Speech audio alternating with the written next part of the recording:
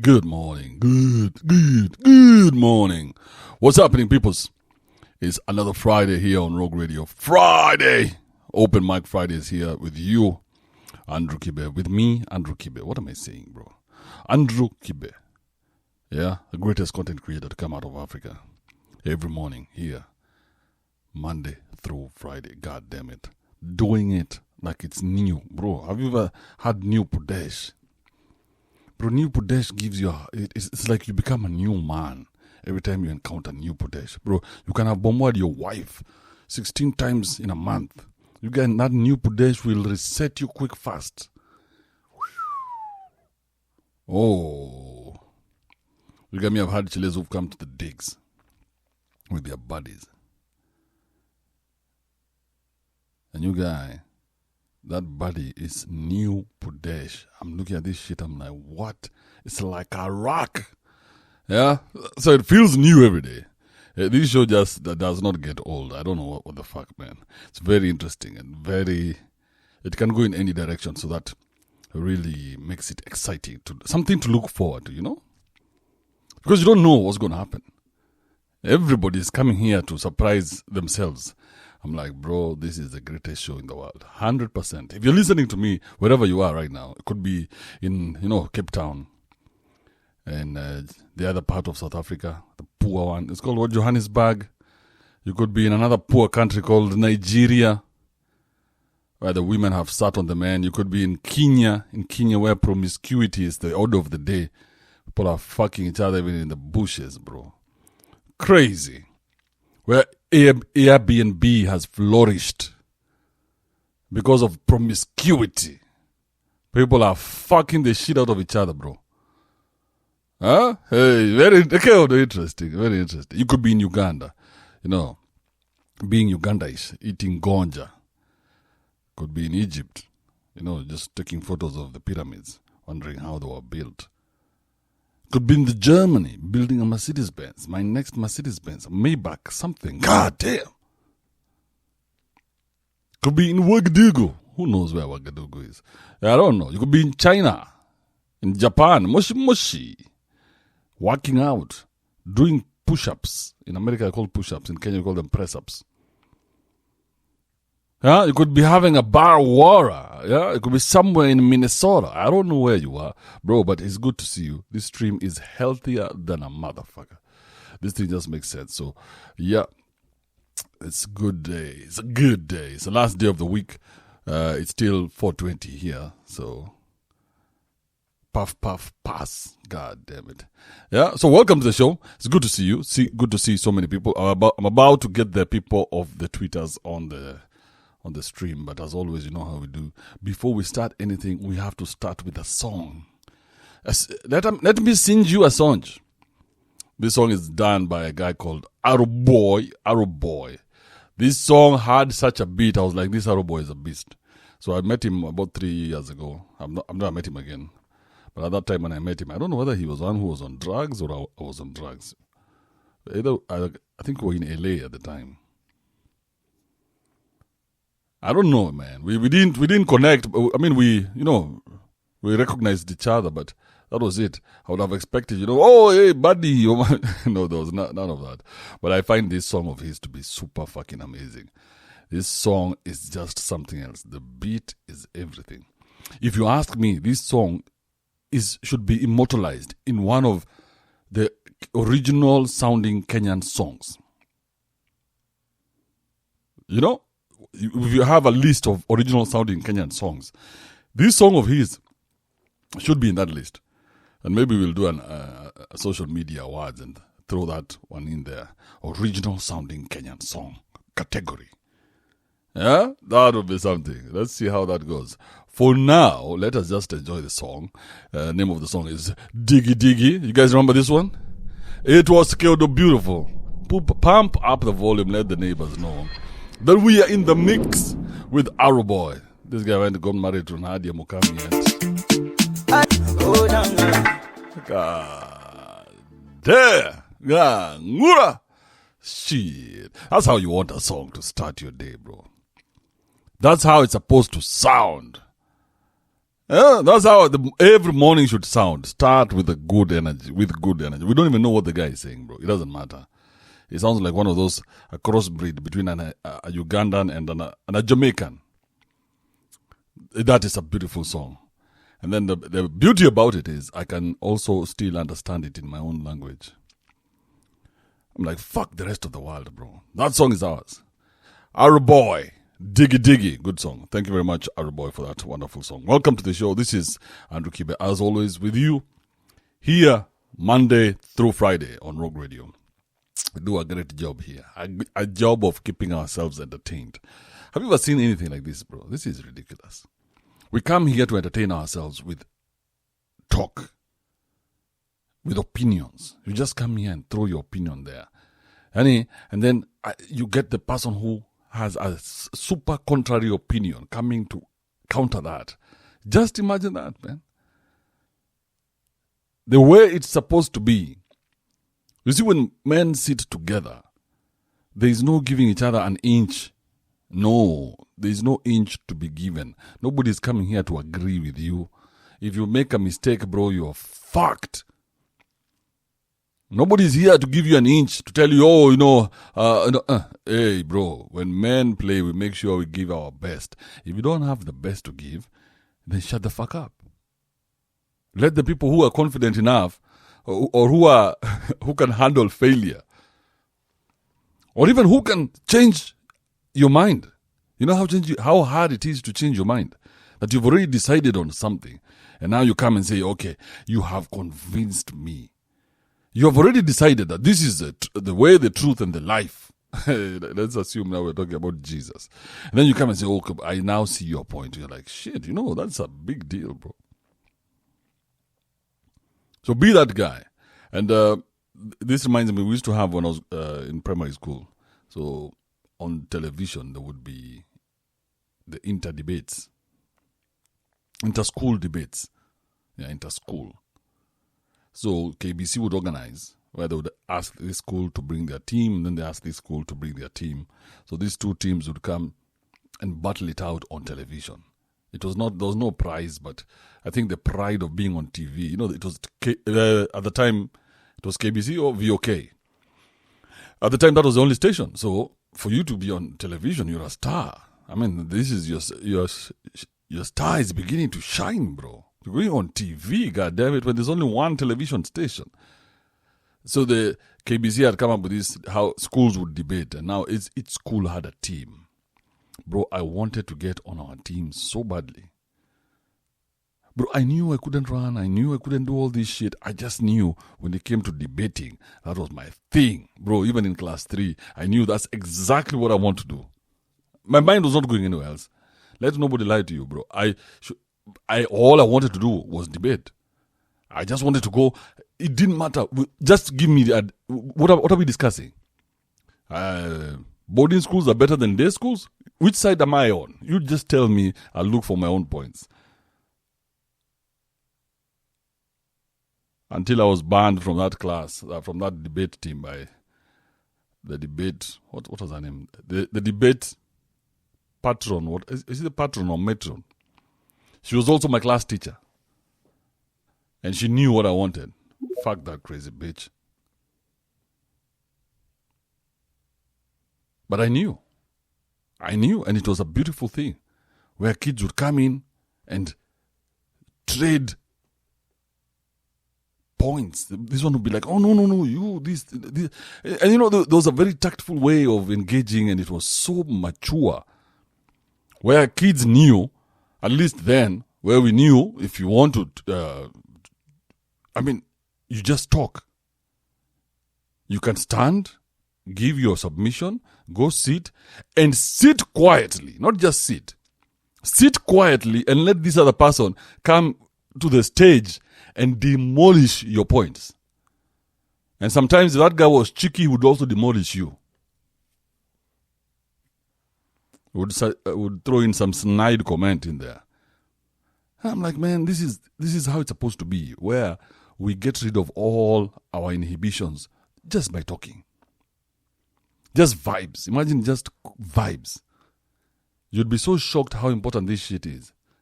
that if you introduce it even into the group of friends that you have, you'd get to know each other much faster. You see, when everybody's agreeing with the person who has money, you never get to know anyone. But imagine if you open the floor and say, hey, listen, today we're discussing this. And you, which side are you taking? You must take a side. You'll be very shocked at the people you have around you. Diesel, what's happening, bro? Yeah, I'm good, man. How's you? I'm easy, bro. It's open mic Fridays. Where were you yesterday, man? We were looking all over for you, man. We were like, this guy slipped and fell into some pudesh. As I told you, there's a gig I'm working on next week. It has been cooling me nights. Because now, yeah. So, Janapi, I was late night in it, and then by the time morning ilikuwa inafika, the clients I was with, bro, those people were stoners, foreign stoners, and they took that for 20 days very seriously. So by the time it was in the morning, bro, I was beat. I mean, ningeingia nisinzie kwa show. Hey, you are working very hard, bro. Hey, you are working hard. You are stoning the whole night. Yeah, with useless excuses, you are working. You are not working. You are stoning the whole night. That's all you did. Yeah, say it was a good night. I spent the night stoned as a motherfucker. Yeah, with some foreign, but I've missed that foreign, bro. I've missed that foreign, bro. But when you come here, bro, we'll go to LA. Fuck this foreign, that is, bro. The LA one, there's something wrong with that shit. That shit paralyzes you. So your body is moving, but your mind is not. Dead man walking, bro. That it makes you feel like a zombie. I could see everything. But I had no control. That's how strong that shit is, bro. You disappear. Bro, you have to go get yourself back, bro. You must form a whole army. Such party. You guys, you have to form a such party in your head. Go look for Kibe, bring him here now. Shit about to get fucked up.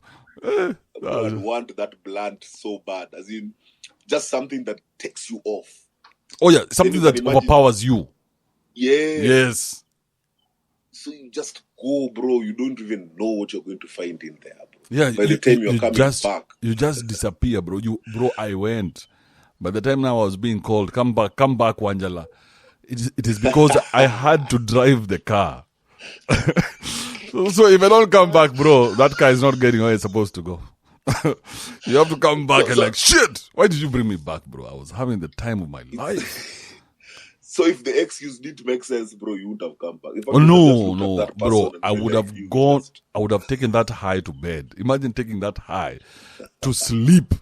You guys, you wake up like you've slept for 10 days, refreshed as a motherfucker. But yeah, that is it. Right. You should try that Kali weed. It's something else. Yeah, that one I have to. These ones of ours, you know them. They don't take you away. You're still there. It's only that you feel a certain kind of high.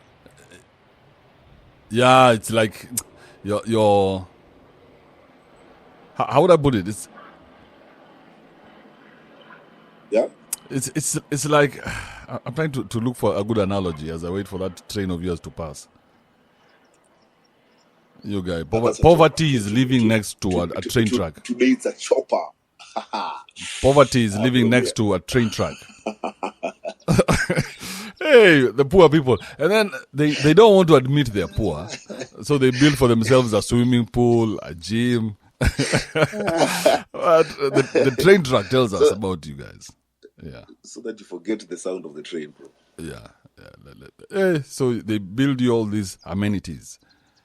And then now you're feeling your ancient kids all over the place.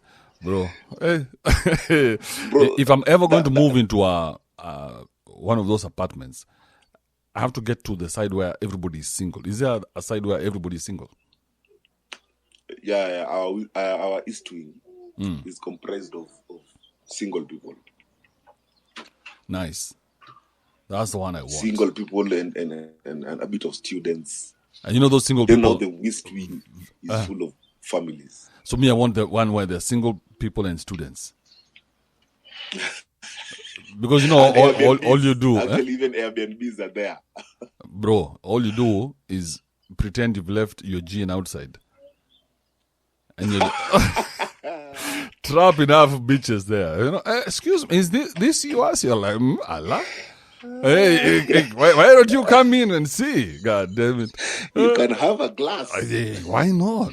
At times you can just put in lubricant on your dick. So, and then you imagine... You imagine all the drama you're going to see over your, you know, all the drama of chicks coming and finding their guys with other chicks, you know. Mm-hmm. You know, all that drama that happens, you know, you have to, you know, take a chick in for the night after she's concerned with her boyfriend and give her a shoulder to lean on and a dick to suck, you know. You're like, come in. Hey, what has he done this time? And those cases, especially in our apartment, the policemen are taking advantage of those cases as fuck. Yeah, because they know everybody is scared of the you know, of going to jail. So you guys are fighting. Aha, good. Come here. One of you has a gun. You just come here. We talk. Oh, bro, I would do the same. Clean. Fuck you, man. You guys called us. Yeah, us guys were chilling in the job. I was at the job doing nothing. Then I was told, I come here and I'm going to walk out with nothing. You're stupid. Let this disturbance. Let this be a lesson to you. Imagine we had to drive here. I had to stop what I was doing to come here and sort your problems out. It will cost you 30,000. Because you don't want to sleep. Yes. Yeah, man. There was a guy here now. Instant justice. So this guy has been collaring someone's wife because the husband travels a lot. So you know he's always in here. Let's say 1 week. After 1 week, that entire month he's not around. So kumbe, this guy has been playing hide and seek with this guy's wife. At night when the kids are asleep, the guy sneaks into the wife's house. Or vice versa, the lady will sneak into the man's house because also the man is actually a single dad. Was because he had left. He left already. So there was a time this husband now came back, and he was, I think he caught something, or you know, just intuition, or I don't know what. Then he went to the office and asked them to give him footage since the day he left. Bro, here that guy sat there like a whole day going through night footage, not even day footage. Night footage. So he caught this guy, he caught this movement between the guy and the lady. The guy went to, the husband now went to this guy's house with a gun, bro. He knocked. By the time this guy was opening, he told him, I'm giving you. It was 12 hours or 2 hours, something like that. But he was to leave by that day. The next time I'm coming here, I'm coming to kill you. Bro, by the time this guy, you know, when he was walking to his house, he was already walking with a gun outside. So, you know, he had already caused some commotion. So people were already there, like, waiting for this drama. Policemen had been called. Bro, the policeman reached, I think the guy had to Toboka. I think it was around 100 G's. Good. Just for for fucking this person. And then on top of that, he had to move out that same day. Which guy? The guy who was fucking this. So who Toboka the 100 G's? Wife. The guy who was fucking this wife. No fucking way. That's how it went? Bro. It didn't go the other way? Yeah. No. You know now this guy apparently, he's very connected. The husband. So now you fucked up. So you fucked up. You fucked up. First, your mistake is you fucked another guy's wife in the same hood. Yeah. Neighbor. Yeah, a neighbor in the same hood.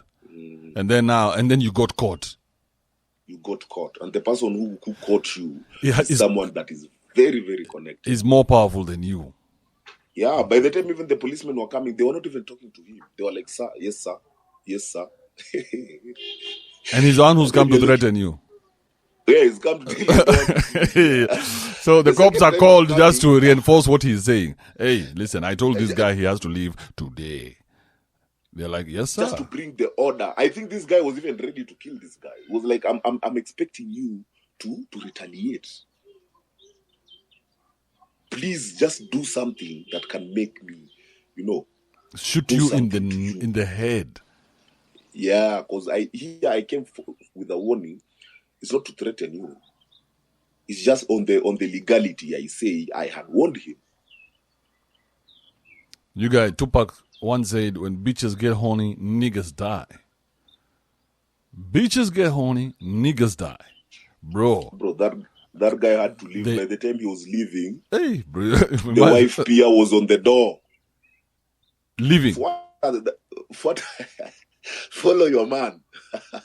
And I better not see you living here together. So you should have seen also them now, the guy waiting for the mover's truck.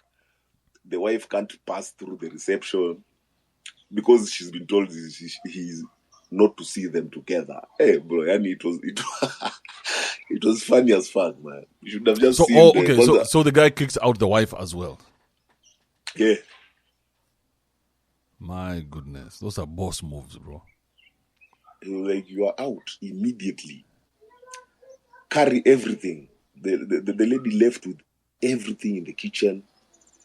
So now this guy has to counter his foolishness of having a woman in his life. Well, you can call it that. I mean, that's exactly what he did. He realized that he had made a mistake by having a woman in his life. So he rectified the mistake. But he had to counter it with such a crazy move. In some countries, now it would have been, the problem would have been him. But this guy understood where he was. He knew, okay, I fucked up. I have a bitch in the house, yet I cannot be in the house.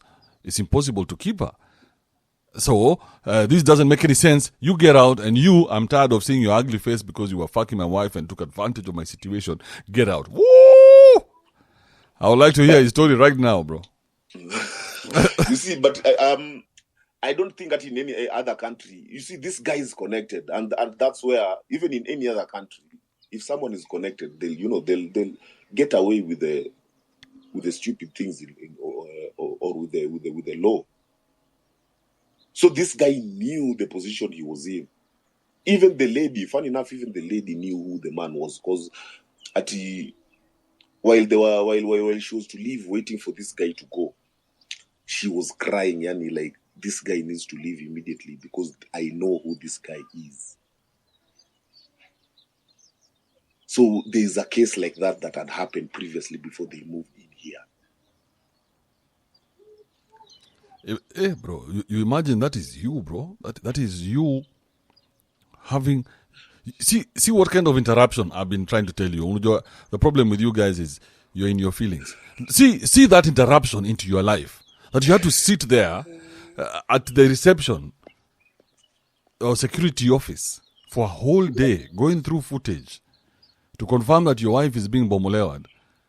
And then now do this drastic thing of producing a gun, and now have to threaten everybody, and now you have to call in favors and say, by the way, now I owe you one. Remember, you owed me, now I owe you. But Kibe, you see, actually to rectify such a small issue, he had to do so much.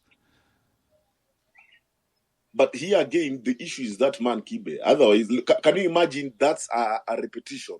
That's the problem. Something like that had never happened. That's it. And he took the girl back in again. So the issue is this man. 100%. Bro, I am not saying, I don't even know the woman. So far, we only have the guy's story. So we're not even discussing the woman. We're just saying this guy, he has a problem. He is a sick man. You can tell he's a sick man. He keeps going for the same type of woman or the same woman. That is sickness. Because if this is not his first altercation. Probably if you go find out where he lived before, when he came to where you stay, you'll hear stories. Yeah, because even that day, I think that Chile was talking about some previous guy went missing. The policeman went and picked him from his place because of, I think, a similar case. But they've never seen that guy again.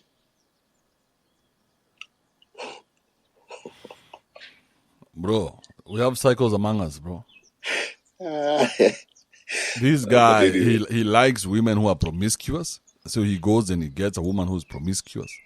She comes, she does exactly what she does, and he does exactly what... They're like feeding off each other. Yeah. So these two are like psychos. They like to kill. For him, maybe previously he wasn't getting chicks. So by the time now, maybe he started making chums. Now it's like he's going for chicks too.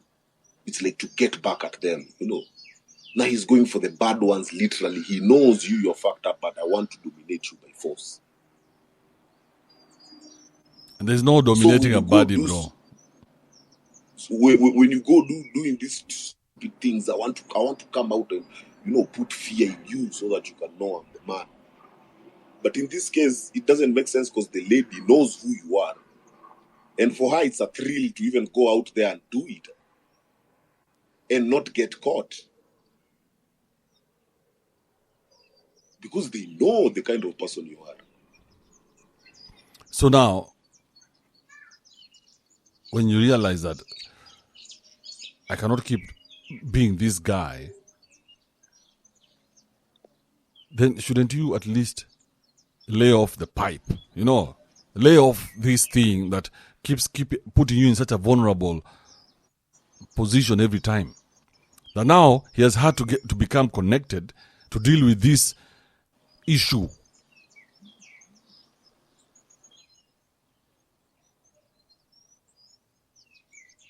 This guy is a slave to his own vices. Yeah.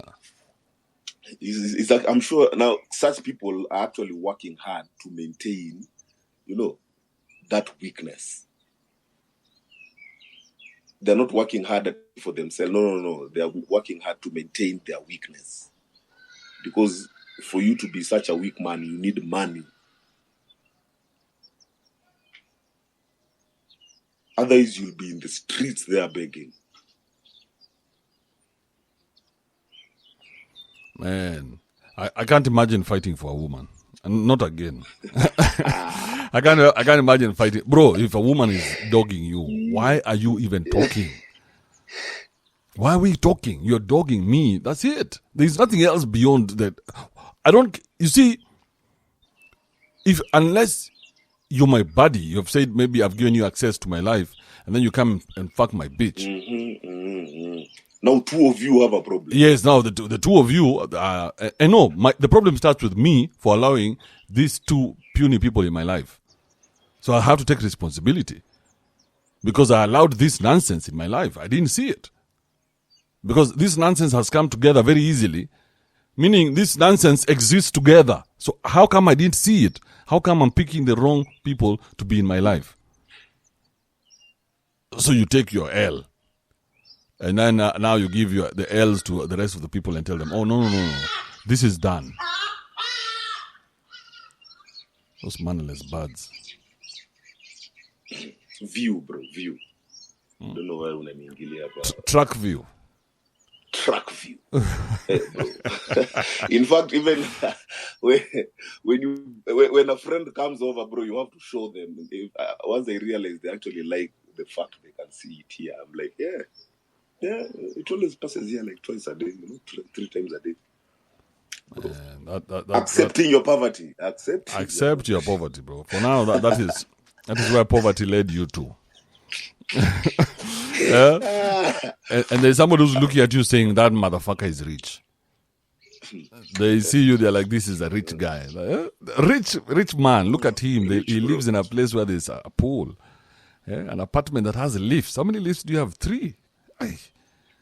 I'm like, hey. Anyway, let's say hi to a few people. Let's say hi to people. Yeah. Before you go, I was to chime in on that debate story. Oh yeah. Go ahead. There was a point to say it. For you, you love debate so much. By the time you hear there's a debate, you'd go and ask, give me a topic. Which side am I on, bro? Just tell me which side am I on. Totally. But now I remember when we were in school, there was a time, well, as cliche as it is, that topic of boarding school versus day school. And by then we were in boarding school. So the teachers would pick students based on their background. So someone is coming to debate emotionally and not logically. Like how? So that was a very skewed way of picking the people. Yeah. So and in most some of these debates, you look at these people outside the podium, outside the debate, you can't go with them further. There's no depth into their debates. That's why when you'd find someone debating without the emotions, you've given them a topic and they've gone with that topic. Like, I'm just debating. Like, hey, no one here is superior or inferior. Superior. No. Your argument has to aside. Yes. It has to make sense. We used to see some of those debaters. They were really good.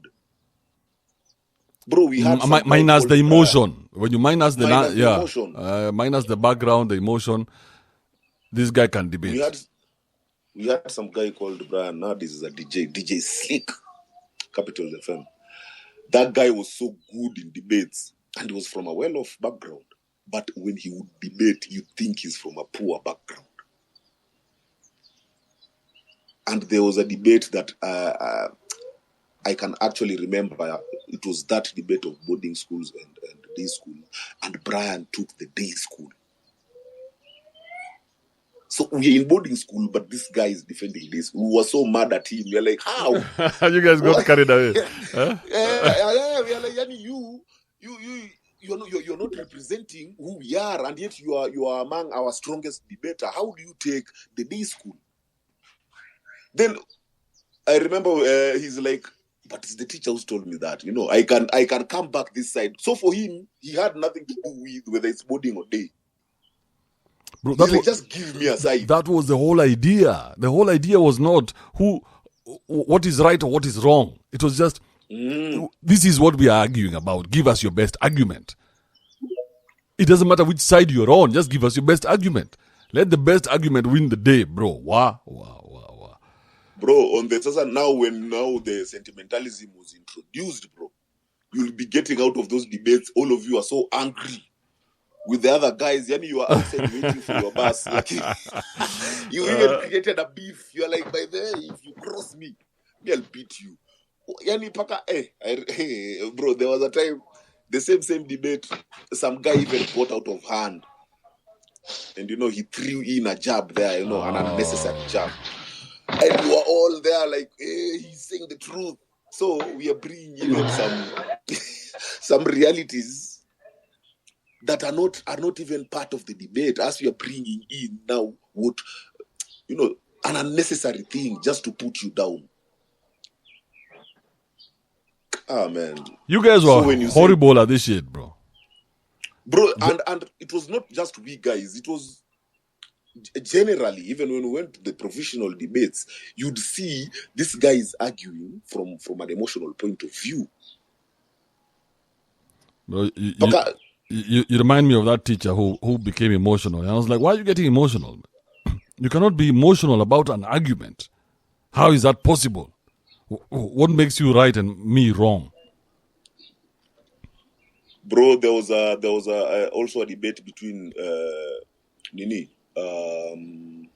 sex in boys and sex in girls.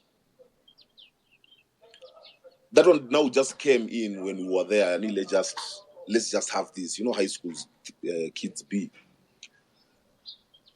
Bro, in primary there was no suspension, but there was something called punishment. That now for primary was a prison punishment, bro. We were punished, and then that debate was so legit. Bro, it was so legit. Wait. Do this. Now, George has just come in. Yeah. Are you seeing what he's doing? And George, bro. Are you seeing what he's doing? He's just coming. He's found us discussing something totally different. Now he wants to bring the Kamene story here. In fact, if we dissect this Kamene story, bro, from the word go, you're falling for George's tricks. No. I'm not even falling for. I just from the word go. Anytime Kamene's name was introduced in a conversation, George would just go an extra mile. So this Kamene must have really hurt George. This thing is affecting him, and somebody now needs to check on him. Big time. Yeah, because now he's projecting to everybody. Somebody check on everybody, please. I learn in English way. Oh yeah, who is this only? Thanks. Why you are doing this to us only? My English is very bad. You are making us out to be penchod. You are making us to be bloody fool. Why you are doing this? I have practiced more. This guy is peddling vibrators. Oh, George, what's happening? Why don't you want us to discuss your girlfriend? You seem to be butthurt about her leaving the market. You guys like, man, didn't this bitch say she was never going to get married? Lizzo, what happened with your buddy, bro? What was that about? Bro, when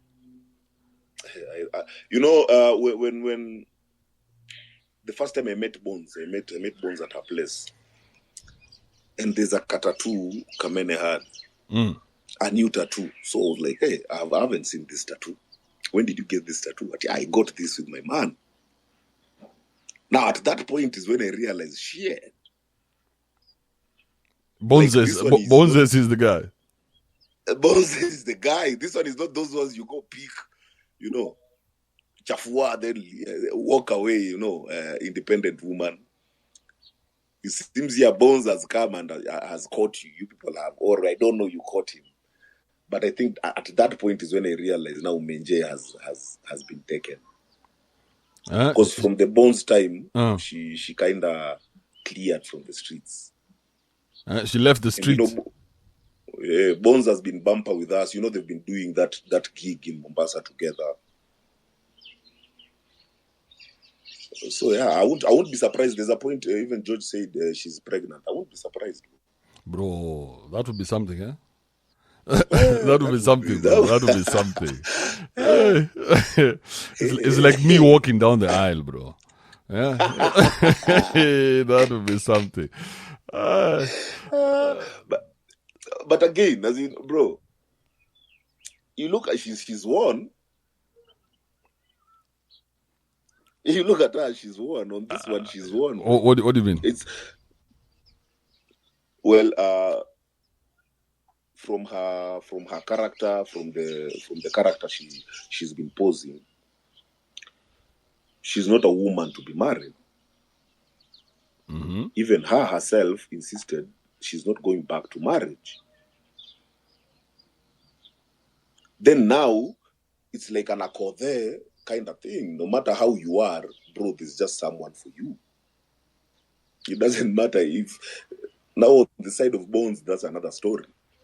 But for her, unaweza enda soko, urudi uoge and go back to the soko. Literally. But the sad thing or the funny thing is that what you say makes sense. There's a clique of women who will always have, or rather a certain type of woman who will always have somebody. They'll always be, it doesn't matter how old she gets. There'll always be somebody somewhere who has been hanging, hoping, or maybe she's been dragging this guy along, this poor guy, for like 4 or 5 years. And then now when she sees this is the time, she's like, activate. This is the time. It is now my chance. Now. Yes. They have reached me. Yeah, it's time to create contents. Hey. So that's... And you see, Kibe, so most men, the men that we have, like, right now, most of us are that criteria. You know, we'd rather wait. I'm going to work hard so that I can get money, so that I can come out here and get girls. And when I go out to make money and I make money, when I come out here, I'm coming to the street girls. Because now is when I can afford you guys. That's why we keep on getting okotwa anytime to Nasota. Because you're taking a woman who is living in the streets, and she leaves the streets with you, bro. I was doing very okay in the streets. I was doing very okay in the streets, bro. I was living in furnished apartments in the streets. You came and took me out of there, bro. I had 6 different guys. Imagine there's a chick who say that. I have 6 different guys. One for this, one for that. You take me out of the streets. Imagine if you take me out of the streets when I have 6 different guys. The pressure I'll put on you. Oh, he's mad. Bro. He's mad. You're pressure. Not supposed to be broke for shit, How? bro. In fact, hey, how are you broke? What the fuck am I doing here and you're broke? And they clean your house and leave. Because, bro, you went and worked for the woman in the streets. Your money, the money you're making is for the woman in the streets. And then you know the worst Look at even the worst thing is that these street women are refurbished in church. So they go through church. Church does some refurbishing. They start wearing some long dresses and shit. Some poor guy is going to pick her up from the church, bro, thinking, oh, you guy has found a gem. This gem, changed, no, it's a gem. That was the past. There's a video. He doesn't know past. There's a video of some whore saying, in fact, she gave an example of her past, a scene of her past, and she was saying that I think she was asked the worst sexual experience, a former porn star, the worst sexual experience she had been through. There's this guy who made her shit in a bowl. Then he urinated in it and made her drink it. Oh, shit. And then they skipped to a point where she's saying, but people want to insist that I can't be a wife material because of my past. But that's my past and I'm done with it. Those are the wife materials you're having, bro. They're done with their past. Yeah. This chick is coming with a past where she ate some shit. Yeah. But that's my past, bro. By then, I was not material. Bro, no. No, I'm not doing it. Let that paranoia keep me away from having fun in life. Okay? Let me remain single for the rest of my days if that's the paranoia that I must have to not get a human being who is like that, bro. You guys know I'm having a bitch who has cooled somebody's shit. How are we getting past that? Imagine the conversations every time we were about to eat. You got...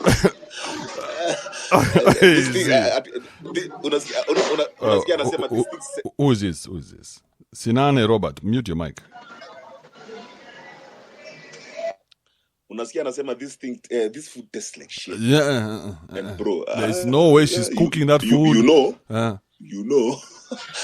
But now imagine Kibeha is an extreme version. She gave an extreme story. Now you, with the experience you have out here, even talking to people, who's that?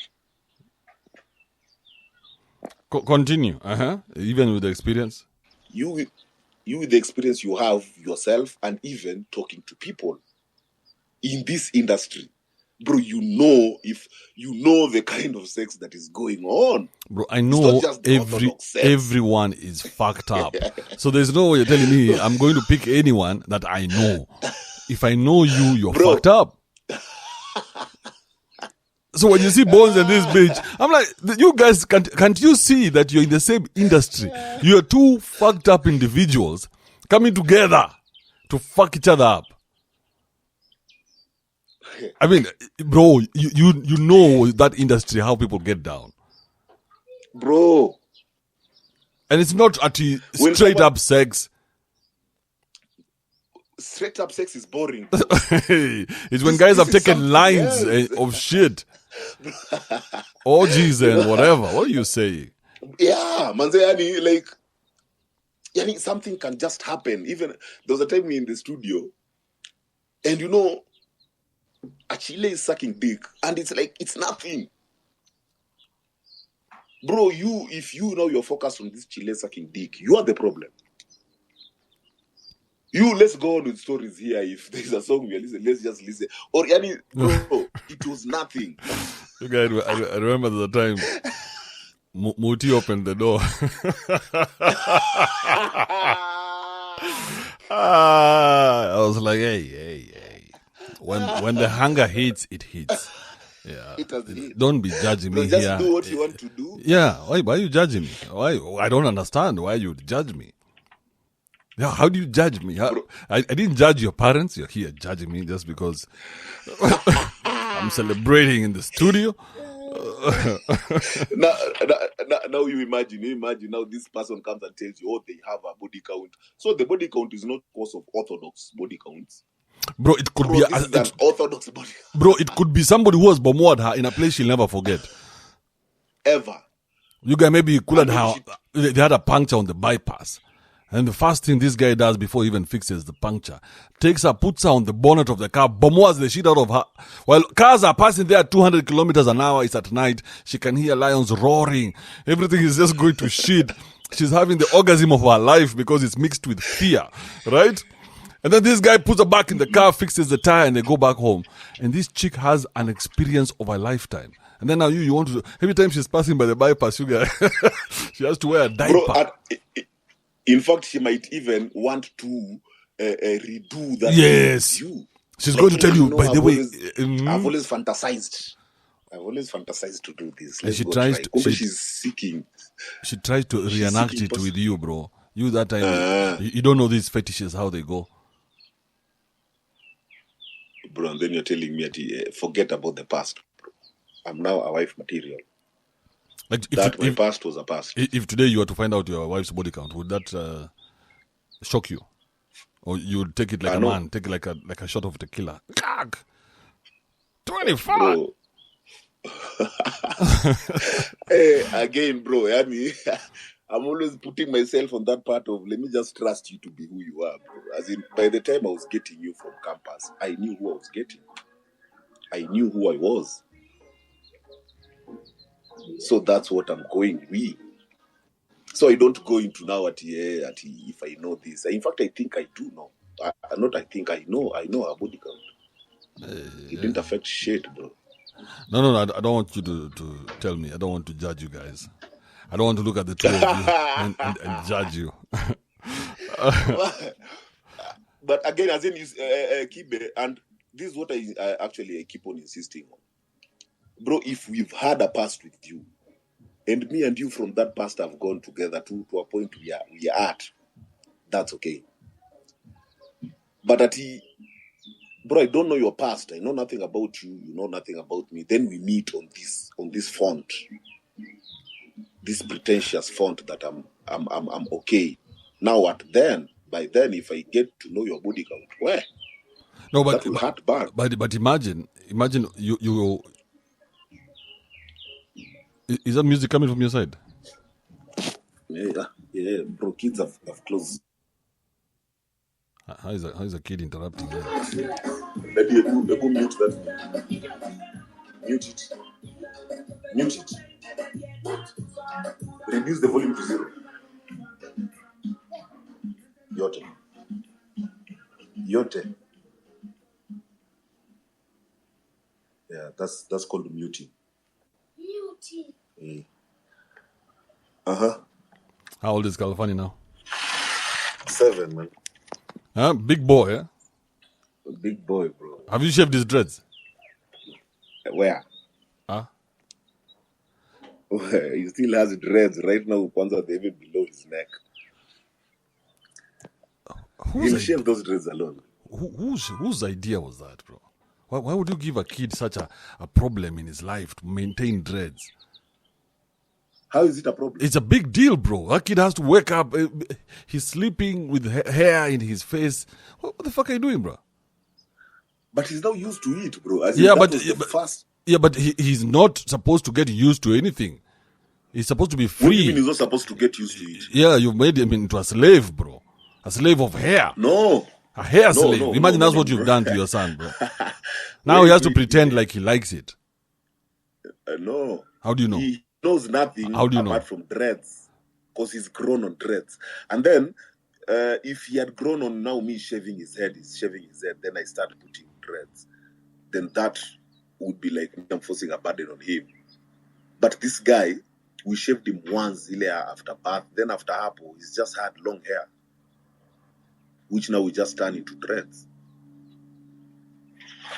So he doesn't know yo nyingine. Him, he only knows dreads. Because even if I tell him we are going to shave the dreads, he doesn't know that shit. So that's what he knows. Are you going to circumcise him? He's already circumcised. Shit. You did?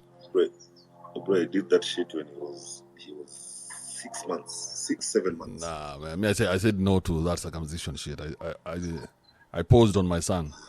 So the other day I asked him, "Are we good? Are you getting bullied in school? What's happening? Are we good?" He's like, "No, we're good." Yeah, bro, right now, in fact, right now they don't want that circumcision. Yeah, it's unnecessary. It is totally unnecessary. Yeah, there's a time it was, but right now it is totally unnecessary. I mean, we have to adapt to the new ways of doing things. Because you know our biggest problem, and this is what we were discussing yesterday, and I don't know what's happening with George. George, are you alive? Oh, what? What do you want me to say? Yeah, I don't know what's happening with you, bro. You've not said a thing since you came here. Like this guy, man. Are you still depressed about Kamene or what, man? Oh, that's why I was about to contribute to the topic at the point, but if that's where you want us to go. Bibi Arusi, nobody will ever convince me about love. You look so beautiful. And I don't believe in relationship anymore. Fine. Congratulations, my sister. Ask me what you want to say. Hey, Bones, how you doing?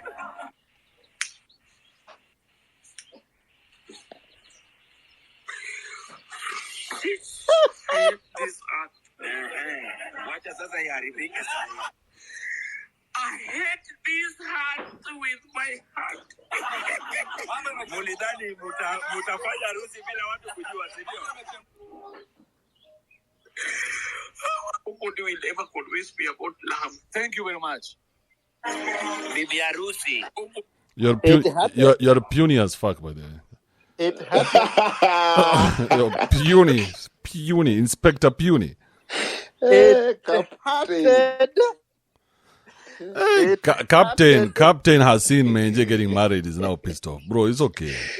Yeah. Bro, we can. He has filled the TL with that video in different versions of captions. Hey, this guy, man, he's invested. I'm like, hey, sawa. I mean, we get it. We get it. Paka kaona akona mimba. Ako like, hey, DNA show. Niko, he's hurting. Yeah, bro. I even I looked at that belly. I was like,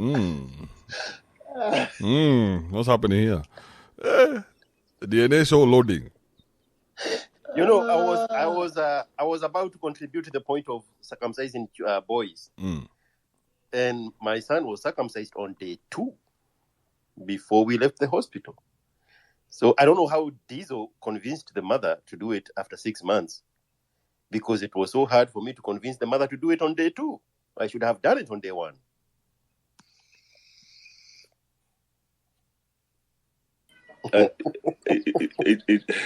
It had nothing. There was no convincing there, and it was.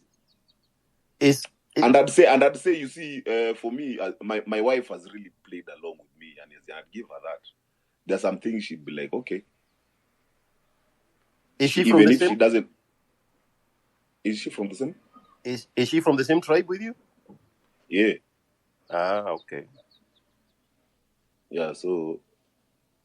For me, that convincing me, no. Even for the dreads there are things she might not like, but at least she still had my back.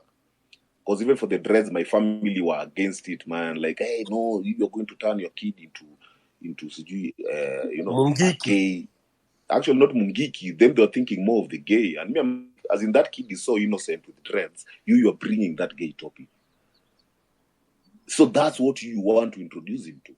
So that was my But my now, completely out of judgmental, subjectivity. What is the purpose of the dreads? I mean, what was going on there? It was just my ego, man. Like, as in, I don't know. As in, just wanted to, In fact, I'd say it's influence of modern parenting. I was like, what's wrong with a kid having dreads? No. From not the point of what is wrong, from the point of objectivity. What is right? Oh, like as in, for me, I looked at it. Shaving is not a natural thing. Shaving was for us to look the same. Have you ever met a bushy girl? What? Have you ever met a bushy girl? I'm talking on the head, bro. Head. No, you say shaving is not a natural thing. Hey, bro. So you see, for pussy, it's because that is a busy highway. It's supposed to be used, so you're supposed to keep it neat. But for the head, bro, what are you using the head on?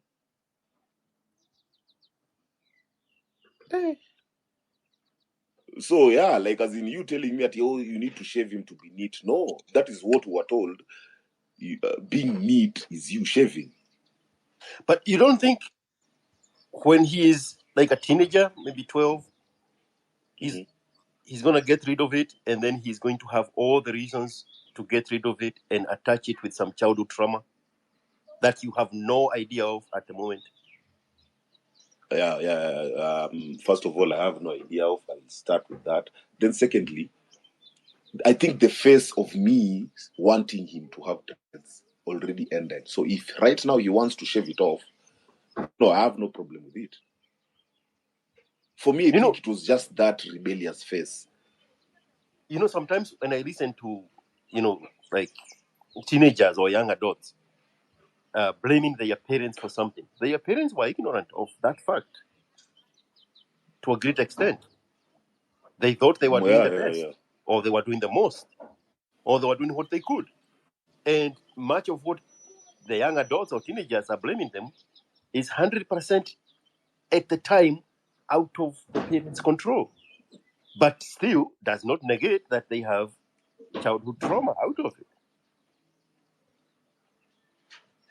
And now the childhood trauma again, I think that's just a victimized conversation.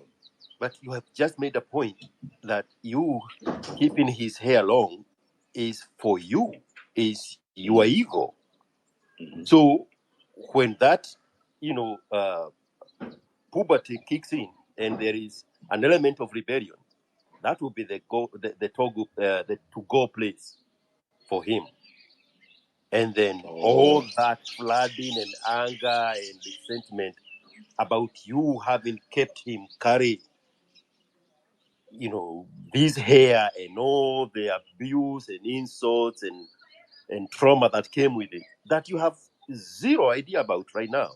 Or even him, he has not formulated it as something negative. Then at that stage, it dawns on him, this was your idea, and he went, perceived or real, whatever he went through, because of you. Then he turns the guns on you, not literally, because, Yeah, but okay, and then you see, the difference that would be with our fathers and these current fathers we are in right now is, now me, I won't be defensive about it. Because right now, we are on that part of, personally, I would have wanted my dad to listen to me. Because for him, anytime I would try to tell him something that was about me, not even him, he would defend himself and give me this side of how he's also struggling. And I agree with that, but now we are not having a conversation. Here is everyone defending their victimhood. So for me, in this case, I'm not expecting my kid not to have any traumas. But I want to be listening to them and I be like, hey, bro, I didn't know shit. So And then he says, you made it worse by keeping me have the long hair. It could be something just that mundane. And in hindsight, it would be like, shit, I had control of that. I should have checked if he really needed to keep it. But I guess then is when you know. Now, those are the things right now is when we are learning. Like, as in, if you come tell me something, then even if I didn't know before, at that moment, now when you've told me, now I know. So once I take accountability of my ignorance, then you will also just take accountability of, that he didn't know. So how old is he? He's 7. When is his birthday? September 25th. So try this experiment. Mm-hmm. 2 days before his birthday, tell him his 8th birthday is a big deal. And he have a choice to make a decision whether to keep the hair or not, and see where that goes. Because at age 8, number one, he will remember everything. So if it comes back to try to bite you at age 12, you're like, no, at age 8, I gave you a pass. And you said you wanted to keep it. But I'd already asked him. And then for him, right now they have this, the people they look up to, because for him, he's looking up to ISPD. I don't know if you know him. Who is that? He's some kid he's doing, I'd say, sports banter kinda. He's a Ronaldo fan to the core from UK. Guy has over a million followers on TikTok. I think he's even in ESPN. So your 7-year-old is... So he's a podcaster. Your 7-year-old is exposed to people on the internet.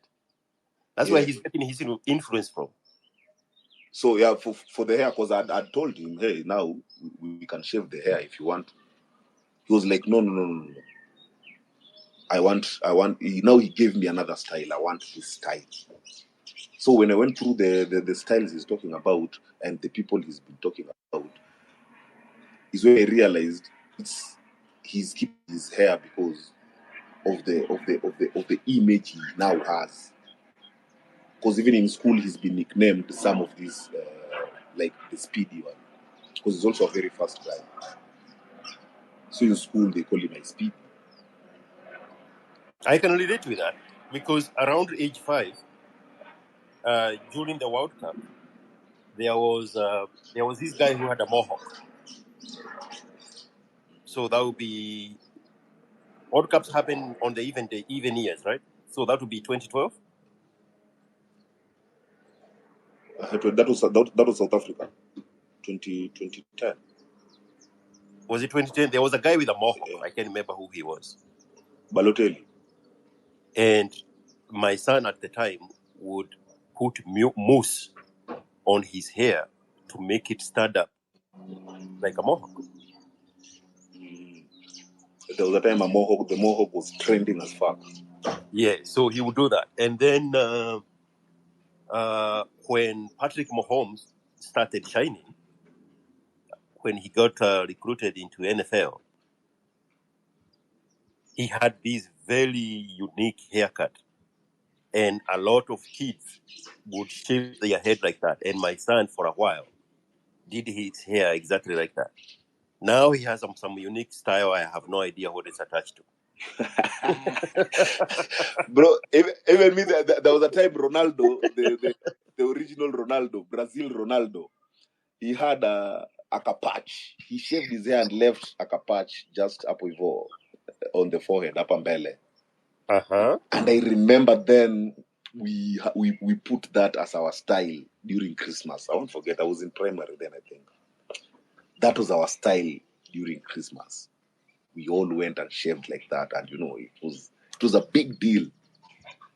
Because first of all, for your parent to allow you to do that, because most parents were not allowing it. Kwanza even box, just the simple style, the box. You'll be told, So that's now, a tag style. now I'm looking at it, and it probably it's not going to be a big deal for him when he's at a puberty, because people they like Andrew Mutua here and Andrew Kibe here, when they were before teenage, they were cutting their hair, patting it on the side like Nelson Mandela. I remember this too.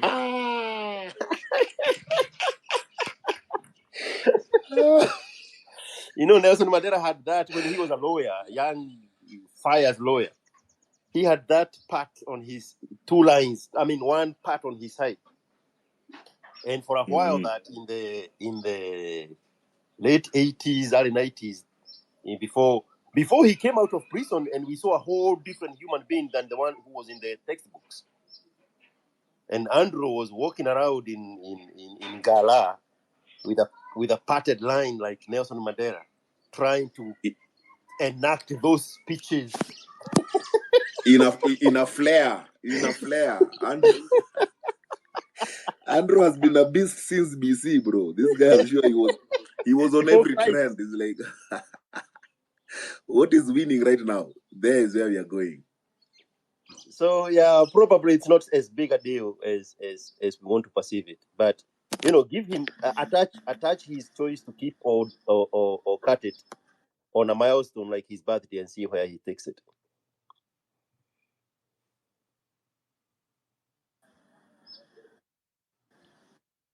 We are losing Diesel. Yeah, I'll try that, man.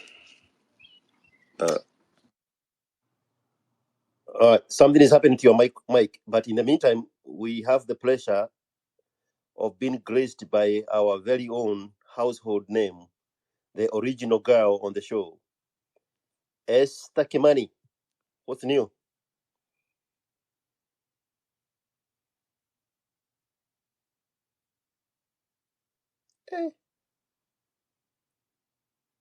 You let that introduction expire. Amani mimi hamuniski. I'm blaming Diesel. She disappeared. No. Now I can hear you. Oh, there was a time you couldn't hear me? It was a problem on my side. Hey, Esther Kimani has disappeared like a squirrel, bro. Bro, she smelled a fisi.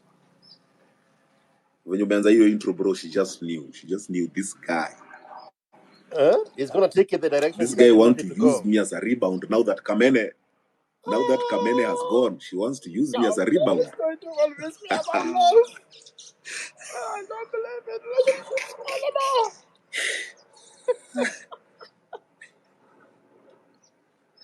But George, what is it with Kamene though? Oh, please, no, just right. tell us. I just find her fascinating. Because the person and the character are two different animals. Bro, I hang on to everything she says, and I remember everything she says. And then she contrasts it with what she does. Do you know she had said when she quit? I'm looking for a better word than quit. Kiss. She said she's going to climb Mount Kenya. Do you know that? No. So, I do. Bro. So you are a fan. You are a fan of Kamene. No, I just find her as someone interesting to study. Because there's so much content about her. And there's so much, let me say, there's so much content about her character that she has created for everybody, which is totally different from who she is. And every time she opens her mouth, she puts more distance between herself and the character that she has created for us. So I'm looking at her. But now, go ahead. Who is it doing that in the industry, George? Because you are now getting carried away. This person is putting a character for the job, and she has her own character as a person. That's why you see even most celebrities, they put their family life away and come out as themselves, because these are two different characters. So you're calling out Kamene. You're like, as in, whatever No, she talks about out there, it has to be her. I'm not calling her out, bro. I'm just observing her. I know She's you are, somebody bro, with with all so these much to videos you're observe. posting. Huh? With all these videos you're posting, you are calling Bro, her out. none of that video was taken by me. None of that video was taken from a pee hole. Remember that. None of that video was taken from a pee hole. It's from them to us. The same way I told DNA about Diana Maraya. We did not just chance on her life. She gave us videos of her life. When they are talking with her Kafukusui about how she is the one who built the Kafukusui, we did not see that video from the viewpoint of the kitchen window. They created that video and then gave it to us. So, and George, I agree with that. What I'm trying to tell you is, you're getting carried away in this character. You want this character to, to be what, to be just this person through and through. No, I want the character to stay alive, bro. But it is alive, as in, if you look at either Kamene or let's say even the Diana you mentioned, for them, when they're on camera, it's camera. There's no time they'll come on camera and give you, that authentic thing you want. Because you have to understand the game. Here is the difference between me and you. Mm-hmm. You know Kamene, and you know Kamene's character. So you're coming from a vantage point. I only know Kamene's character, and I would never want to meet Kamene, because she would damage the character that she has created in my head of herself. The same way, if you read a book, a novel, you create your own scenarios about the novel. When they make a movie out of the novel, it's like, what's wrong with these people? That's not how it's supposed to be. Yeah, I think I read the Pelican Brief, the novel, and then they had I think Denzel Washington play a character in Pelican Brief, and I'm like, why you didn't ask me how it looked like in the book? Because I had the whole movie in my book. When Adele came up with the book with the music, with that song, Hello, bro, if she came to me, she could have created the best video of the Hello. And then when they created the video of the Hello, and she is dusting off old furniture, I'm like, that's not what it was in my head. You just fucked it up. Why didn't you ask me how that Hello should have happened? So that's what I'm saying. That's why I don't want to meet Kamene. Because I love the character that wants to go climb out to Kenya. Those words come out of her mouth 2 months ago.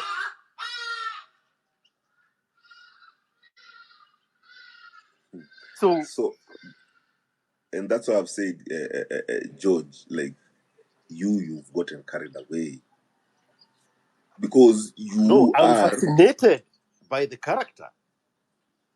She is a gift that keeps on giving. I'm not even done yet.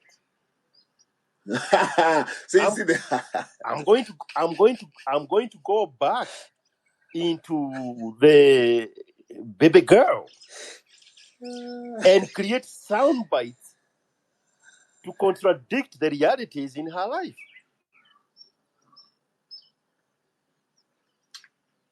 Bro, as you always know, me, whenever there's violence, I'm always invested. There, I've never. I'm always there for the comments, bro. I'm like, You know. But other than that, as in, okay, as you have said, may know her personally, and I know this other character, because I know on this other side, it's not only her. Most people in the industry, bro, what they give you out here, it's a character. That's why they can sell these things. The content I'm giving you is a character. That's why I can come with a certain type of clothing. I can only be wearing that one type of clothing full time because it is a character. But if you see me in my life, I'm inside my 2-seater Mercedes Benz, bro, dressed in a suit. You know, yani fitting with some very expensive shoes. So those are two different people. What is your favorite blend? I don't know. What? What is your favorite shoes blend? Bro, I don't wear officials, bro. Me, I'm a guy of J's, Adidas. I don't wear official. So that's a character in your head. The wearing official is a preference. No, the guy in a suit in expensive shoes in a 2-door coupe. No. That's. I was actually just basically specifically describing Jalango. As in, you find Jalango in his character. Yes, you find him in his character. He's like this Shamba boy, this guy from Mushago. This guy, you know, like he's dressed in one attire, that green with a broom, and then he talks like he's from Mushago. For the longest time. Yeah, but when you meet him, the guy is neat as fuck. He's not that Jalango. So that's why you are getting carried away. That's why I don't want to meet the you, Kamene. And you know, if I wasn't sharp, in 2021, August, September, when I was going to Kenya, this guy here wanted me to go meet Jalango and Kamene. So now I would have all the image I have of both would have been destroyed way back in 2021. But I want to keep so now your banter wouldn't have been. There is nothing and that that's the only that's giving us. I want the character coming in. That's the only way. That's the only way you can give us now your content, your violence. Exactly. Bro, George there is where you thrive in. We are like, so long as George is there, you know, here is violence. Violence. Where are we starting? Na hakuna kubagua. Pia ukikuja vibaya, you get yours. Yeah, ukibagua, then there is something wrong with that messaging. So if someone also comes at your content and gets carried away, George, that's not how to behave. You are an old man. Like there was a comment someone had written for you. How can an old man, argue with kids? I don't know what she had said. Who had said what? And I was like, you know, those are the kind of fights I like. Say that again. Where is it?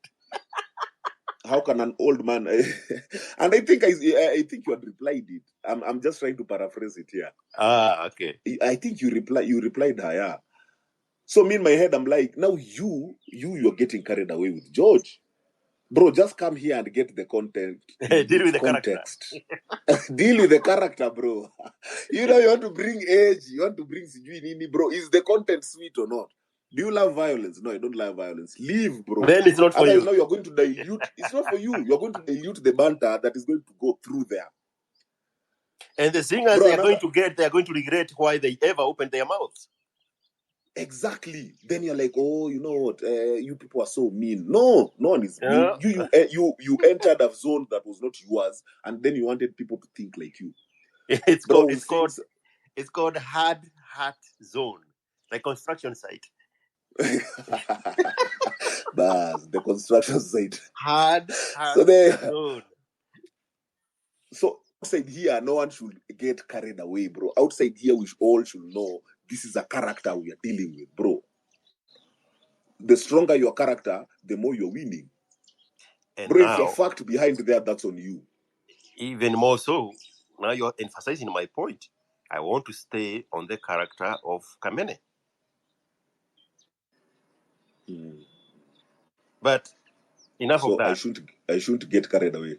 But bro, you're interested you're in that getting Chile. carried away because I'm getting carried away. Because you are imagining, you are imagining the person you know. But that's not the one person I'm talking about. I'm talking about the character. Baby girl. But you like her, bro. That's something you would have bombarded if a chance. Oh, zero negative chance. Ah, George. Oh, before I finish, I saw somebody today, and you will know them as soon as I say it, speaking in some kind of Swahili, coast accent, and he has a beard, and he was talking about his relationship that he went to Russia, and they demanded 3 million, and he only had 2 million.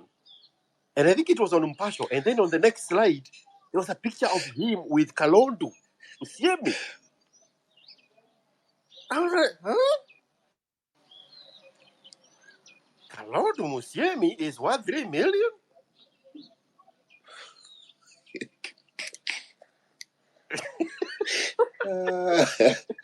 Why didn't she say that when I was in her inbox? There it is. Bro, I'm telling you. These women hurt you the moment you're like, yeah. you didn't choose me. Kalondu Musiemi. I even recruited this Negro here to attack me with Kalondu Musiemi. I'm like, Kalondu, 3 million is what you are. Why did you say that 3 years ago? Kalondu Musiemi? Mr. Captain.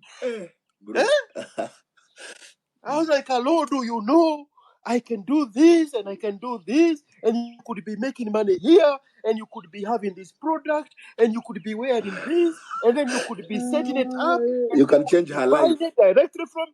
I'm like, Kalondu, say something.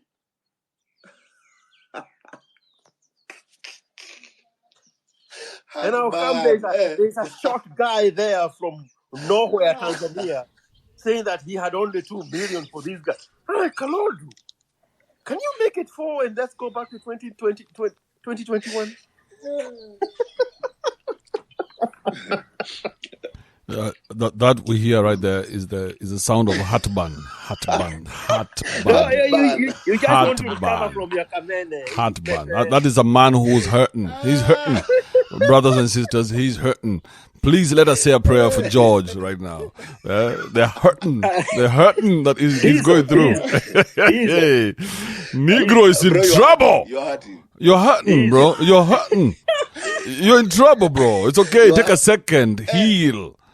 Hey, you just want to walk away from that barn like that. No. I want to put more fire to the fire. No, George. If you remember, when I met you in when was it? In February with this other guy. Mm-hmm. I don't know if you remember. I asked the guy about Kalondu Musiemi. You remember? Yeah. When the two of you are talking about the industry and how everybody gets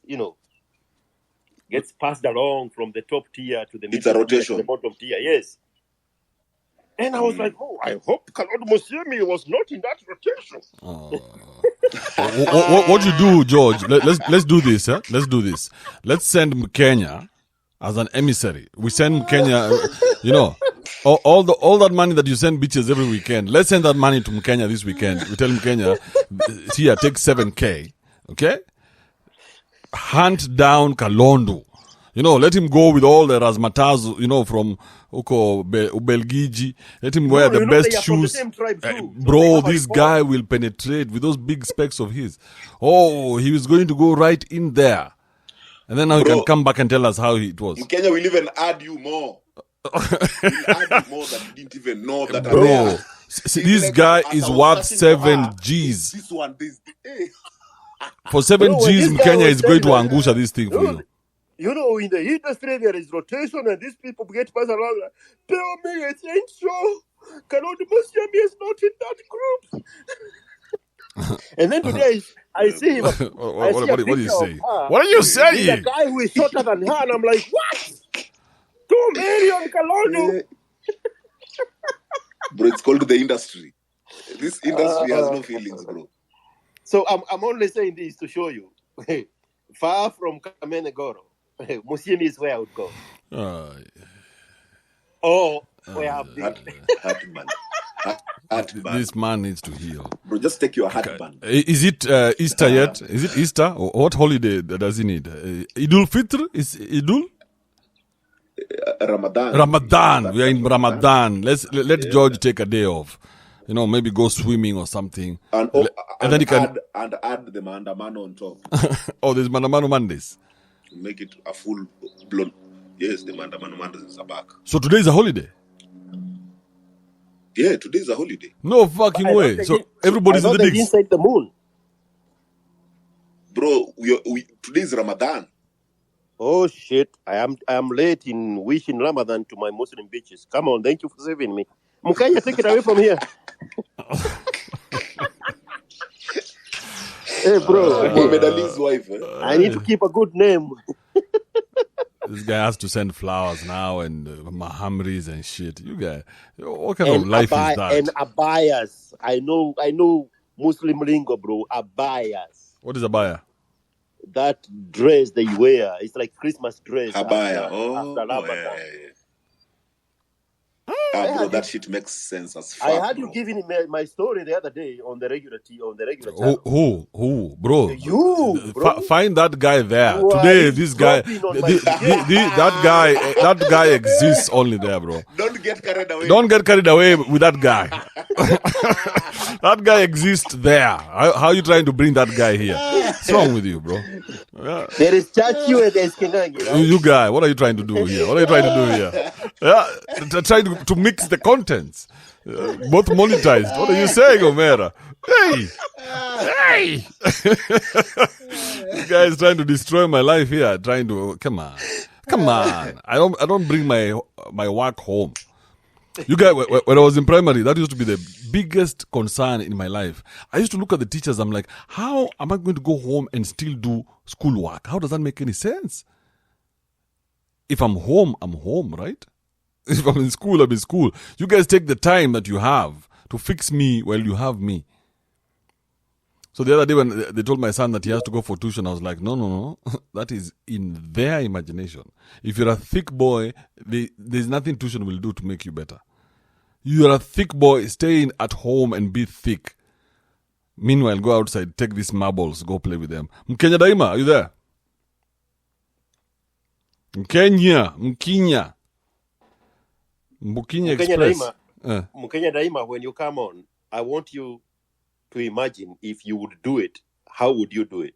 Because I need all the help I can get. With Kalondo? Yes. Hey, that's the George. Bro, he's charging. Mkenya is like, shit, hold my beer. Eh? Where can you Bingo is missing. No, how much would you be willing to pay for Kalondo? Well, now that there is a price, bro, I just pay the full price plus $1. So 3 million shillings and 1 shilling. 3.000, that one. Yes. There's a short guy about to mess up those jeans, bro. There's a short guy from Tanzania. But you guys, you've already made your move, right? No, because maybe I should not say this. We I mean, you made your move. She said no to that move because you didn't send the right energy through M-Pesa. It was a business preposition. So it was never interpreted the way I'm putting it to be today. So maybe that's why I failed. Yeah. Because you went to her with something she's not interested in. You remember the story. You are very new here when that was happening. Yeah, you went to her with something that she's not interested in, like work. Yes. Philip, take a chill pill for a minute. You went with her with work. Here, take work. She's like, you are reminding me work. instead of taking care of me. There we you're telling go. me to go work. There, let's come up with ideas of how to sell cosmetics. She is like, get me out of this, bitch. This is wrong. I shouldn't be working. I should be in the digs getting children. Those are friend zone conversations. Exactly. Who the fuck wants to do business? Now I see there is a 4'0" guy about to contaminate those genes. Bro, you made the mistake. Rush to Kenya. You are a friend. Bro, just buy a ticket right now. Rush to Kenya before they make that mistake. Open, the doors of the church, and then go running into a Boys to Men song. Hey, Musimi, don't do it. Don't do it with Kenya. Please give me a chance. You guys, save those genes, as you said. Supercharge her shit. Let me see if I can get some help here. Cynthia, save me from myself, please.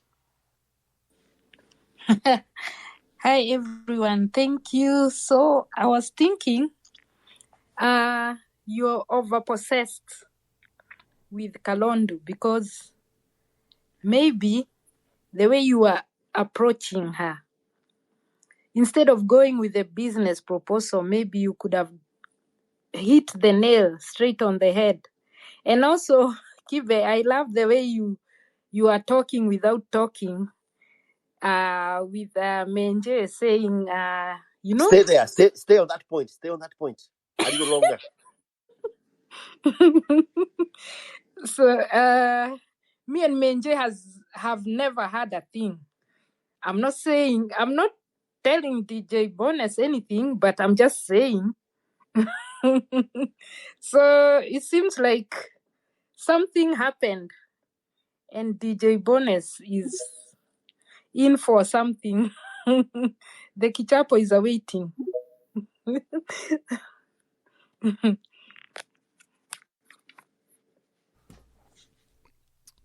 Why are you reading too much into nothing?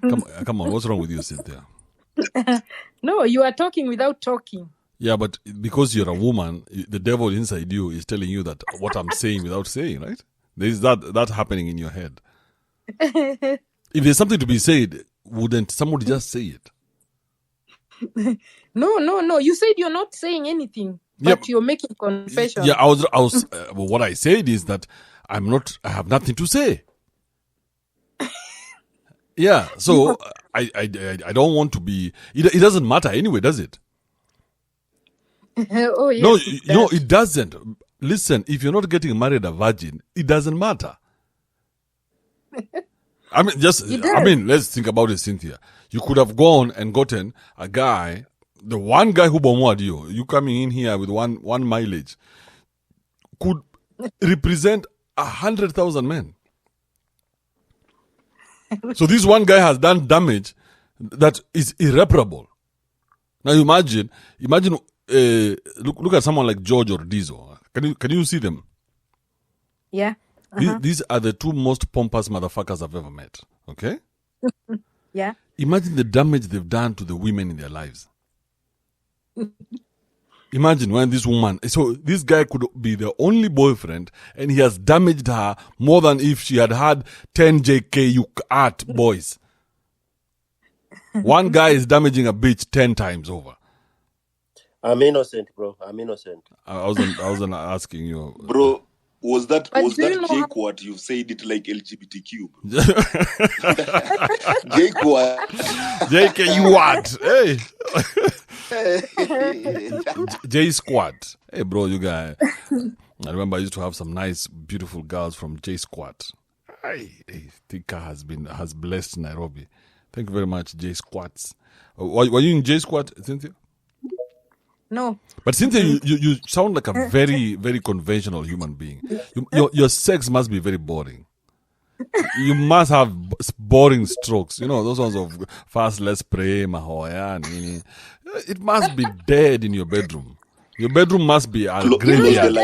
Close the You're lights. judging me from yesterday.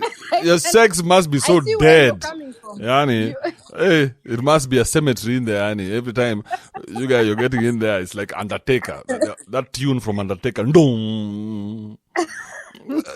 I know where you're coming from. You're judging me from yesterday's show. But then I wanted to tell you, those confessions you're making for DJ, it's like the same way George has decided violence on Shosh. You can imagine for a man how painful it is to know that Kibe was there and, now you're about to go there and there's nothing special. No. What are you Kibe saying? was here. No. Kibe was here. No. Kibe, Hey. Listen to this. People go to Jerusalem to walk in the places where Jesus walked. And they are proud and they pay money. They're like, did Jesus walk here? Jesus walked here. No, Kibe. No, just imagine the wrong? pride a man would feel from J Squad bomoing a chick that Kibe has bomoed. Oh, that guy would be taking videos of his dick. What are you saying, Cynthia? No. Men Right are now, most DJ jealous. Bones is asking himself that question. Like, hey, has Kibe been here? Are we Pudesh brothers? Yeah. No, that's different. Walking, going to Israel and Pudesh, that's different. Mm-hmm. For a man, it hits different when someone was there. You've been a man It before? doesn't feel special. You've been a man before. I haven't been a man, but Then I know what the how fuck it are you works. saying? What the fuck are you saying? I hang around men too much to know how it works. You don't know shit. You only know what you think you know. No. Yeah, that's No. all that you know. So you don't know shit about men. Okay? I know enough. to know. Have you? Do you know those guys who are called the wife? They're guys who specialize in dinyaing people's wives. Exactly, just Yeah, like what this was these talking guys about. are proud to have dinyaed somebody's wife. And they're like, hey, this guy, I caught him napping. Bomoed his wife. These guys take pride in knowing they bomoed somebody's wife. But then, for example, this was talking about the guy with the gun. Did you see the rage? The rage in the guy holding the gun on the man who was screwing the wife. No, I didn't see the rage. That's how painful it is. No, I didn't see the rage. The rage is if he had gone there and shot him. you This can guy imagine the went rage. there and told him, hey, listen, me and you cannot exist in the same atmosphere. One There of us you go, has to that's go. rage. And since I have this gun, that means it is you who's going. It was simple. That's rage. No, it's not rage. You're seeing it as rage because you're seeing it from a woman's point of view. What if he never moved out? Then I would shoot him in the head. Simple. There It's a you done go. diesel. The rage is right there. It's not rage. It's common sense. It's mathematics. 2 + 2 is 4. You have fucked my wife. I cannot allow you to stay here. So either you leave or I shoot you in the head. You decide. It's the same thing as saying I cannot allow you honest. to I've keep been there. existing here, yet you've bombarded my Chile. I am not moving because I have a gun and I have the power of the government on my side. You are moving. So you are going to get inconvenience from your stupidity. Now get the fuck out of this place in 24 hours. On the 25th hour, I'm shooting you in the head. Now, That's now exactly get. what- Now get. It's not emotional. Ask any man right here from George, Dizo, every man who's here. Tell me, is that an emotional response? It's not emotional. So Men why are you saying that super- it was emotional that he pulled out his gun on this guy? No, because it hurts differently. No, you don't know. Just the fact Every that man has seen this guy do this, and we're like, there's no emotional response there. This guy was clear in his head. You need to go. But if it was emotional, then we would be talking about a murder. Somebody who left his house and he was crying as he's running towards this guy's house. And then he went and shot him 16 times and took a knife and stabbed his eyes. The passion would be seen. There was no passion. This guy was like, hey, listen, you get out of this house. I've called my buddies. They're on the way. Now, it's not about passion. then this It's bitch about the has to man being leave. territorial. Listen, men this are very chick, territorial. this chick left in one piece. Cynthia, listen, Yeah? listen to what I'm saying. Okay. This guy went and found out that his wife Yeah. was cheating on him. Okay? He sat down Yeah. on the chair, very hard chair where the watches sit, okay? It must be hard. There's no cushion.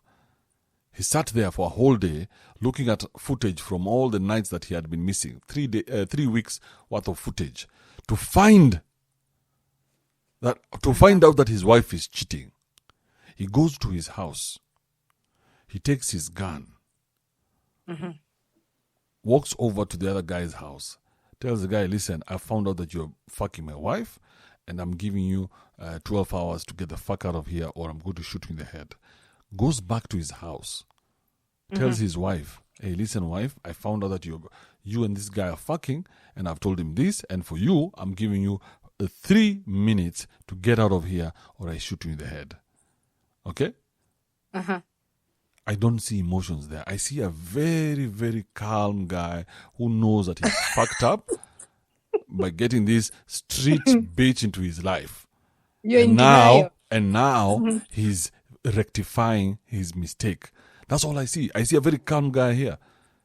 Because if indeed this guy was emotional, then we would be hearing about murders. There would be a couple of murders. Just to imagine that your wife was sucking somebody else's dick. Woo! In the head. Because the watch, he allowed it in the head. You guys would be like 6 people dead, including the chairman of the committee of the committees in the hood. Fuck, I would shoot everybody. What do you say? This is a calm guy. That's emotional damage that you're doing to DJ.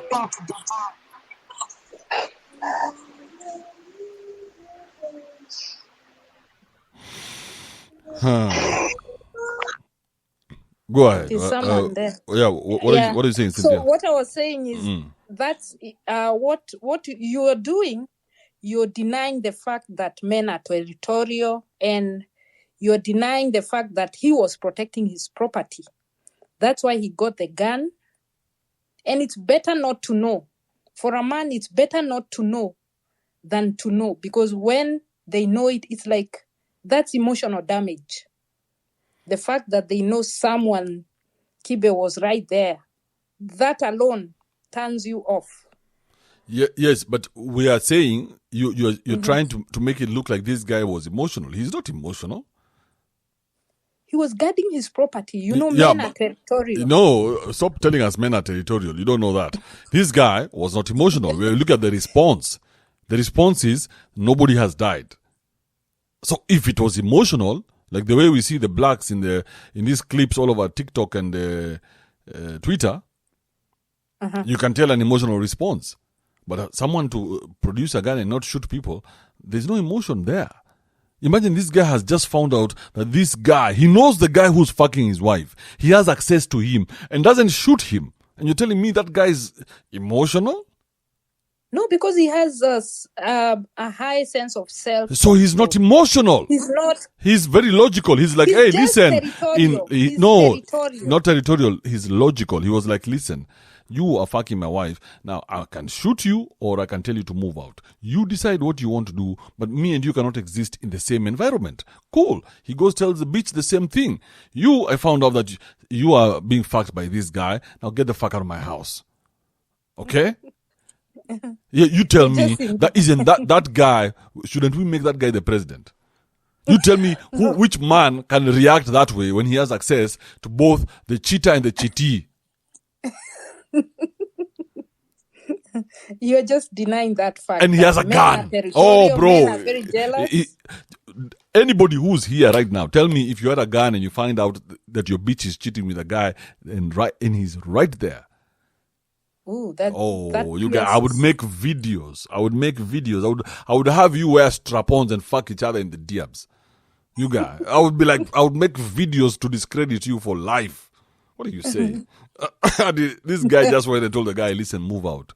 That man should be made president. That's a very temperamental individual. Don't give the DJ some emotional damage. Let's move on. Let's move on, Cynthia. Let it slide. The fact remains, it's very painful, and it's, like, George, what you're doing to that little boy when you post those things, those are the most You know, the fact that you keep repeating it to the little boy's head, that there were people who are doing services for this and that and this and that, it really damages that mama's boy. So, But we don't know anything about that guy. Until today, we didn't even know his name. but then, And now, because Diesel knows the real people, he's telling us that they even have tattoos of each other. Or at the very least, Kamene has a tattoo of these small boys. What is it? Is it the name of his small dick? What is it, Diesel? if that's emotional damage, right there. But it was a common tattoo, but it wasn't also written in English. Huh? Oh, in Chinese? I think it's Chinese or Japanese. And it was has like a what? Japanese Chinese kind of. You are my love forever. Bro, I don't remember. When everything else fails, you are my anchor. Or is You are my George, recoil when the parachute fails to launch. On that one, I want to maintain my character of consuming violence. That one, I don't want to. So please don't get me out of this character. Let me just consume. You don't want to be part of it. I don't know how to be part of it. You know, I can't be in character the way George is. Because, you know, George him is talking from something without a boundary. Yeah. Which that's his most powerful point of view, because he's not biased. Him is talking on what he is seeing. But now me, I can't come and join that conversation because me, I know more than what people are seeing. I know the character side and I know this person. Yeah. So my content would be a bit compromised. Yeah, so that's in this case, I still love violence. Me, it doesn't matter who's on violence, bro, even if it's my buddy. Like, we've gone to a club and been beaten. And I'm always there. I'm like, when you're being beaten, why did you call us? Not that we come fight, but as in, bro, like, we just see your ass getting beaten, man. As we just... I'm just there for the violence. I'm there for the comments. Oh, Mr. Violence, So, yeah. George. That's where. You know who else love violence, Diesel? 1,173 people on here. The reason we have these many people is because there was a post on Citizen TV that Kibe is in prison or something. That he was arrested. I have just seen it now for the first time. And this happened 10 hours ago. I was about to ask Kibe if he's an AI, bro. No, I actually... That's a fake account, George.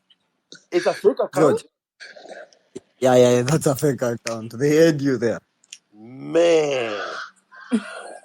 I'm like, really? So they're here to witness. So are they thinking Kibe now is a clone? No, I commented. I said, yeah, this is deep fake. Kibe is operating this thing from prison, smoking a joint for 420. They cloned him. They made a clone of him. But have you guys ever considered that this could be the same day replaying itself over and over again? That would be some fucked up shit, right? This is the same day over and over again, you guys. Whatever it is. We said yesterday it was a race. Now we are back. We are repeating the same shit. It's always the same day. Motherfucker. Yeah. And now that Mukenya is alive, can you re-emphasize the mission one more time? Mukenya daima. Mukenya, when you go there, just speak fluent Kamba. So Mukenya, there's a job for you. Should you choose to accept it? Yes. Yeah. This message will self-destruct in 15 seconds. Okay. I have done my preliminary research, and yes, I accept the job. You've done the recon. Okay, so Yeah. the target is Kalondo Musimi. Okay, We'll see. you're supposed to get this shit done by the end of the weekend. How much do you need? Okay. I'll need approximately 50 Gs. Are you stupid? What the For fuck this is wrong job. with you, bro? Come on, bro. Who's gonna give you 50 Gs to go Bomoa Kalondo? Are you stupid, bro? So I can give you 7 No, Gs. I'm I can not- give you 7 Gs. I'm not- 7 Gs is the best I can do, bro. At 50, go fuck yourself. You know, 50. give me now. Let me tell you. Let me break down the work for you. No, don't break it down for nothing, me bro. 50 Guizis for what? Hey, George, you don't have anything to say about that? Captain has no problem with that. Bro, let him communicate value. George Don't wants try the to job done. Tell me what is happening. That's what I'm waiting to hear. Okay, break down the service, Mr. Mkenya. So Kalondu obviously will not. I will not go into DM Kalondu's DM with this funny, funny approach. Yeah. I'll get into Inti and book a reservation right now. Yeah. When I book a reservation, I get the reservation, then I send it to Kalondu with the reservation. Hey, Kalondu, I have this reservation. How about we do a link up today later just to confirm the exact time? But this is the reservation. Okay, because I mean it's a little bit exclusive and all. You see, and now when we meet there, the rest of the job goes down. You get.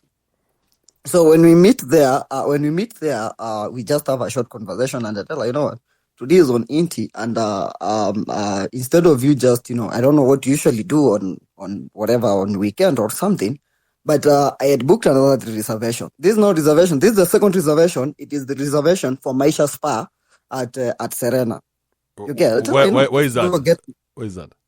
Maisha Spa. This is the one here at Serena Hotels. The Maisha Spa. So I book another reservation. Oh, so you're still in Nairobi? Yeah. I came in Nairobi yesterday. Okay.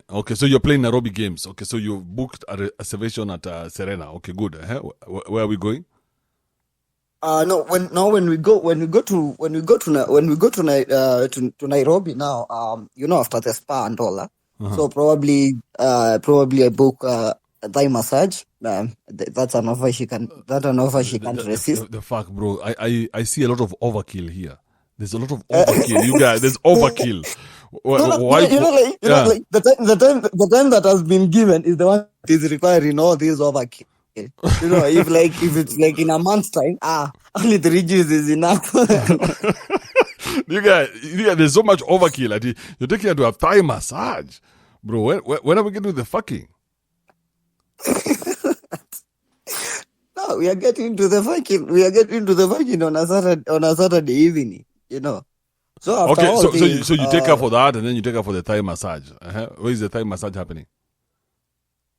The massage is happening at the Maisha Spa of Serena, of Nairobi Serena. Mm-hmm. So I probably book 60 minutes. After I book 60 minutes, I also book the pedicure and the manicure. You get, because I have to really get it right, and included there I throw some steam and sauna inside. You get, so by the time this bitch is coming out, the pudesh has been cooked very well by the sauna.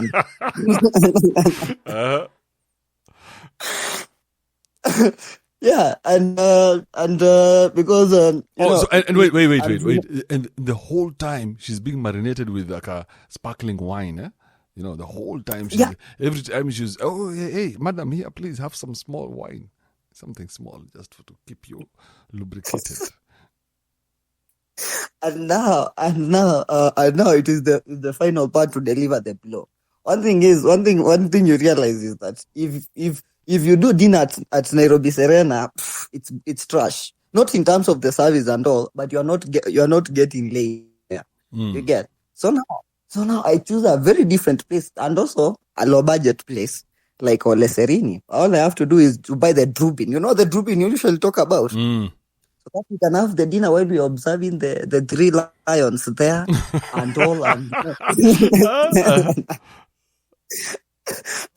And you see now we'll be leaving Nairobi Serena probably at around we're doing the dinner at 9, right? So we'll be leaving there at around 9. You get leave at Nairobi Serena, the spa at around 9 because I take her to spa at around 7. Again. You So guys, we leave probably at 9. overkill galore. So now you're done with the spa. You've left Nairobi Serena. You have to drive to Ole Sereni. Now we go now to Ole. Do you have a driver or you're driving yourselves? No. Today you take driver. You don't utaharibu. Like when will you get time ya kushinda ukitusiana na watu wakifanya some funny shit on the road. So you need to sit with her at the back seat. So she's sitting behind the driver. You're sitting diagonally from the driver. Yes, I'm sitting diagonally from the driver. Then we are all discussing all these crazy thing that is happening, and probably we are talking about the World Economic Forum and the climate change. Just these things that they'll just be flying over our head anyway. But it's just a conversation. And now when we get now to the dinner and all, see, that's now where that's where now you get everything set. After that is just straight to my place. You're leaving Ole Sereni again to your place.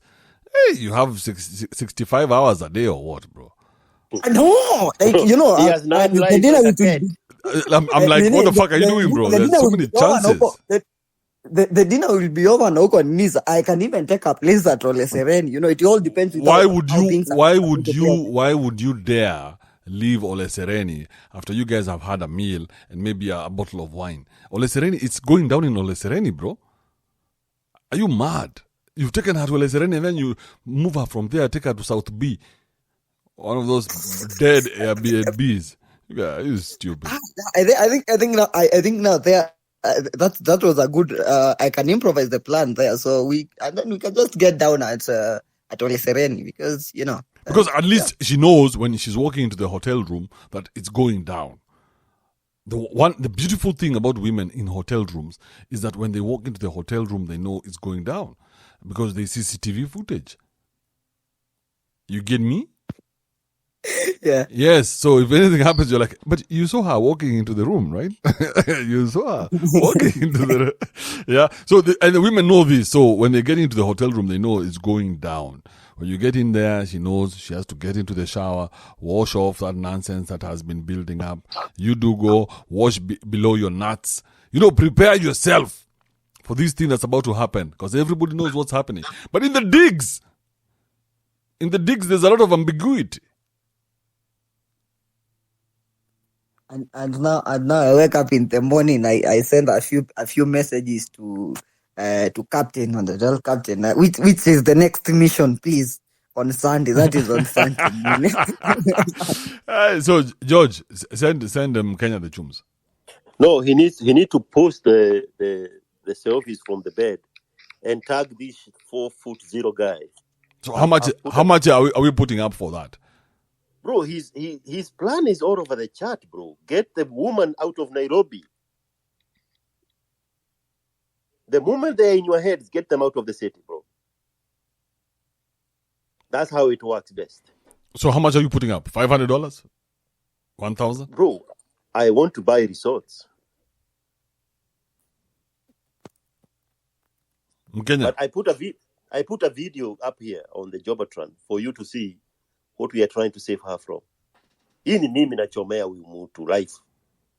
Look at that 4'0", bro. Do you want her? Do you want him damaging the quality of this womb, bro? So this is on humanitarian grounds. Yes, Operation Save Kalondo. Save Kalondo's womb. From the invasion of the 4 foot. And this is coming from a point of family. Oh please. My great grandmother's name was Kalondo. So you're trying to save her with your dick? No. With a plan. The dick, bro. Who is interested in that dick? You think there's some dick you can give any of these Nairobi women that is going to be any different from what they have seen from their rotation? And then for someone like her, she must have a crazy rotation. Imagine all the men who want to bomoa her. You guys, this chick must be rolling maybe 5. The only day she gives herself a break is on Mondays. She calls it Ice Cube Mondays, where she takes ice cubes and puts them in her pudesh so that it can rejuvenate. But the rest of the days, you guys, destroy this pudesh Tuesday. Don't talk like that about my Kalondo. Squatting Wednesdays. Cream pie Thursdays. No, throwback. The old guys are recycled. Throwback. The old guys are recycled. Throwback Thursdays, man. Let's get back our old boyfriends. God damn. But Andrew, on the reels, bro, this woman has the potential to be the biggest billboard in Kenya. How is her body? I've never seen her body. Have you met her in person? No, but I have a video, bro. She looks a little bit different than I imagined on this video. The video is on the Jobotron. But still, and at some point, before this 4-foot guy came along, there was rumors that she swings the other side. So I wasn't even sure because she was a little too cozy with one of those Ntalame's boyfriend or girlfriend or whatever. And I was like, I'm not even sure what's happening here. But now evidently she is on the straight side just with the wrong nigger. But anyway, what I was saying is with her proximity to... But bro, is she a Kamba or a Kikuyu? No, she's a Kamba. Kalondo Musiemi. That's double Kamba words. Double Kamba names. So at some point that body is just going to collapse. You know that? Bro, don't go there. Keep me in my fantasy, bro. I'm just trying to... Let Captain remain in his fantasy. You can't win. I'm just trying You can't win this. You are becoming Maboko. What are you reading this? What are you reading this? I'm not going to remember her name. No. Don't be that guy. Don't be that guy. All right, guys. Hold up. Let's bring in these other people here. I see we have Luide. There's a guy who's calling himself Hitler. I don't know what's that about. And Alex, who's going fast? Let's see who gets the mic fastest. And Mr. Biggie. Luide it is. I nominate Alex to go first. This is the guy of the fake humility. Fake humility. He needs to be shot in the ass. Where it takes 6 months to heal. Alex, go ahead. What's happening, Alex? Hey, morning, guys. Talk to me. Yeah. Just go back to that story about circumcision for a little bit. Mm-hmm. I believe it was Dizo and you, also maybe George chimed in. And I have a son, so my son is not yet circumcised. How old is he? He turned 11 3 days ago. Mm-hmm. So I'm interested in I just want to pick your minds on this topic. Yeah. My son turns 13 or is 13. I'm not sure. I'll confirm those details. I think he's turning 14 if I'm not wrong. But yes, mine, I never circumcised him. Because by the time he was getting of age, by the time he was getting, I think, to the age of 2, I was like, I started asking myself questions. Why do we do what we do? You mentioned something about adapting to the times. Mm-hmm. Oh, I'm struggling to reconcile. How does that come in when we talk about circumcision? Like now, if you look at the guys who run this world, the guys who run this world don't circumcise. The guys who run this world don't take their kids to mainstream schools. They don't teach them mainstream shit. So why am I doing this shit? I have to ask myself the question. Why am I just doing it because I found guys doing it? Because if I remember my own... Do you remember your own circumcision if you got circumcised? I remember mine. Yeah, so I remember mine It was as a well. whole thing. It was a whole thing with my cousin and another guy. Actually, both were my cousins. Yeah, both were my cousins. One from my dad's side, one from my mom's side. It was a whole big thing. So for me, I asked myself, what was the value of that shit? I don't see it. I asked myself, why are we cutting off the tip of the dick? I don't get it. It doesn't make sense. They keep talking about hygiene and everything else. So it was just in my journey of self-discovery. I was like, hey, listen, if this guy wants to get his dick, the tip of his dick cut, let that be his decision. Okay? So I said, I'm not going to get him circumcised until the day he comes and tells me this is what I want. It feels like this is one of the things a father should guide. It does. Decide for the son. It does, but then again, I'm not sure that for me it worked the way they wanted it to work. Because this teachings were passed on. No, what teachings, bro? What are you talking about, bro? There was nothing. It was just getting the tip of your dick cut. What teachings? There are no teachings. For us, there was a whole week of teachings. Are you hallelujah? No, Msapere. Aje, from where? From a church? You're being taught in a church? Sikufanya ile a church. From my dad and his uncle and his brothers, and from the one I'm named after, my grandfather, my dad's dad. In fact, he wanted me to go to the forest. He had planned I go to the forest huko nitumbukizwe kwa mto. We do it old school style. And I think at the time it's my mom who refused that. Very good. There we go. So I did it in the Nairobi hospital, but the teachings still came. No, bro. That circumcision was your mother's. Your mom is the one who got you circumcised. She decided where you'd get circumcised. Your dad wanted to take you to the forest. Your mom was like, not my son. You can take your son, but not this one. My dad was on the fence. No. Your dad was weak the location. Fuck. Him, he was. This guy was told by the woman, hey, not my son. You can take your son to the forest, but not this one. Not Alex. Alex is going to go to Nairobi Hostel. And he's going to get his dick cut by a surgeon.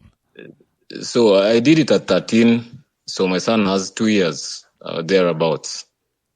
Do what you gotta do, bro. No, that's on you, man. For me, I decided I will let him make that decision for himself, however long it takes. That's if I'm going to subject him to the same route I was subjected to, but it's confusing. No, it's not confusing for me at all. I made my decision early enough. The only reason it has a confusing element is because now he's named after my dad. I named him after my dad. So my dad now already declared at some point that this is a responsibility that he takes with a lot of pride, and it's something he's looking forward to. It is an occasion that he will cherish forever. So, but my mind is telling me. Whose son is it? Listen. My mind is telling me. Whose son is it? Is it your dad's son or is it your son? He's my son. Yeah. My mind is telling me that this is something that he should decide for himself.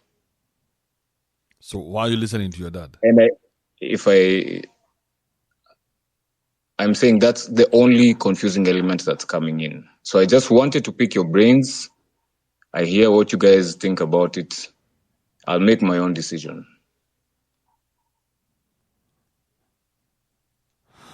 Okay. Let us bring in everybody else here. George, what are your thoughts? I probably am the least person you want to go to, because on the positive side, I'm a very indigenous Kikuyu. You obviously can tell that with my accent, and very proud of it. So I did the real indigenous Kikuyu traditional way, including the river the guy is talking about. But when it came to my son, I had two factors in mind. When I came to America, I stayed for 10 days in what you will know as Sugashabi's brother's house. Decent guy, very generous guy. His name is John Paul. And at the time, he had managed to bring his son from a previous relationship from Kenya. And he was around the age of now what Andrew age is and these other guys' age is.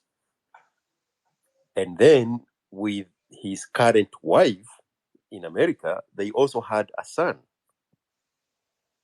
a baby at the time. When they came to pick me up at the airport, the baby was in a car seat, a tiny baby boy. So they were conflicted on how to get that first son circumcised. Because he was born in Kenya, he managed to bring him here. And now, he's 11, around the age that he needs to be circumcised according, to the Kikuyu traditions. And in America, when you're doing it outside of the birth period, then it becomes an operation. And the insurance does not cover for that. So at the time, and I knew them for a very brief period of time, so I'm not even speaking much of their lives. They were conflicted on how to ship the boy to Kenya to get circumcised. Their newborn baby, he got circumcised at the hospital when he was born. So with that information, I knew I cannot take chances when it comes, in the future. That was, 6 years later. That's when I got my own son. I knew the choices were very simple. My son was circumcised on day 2 of being born. End of story. As much as I'm indigenous Kikuyu and I have all these traditions and cultures and traditions and beliefs, I could not take chances and miss that window of opportunity. So it was done just like a very tiny procedure immediately after birth. Because you dilly it, then it becomes an operation that has to be, done outside of the insurance cover. And I did not want to put myself and potentially my son in that situation where we are either stuck with paying out of pocket to have it as a procedure, foregoing it altogether, or plan these traditional Kikuyu connections of my life and take him to Kenya to have it done in a culture and tradition that he has no attachment to. And I want to add also a very sensitive point. In my Kikuyu culture, we name our children after our father. So my son is my first born son. So naturally, his name would have been Watson Nganga Njau, because mine is George Njau Nganga. So it would be my father's first and second name, and my middle name as his last name. It's very easy. It's not complicated as it sounds. But his mother was pregnant at the same time when Obama was running for president in the early months of 2007. And actually in February of 2007, he came to Austin to campaign. That was his dad's stop. There were 30,000 people. And I went there, shook his hand, took a picture and everything. And the wave that followed his campaign, now they needed something to negate him because he was clean as a whistle. So what did they find? They found his name as something they could demonize. And they changed it from, Barack Hussein Obama, and they would say Osama, and then they would say this Hussein thing, and then try to attach it with, September 11. This is 6 years later. The 9/11 attacks were still fresh in us, and Osama bin Laden was still in the loose. So they went everywhere. American politics are very dirty. And they try to demonize him simply because of his name. I'm only saying this to tell you, as much as my information on how and when to circumcise my son came from my experiences from John Paul, my information on how to name my son, and in both naming my son and circumcising my son, move away from my culture and tradition and beliefs and traditions, was informed by the experience that I saw Obama going through. So instead of calling him Watson Nganga Jao, I called him George Watson. End of story. Because I didn't want to attach that name, NGA, that in 25, 30 years would be used the same way I am now in current happening time when the mother is pregnant, seeing Obama going through, simply because of the name his father chose to give him. So yeah, I am the least person to give you an advice on both spectrums. I have deserted my Kikuyuism, but kept the accent. The accent is important. Your submission, that information is much appreciated. My circumcision was also, not only was it involved with teachings and all that, it was also made a big deal because now my younger brother was circumcised before me, but his was because of some medical condition. I can't remember exactly why or exactly what the medical condition was about, but he had to be circumcised. So I remember I was sat down, I was apologized to by my parents. They told me, your brother is younger than you, but we're circumcising him before you, and that's not right. And it was a whole conversation and an apology. And then now came mine. I was circumcised. And years later, I was again sat down and told, there's a step you missed. You were supposed to go to your maternal uncle and ask permission. Not really permission. It's a given. The permission will come. And these are Kikuyu traditions. The permission will come. So it's just a show. It's for now it's a show because we don't really follow as they were back then. So I had to go now after these years of staying already circumcised. I had to go now to my maternal uncle, tell him, listen, I didn't come to you at that time. Pole shika kitu kidogo. Now I've come to you. And then he told me, it's okay, it's fine. So the reason I'm saying all this is because as much as you said you deserted the Kikuyu traditions, it is something I've also thought about. I've considered the implications of giving my son all this to carry. He's carrying the name, so I tell him, okay, you have to be in line with what the person you're named after is thinking or feeling, or you owe this man some sort of allegiance because you have his name. You understand? That sort of thinking and that sort of preparation for the future is what is making me think I'm going to make a decision that will probably be against these traditions, but it has to be for the best, the best well-being for my son now and in future.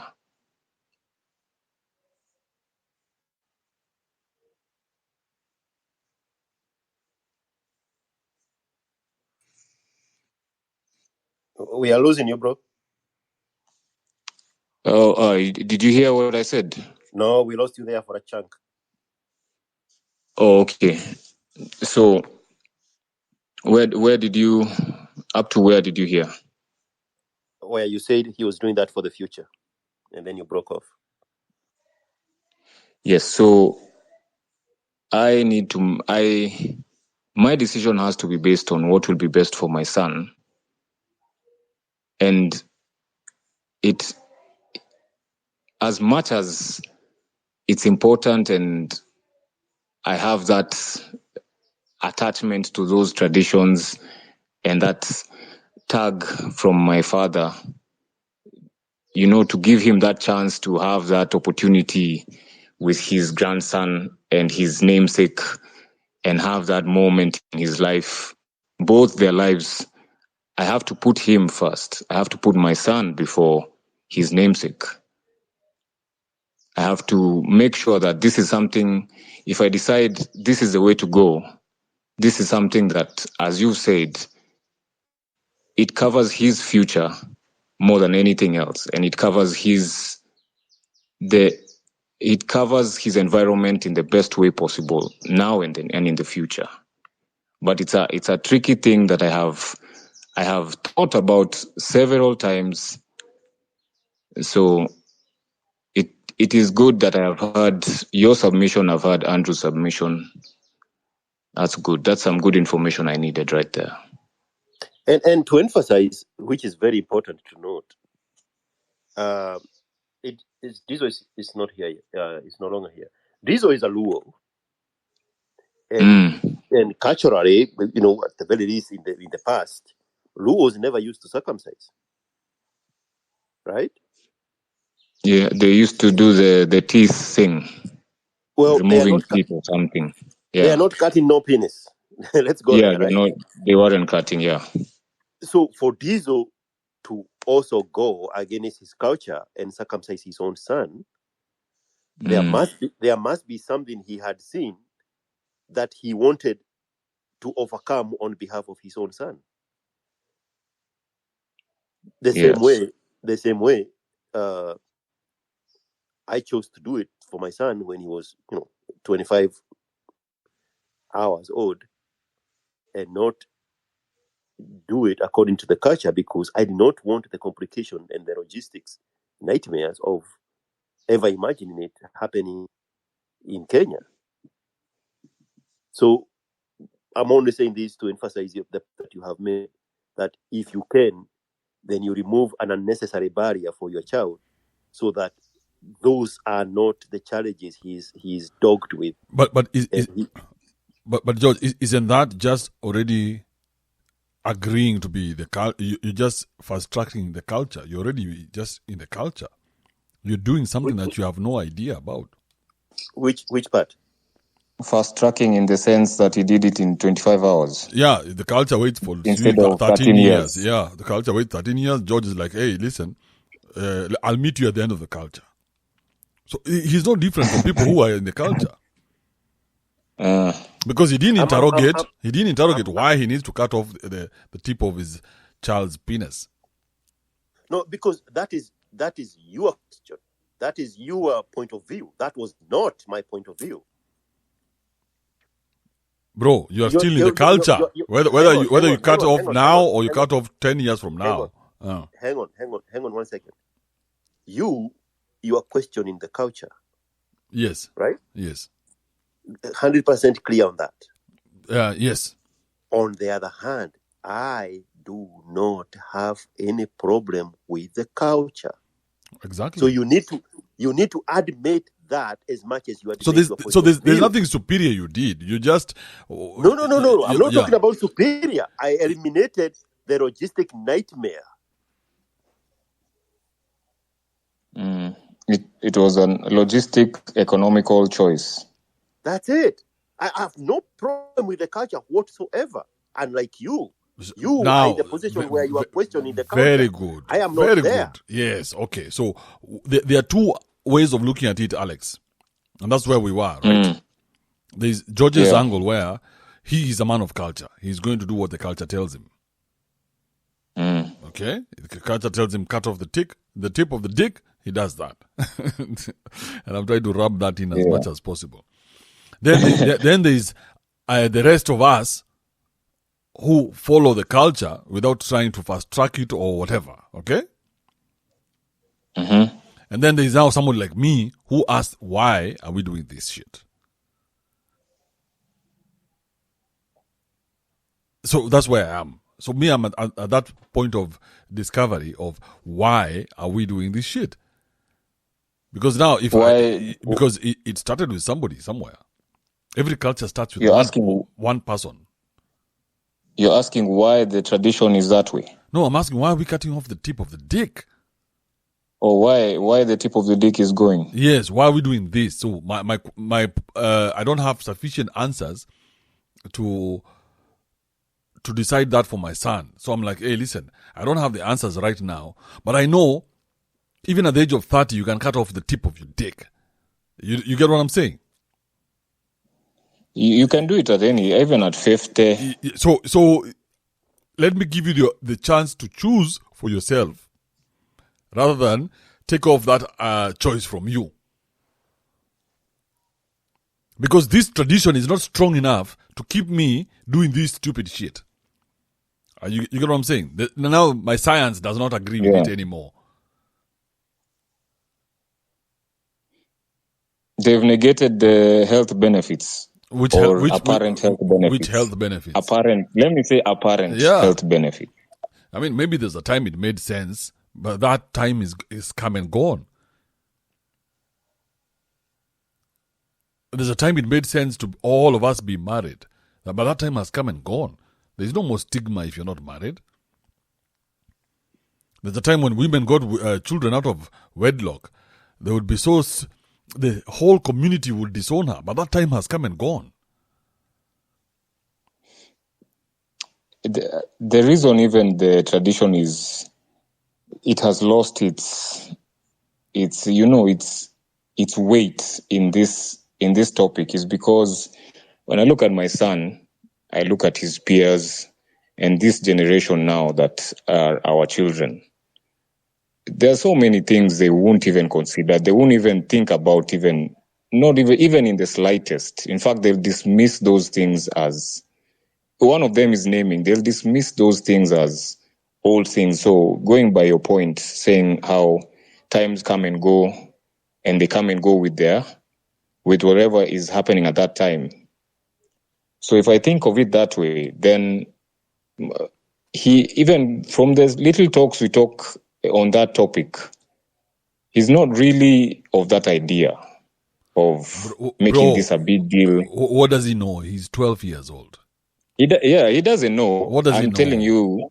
I'm telling you what I can see, that this generation already, they will not consider tradition at all. Like the way I'm thinking about a traditional angle, a traditional point of view, and trying to fit that in with my reasoning. So they won't have that. For you is to do what you have to do for yourself and your household. Okay? Yes. So you keep those rules and you create your own tradition and say, this is my tradition. Because every tradition starts with somebody and say, this is my tradition. I will do this, I will not do this. So as long as you're in my household, this is how we operate from here. But once you leave, you can go do whatever the fuck you want to do and create your own tradition. But this is my house's tradition. This is what we do. So here we circumcise at the age of 1. Whatever it is that you decide to do, but make that your tradition and hold on to it. But for me, what I said is, I don't understand this tradition because I have not been raised in a traditional way. I was raised in a flat. Bro, we lived in the city, so I don't see this tradition making sense in the city. It doesn't. Who's seeing your dick in the city? I lived in Zimmerman, so there was no... So there's no tradition to fall back on and say, exactly. The tradition came in for that 1 week. Yeah, but then again, this it's a stupid tradition that doesn't make any sense because it's no longer necessary because we are not going through the same rites of passage as they did in the village. This was a rite of passage in the village. It was necessary to convert the boys into men. This was when now the boys were becoming men. They can now ejaculate. They're being told, okay, now you're a man. Now you can impregnate. This is how life now looks for you. Now, we don't have those teachings anymore because there's no communal societies anymore. It's people who are living individually in flats.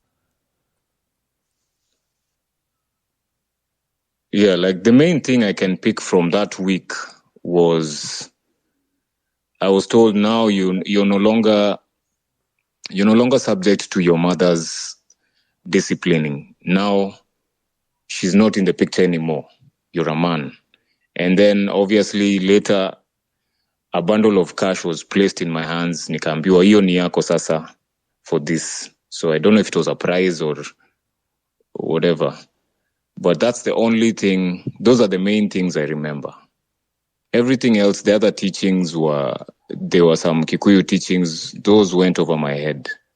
That time my dick was paining. Mimi sifikiri hizo teachings. I'm just thinking, okay, my mom can't discipline me anymore and this is money. Tosha.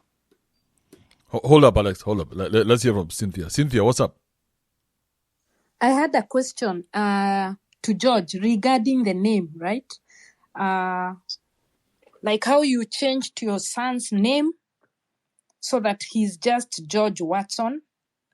And with Kikuyu culture, the reason the Kikuyu culture is so unique is because you can trace your roots. Like for you said, I think you're Nganga. We can trace your grandpa and, your great-grand. We can trace your roots. Yeah? So don't you think you're embracing the Western culture and throwing away the Kikuyu culture? And also, the fact that Obama could left and went to Kogelo to receive the blessings when he won the presidency. Are you not seeing that he's going back to his roots? So for you to forego your culture by removing your son's name, don't you think it's going to affect him in some way? Because remember, like the Israelites, the Kikuyu, the Israelites also named their kids after, your dad, your mom, just like the way we do. It's the same thing that the Israelites do. Because remember the meaning of the word Mogekoyo means Mogekore Oyo. Mogekoyo means we are different from other cultures. That's why we are unique. That's why you can see most of the time when they want to break down maybe the country or something, they use the Kikuyu person because we are strong-willed people and we are smart people. So don't think you're throwing away your culture that will catch up with you and embracing the Western culture. Are you a Kikuyu? Yes. Are you circumcised? No, I'm talking about the naming. That's Are what you I was... circumcised? No, of course I'm not. I'm so not. in the Kikuyu culture, they had a very dirty name for you. Yeah, Kirego. I know. They would call you a Kirego, and no circumcised man would ever sleep with you. You would only you'd be delegated to be slept with by the uncircumcised boys. Don't you think you have deserted your culture and it's going to catch up with you at some point in your life for not having been circumcised? You see how ridiculous that sounds? Yeah, for sure. Yeah. I mean, what could possibly go wrong? Because my son's name is not Watson Nganga, it's George Watson. And yet he knows his way to the village from Nairobi. Like literally. Yeah, but then he knows the story of my people. He knows my story. Okay, now when he has a wife and has kids, how will the naming be? Because you threw away the name Nganga, right? You and I are the only people obsessed by names. I want you to imagine that.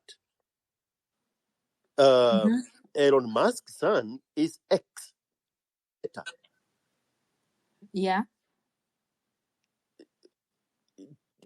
Are you foreseeing him, losing his roots of the Boers of South Africa, and he's not going to be able to trace his roots back to Cape Town and he's going to lose all this culture and wealth and riches and tradition. It's just you and me who are tied down by unnecessary cultures. So, and remember, my son is half black, half African, half Kenyan. Okay. Full blood American. Yeah. So it's a whole new dynamic for him. And his culture is totally different from mine. And I cannot even succeed in 50% of what I have contributed in his genes. I cannot succeed 50% to influence his culture. Okay. So only you and me are tied down by the cultures that you and me belong to. But he is not. So when he's of age to marry, if he does, or he have children, Okay. who is he going to marry? Let's start there. What kind of woman do you think he's going to choose? It's 100% that woman is not going to look like me. But the culture belongs to the man, right? Because his But son or daughter. what good is a culture if it's only just a name and has nothing else attached to it? But don't you think it carries something? The fact that we followed that culture since time immemorial means that it is something spiritual. Remember, before the white man came, That bullshit of spirituality is the one that has kept Africans in perpetual slavery, because now you see the trajectory of the indigenous Kikuyus. They use the same spirituality to accommodate religion. Okay. Look everywhere in the Kikuyu culture. They use their spirituality to accommodate religion. So they compensated their Mwenenyaga to the God that is in the Bible. Yeah, that's for sure. So I'm very careful when it comes to shit about religion. And I say it with the most contempt a human being can have in one breath. I hate religion. I create a very good relationship with God. I believe my relationship with God is at the same level with Jesus that is imagined by the Christians. But I hate religion because it's pure manipulation. So would you say that the cultures that we had, our forefathers had, was manipulation? In 100 years, I'll be the forefathers. In 100 years from now, everybody here will be the forefathers. No, okay? But then remember we are Hang on living in different times. Hang on 1 second. Retrace back to today from 100 years ago. Okay. I want you to listen to understand, not respond. Okay. 100 years ago, me and everybody else here will be referred as their ancestors. I want you to go to 100 years and then come back to today. What is so special about us that would want the people 100 years from now to copy from us? Can we agree it's nothing? No. There's a lot that has changed. No. You didn't understand the question. Is there anything unique about me right now that 100 years from now people would be wanting to gravitate towards? The answer is no. It's a very hard no. We are just regular, puny human beings existing in this space and time. So what makes you put so much importance in a people who lived 100 years ago, and yet we know we are useless to the people who will live 100 years from today. So this idea of ancestors is bullshit. They were just regular human beings struggling with the problems of the day at the time and having all the usual walks of life as you and I are having present time, and nothing to emulate from them, as much as there is nothing to emulate from us 100 years from today. So this notion of ancestors, bull crap. I rest my case. There's no getting through to you. But for me, I believe there was some good things that came from then, because they ate better, their life was better compared to now. Things were done. Okay, let's go there for a moment. Okay. Give me a time limit of 100 years of the ancestors. What year did they live? Maybe 50 in there. Just as you said, 100 years before us. Okay, 100 years That's from what now. I'm referring to. When they would, they never 100 years, had 100 medicine. years from now. Yeah. Name just two things that are so important to us today because of them.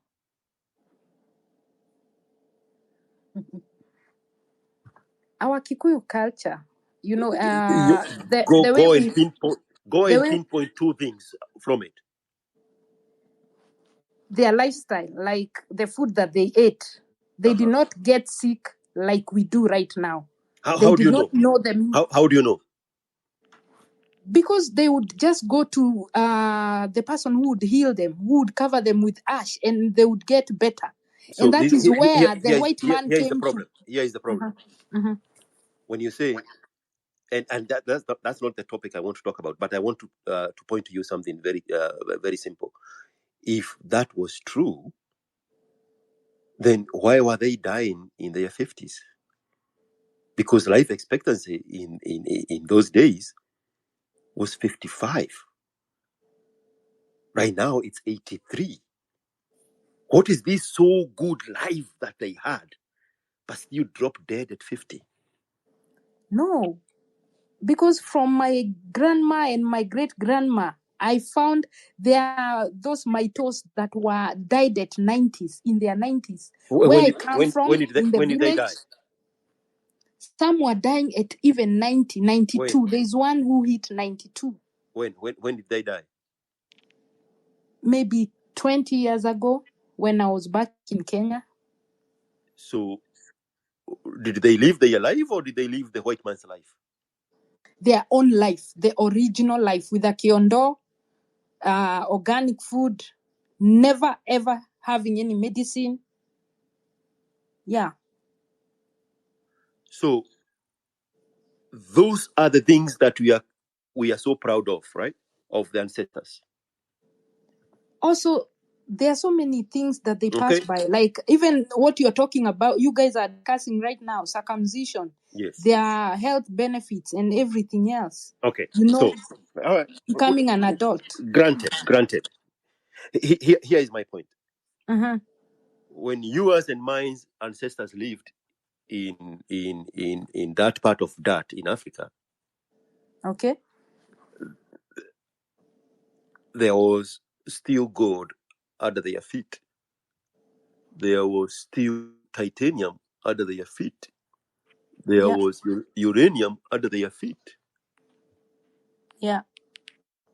They were so good and so smart and hacked life, but they never figured out how to mine these minerals 100 years ago so that we don't have Australians raping our country in Kwale day and night, 24/7, shipping our titanium to the offshore and taking it to Australia in 2023.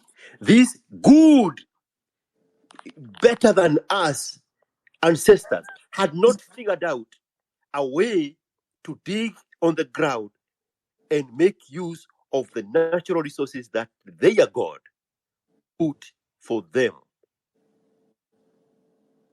But, Of course. if we contrast it, 100 years ago in Europe, 100 years ago in the Americas, 100 years ago even in China, Yeah. 100 years ago in Australia, which ancestors do you want? Like seriously, because we Of course, carry I'm this proud of the we carry this advance. empty pride that means nothing. I want to have been born in a world where we can travel underground in a speed train 100 years ago.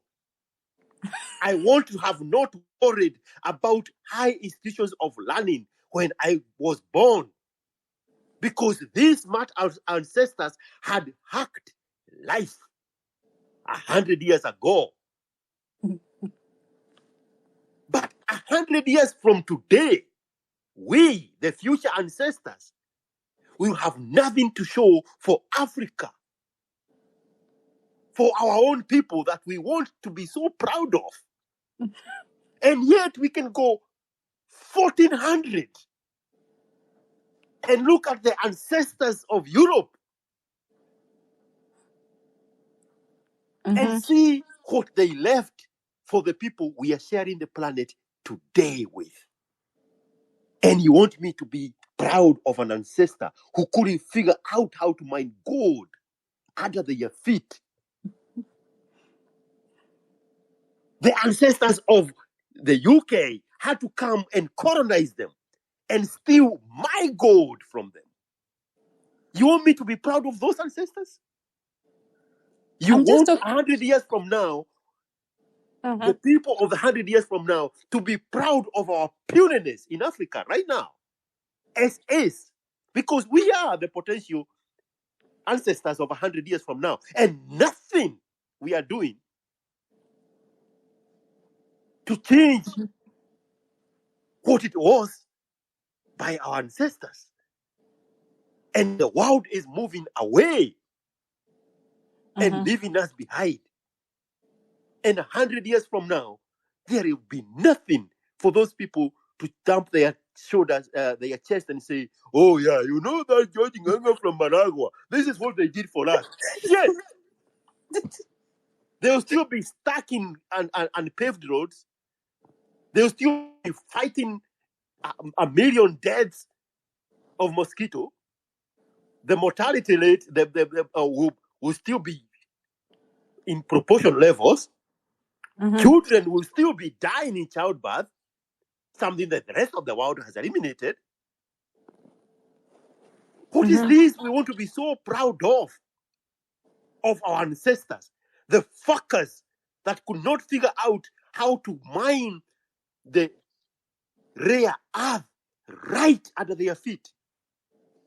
Other people's ancestors had to come and do it. And in effect, turn Africa into slavery and take away the superior nature that God had bestowed on us, black people.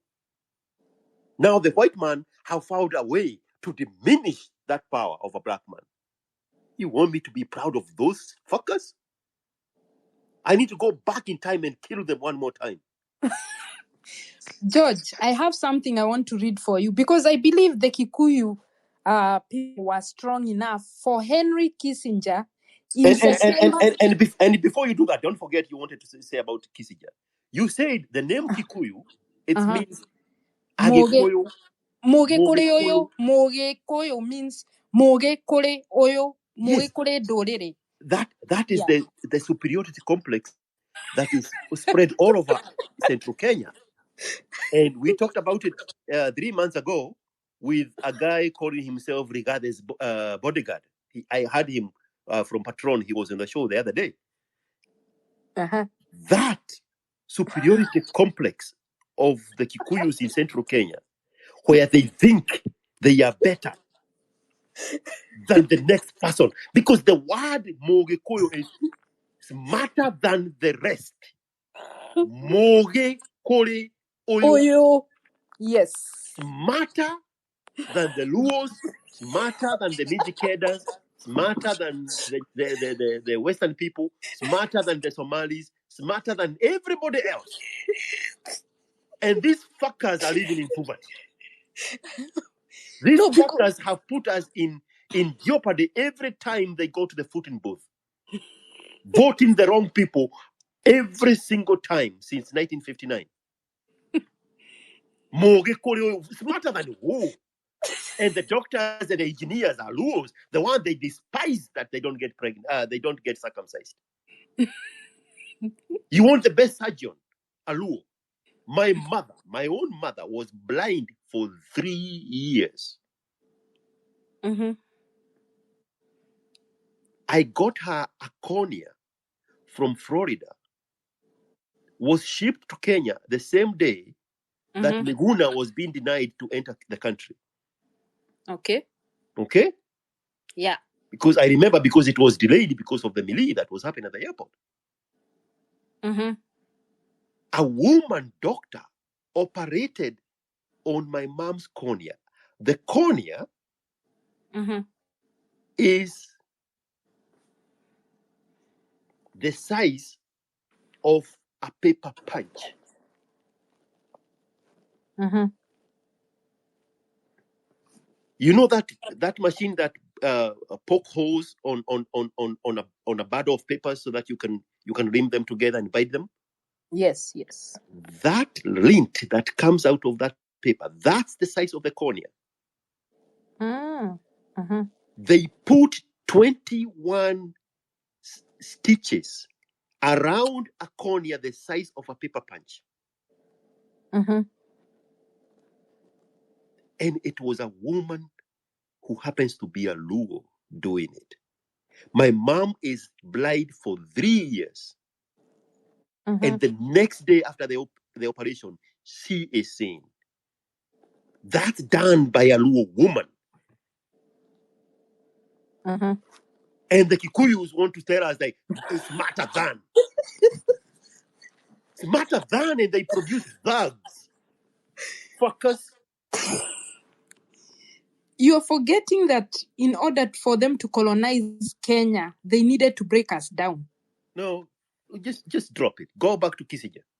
Okay, let me read you something so that you know how much they had seen our strength. So it says, Gikuyu people, 1954, in the minds of real terrorists. The Gikuyu people are anarch and difficult to tame. For this reason, we must strike deep into their cultural roots. Perhaps then we can force them to conform.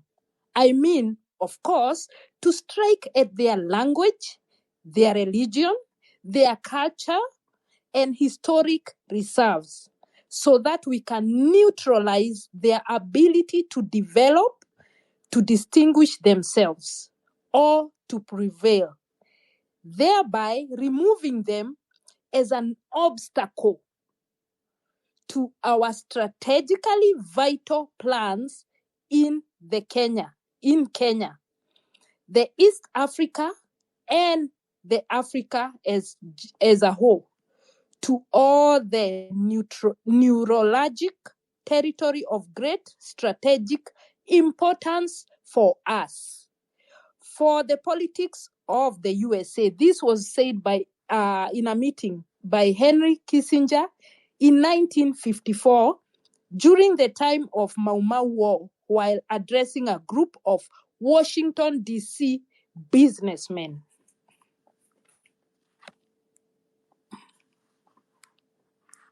So what's your take? So, you know, if that statement was about the Black Americans in America, then it would hold water. Because these would be people who have been disconnected from the Yakacha, from their natural element. But this is a story about the Kikuyus who goes around bragging how they are smarter than everybody else. You know, I have pure disdain for Kikuyus. I am a natural Kikuyu. But the bullshit among the Kikuyus is of hell proportion. If these people were this smart, how did they get taken out that easily? Remember, we fought. If all these qualities Kissinger is outlining of the Kikuyus, can't you see he has seen something? There's something that he has seen to address people in Washington, that is not DC. the point. That means that bullshit was skin deep. It was not deep rooted into them. They did not believe any of that nonsense. Because the moment the white man showed up with clothes, they were like, can I have one of that? But so they are not deep rooted in their culture. So it speaks about their failure more than it speaks about their qualities.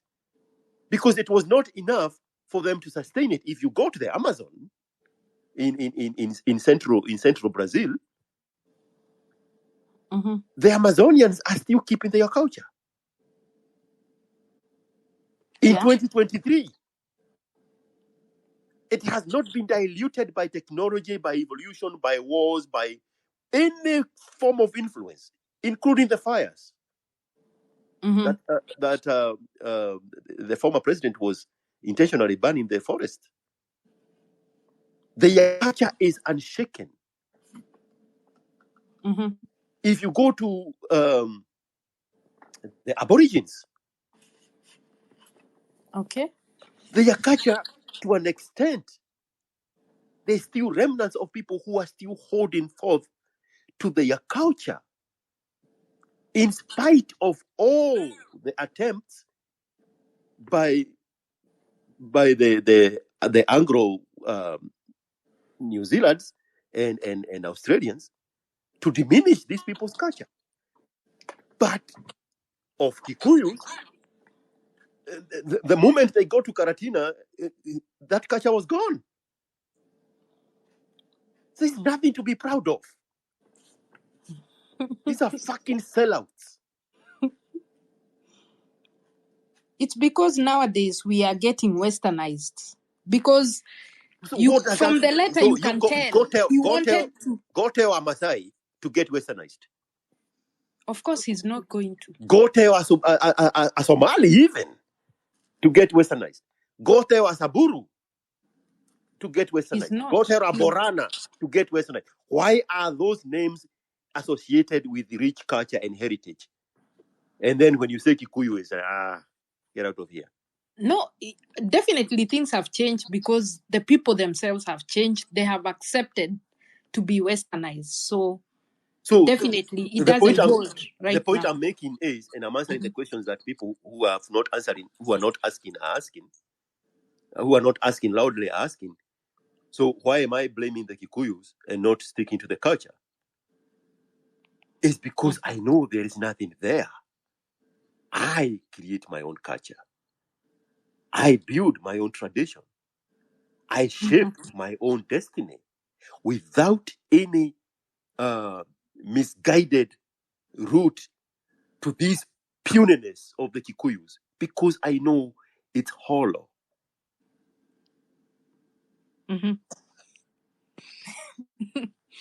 I agree. We have done it to ourselves because of the division, the jealousy, and all these things. Definitely, he worked very hard to make sure it happened. And for sure, the results are here. So my question, I guess you've answered why you no longer follow it. But as much as you no longer follow it, I think it's important. It depends on an individual, though.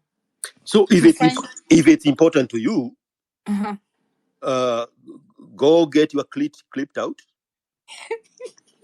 and take your daughters to your mother, who is now their grandmother, to get their clits, wiped out. If it's important to you, don't pick and choose. Oh my God. I rest my case. You can't. Of course I can't. Right? But there are good values that, I feel like are good to keep. Do you know the Kikuyus were the only, before the 90s, Yeah, Kikuyus were the only ones who produced prostitutes in Kenya. that one I know. Like, prostitute and Kikuyu was synonymous. Yeah. But don't you think the westernization, what Kissinger was planning was working? Because they have been doing this for so long. It's like, let me give you a good example. It's like the Black Americans right now in the US. Don't you think there's something that makes them behave the way they behave? Like the video you put on. I watched the video where they were fighting each other and driving the car, and then the car overturns. That lifestyle, that Chicago-ness, don't you think it is being done by the white people against the black people?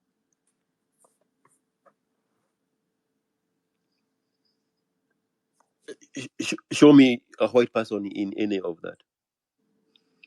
No, this is done from the roots. Because the way we behave towards each other doesn't make sense at all. Because the question I asked when Black Americans play victim, and they say the CIA dumped drugs in their neighborhoods. Exactly. And Which is true. And I asked, did they put the drugs in baby formula? No. Did they put it in milk bottles and feed them to the babies? No. So it was adults making the decisions. So it could be any adult making a decision whether to use drugs or not to use drugs. But that availability, why is it not available in the white neighborhoods? Who says it's not available in the white neighborhood? That's a fragment of your imagination. Why are there so many Planned Parenthood? So many of them are in black communities. Why are they not? Can't you see the root of this? This is something that is being orchestrated against the black people. So I know I don't want to sound like a victim. What you're saying, for those who missed it, is why are there why are there abortion clinics in black neighborhoods? Yes. Why are they so many? Because that's where the demand is. None of those pregnancies are a result of a white man's seed. Definitely. It's black people impregnating black people. Definitely. And having unwanted pregnancies. So why are you blaming Planned Parenthood for providing the clinic for them to do the abortions? Do you know how much Planned Parenthood is saving planet Earth by minimizing the number of black people in America specifically and in Africa generally? I mean, in the world generally. I mean, do you want more of these that have been here on the Jumbotron? Do you want these animals roaming the planet? Literally, and I mean it when I say animals. Because I said there, we owe animals an apology if we call these people animals. For sure. Yeah, for sure. I mean, which society, even in Africa, can sustain this? No, none. And now tell me, it's crazy how much effect it has had on the growth of America having to deal with this. That's more true. of this or less of this? Definitely less. So we need to close McDonald's and put abortion clinics in their places instead. In the black neighborhoods. Kill them black niggas. Oh my God. When it's still legal. Oh my gosh. But why is it not the white people? Don't you think there's some indoctrination? No, I'll tell you what it is, which is what you don't see. What is Like, are you in your 20s or in your 30s? that? Is 20s. When was the first time you used family planning? After I got my first child. Uh-huh. And you started fucking at 16. Let's not go there, And George. you grew up in the village, so it was 15. Just go on to your point. My point is this. Uh-huh.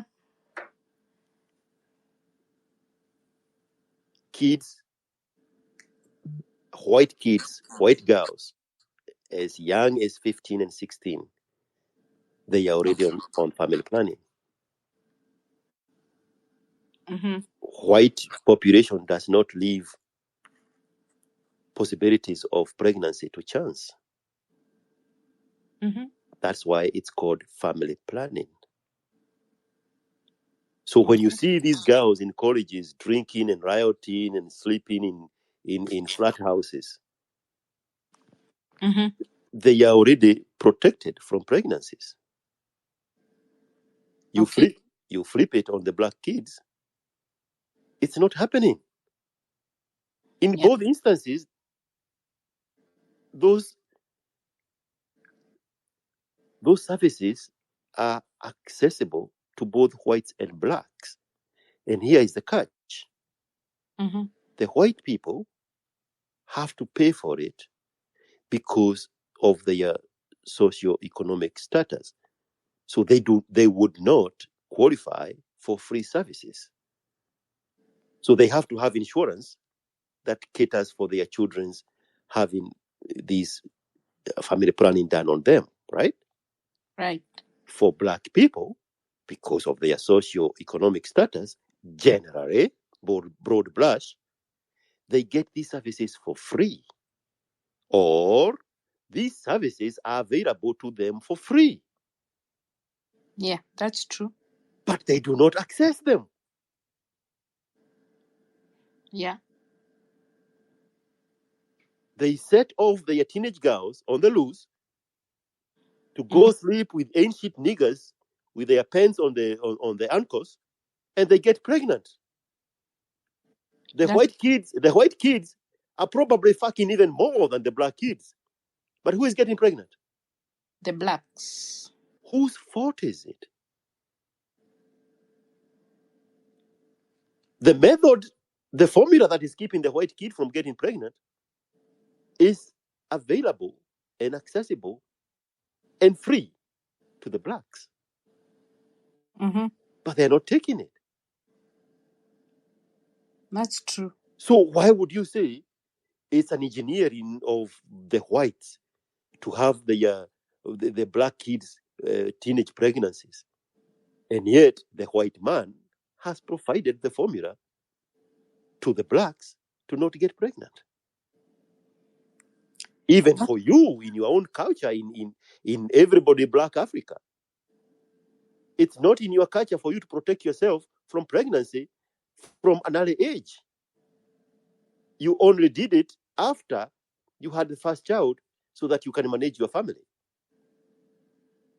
Yes. So why are you blaming the white person? There's one thing you're forgetting, George, that the black person has that fear of the white man holding a needle. Remember when they were injecting syphilis? Now you are in your imagination. So that is part of, I can attest, that is part of why they are scared of the white man talking about medicine or vaccine. They are not scared of spreading their legs and having a vacuum inserted in their vaginas to remove a fetus. Get the hell out of here.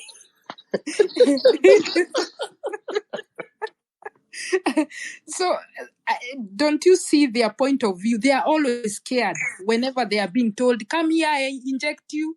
They are like, no. Anything to kill them sooner and stop them from reproducing. Yes, I see it.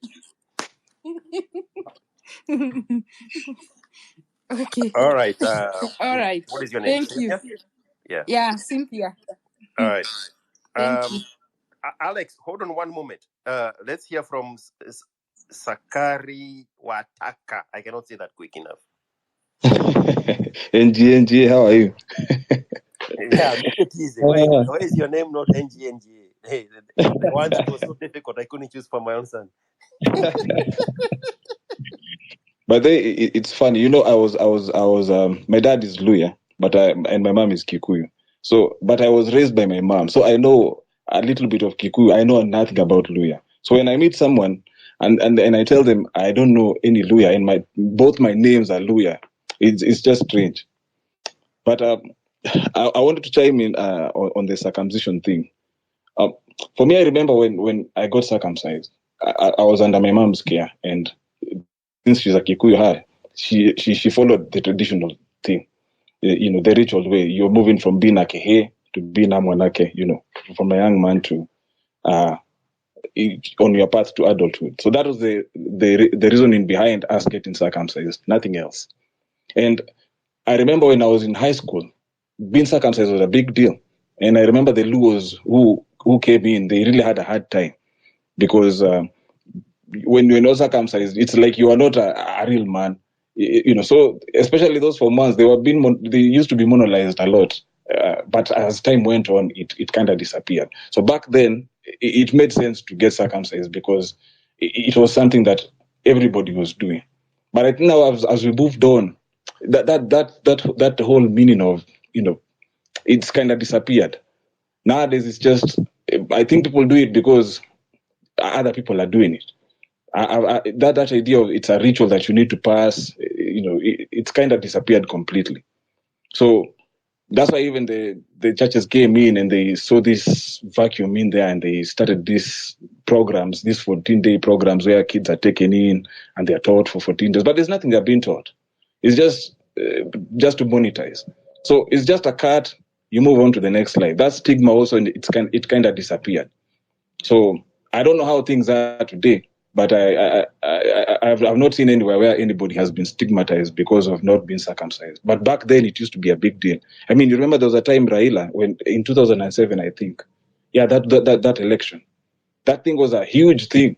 It was a big deal in the campaigns. In fact, that was one of the things the guys were on Kibaki's team were saying, that this guy is uncircumcised. So how can he come and lead the Kikuyus? How can this Kehe come here and lead the Kikuyus? And I remember after the elections, when he became prime minister, all of a sudden Raila came out and he was telling people, the Luos, that they should go get circumcised. And at that time, they were using this excuse of that it is going to help, you know, reduce the chances of contracting HIV, because at that time the HIV cases in Nyanza were very high. So Raila came in, took advantage of that, and was telling the Luos, you know, you need to be circumcised. So that time, a lot of Luo men went and got circumcised. But then they were getting circumcised so that they can now come back and continue having the sex. Because now to them they understood when they get circumcised, the chances of reducing HIV will reduce. So it was like a license for them now to continue doing it dry fry, so to speak. So circumcision has metamorphosized over through time. So today, like Andrew is saying, maybe now he looked at it and said, what's the benefit of this? Because like back then, there was nothing to it. You just got cut, that was it. There was nothing being taught, like Alex is saying. So I wanted to ask Alex on that note. Alex, when you went through that ritual yourself, the way you're saying your uncles called you, they spoke to you, and you were taught all these things, was it beneficial to you?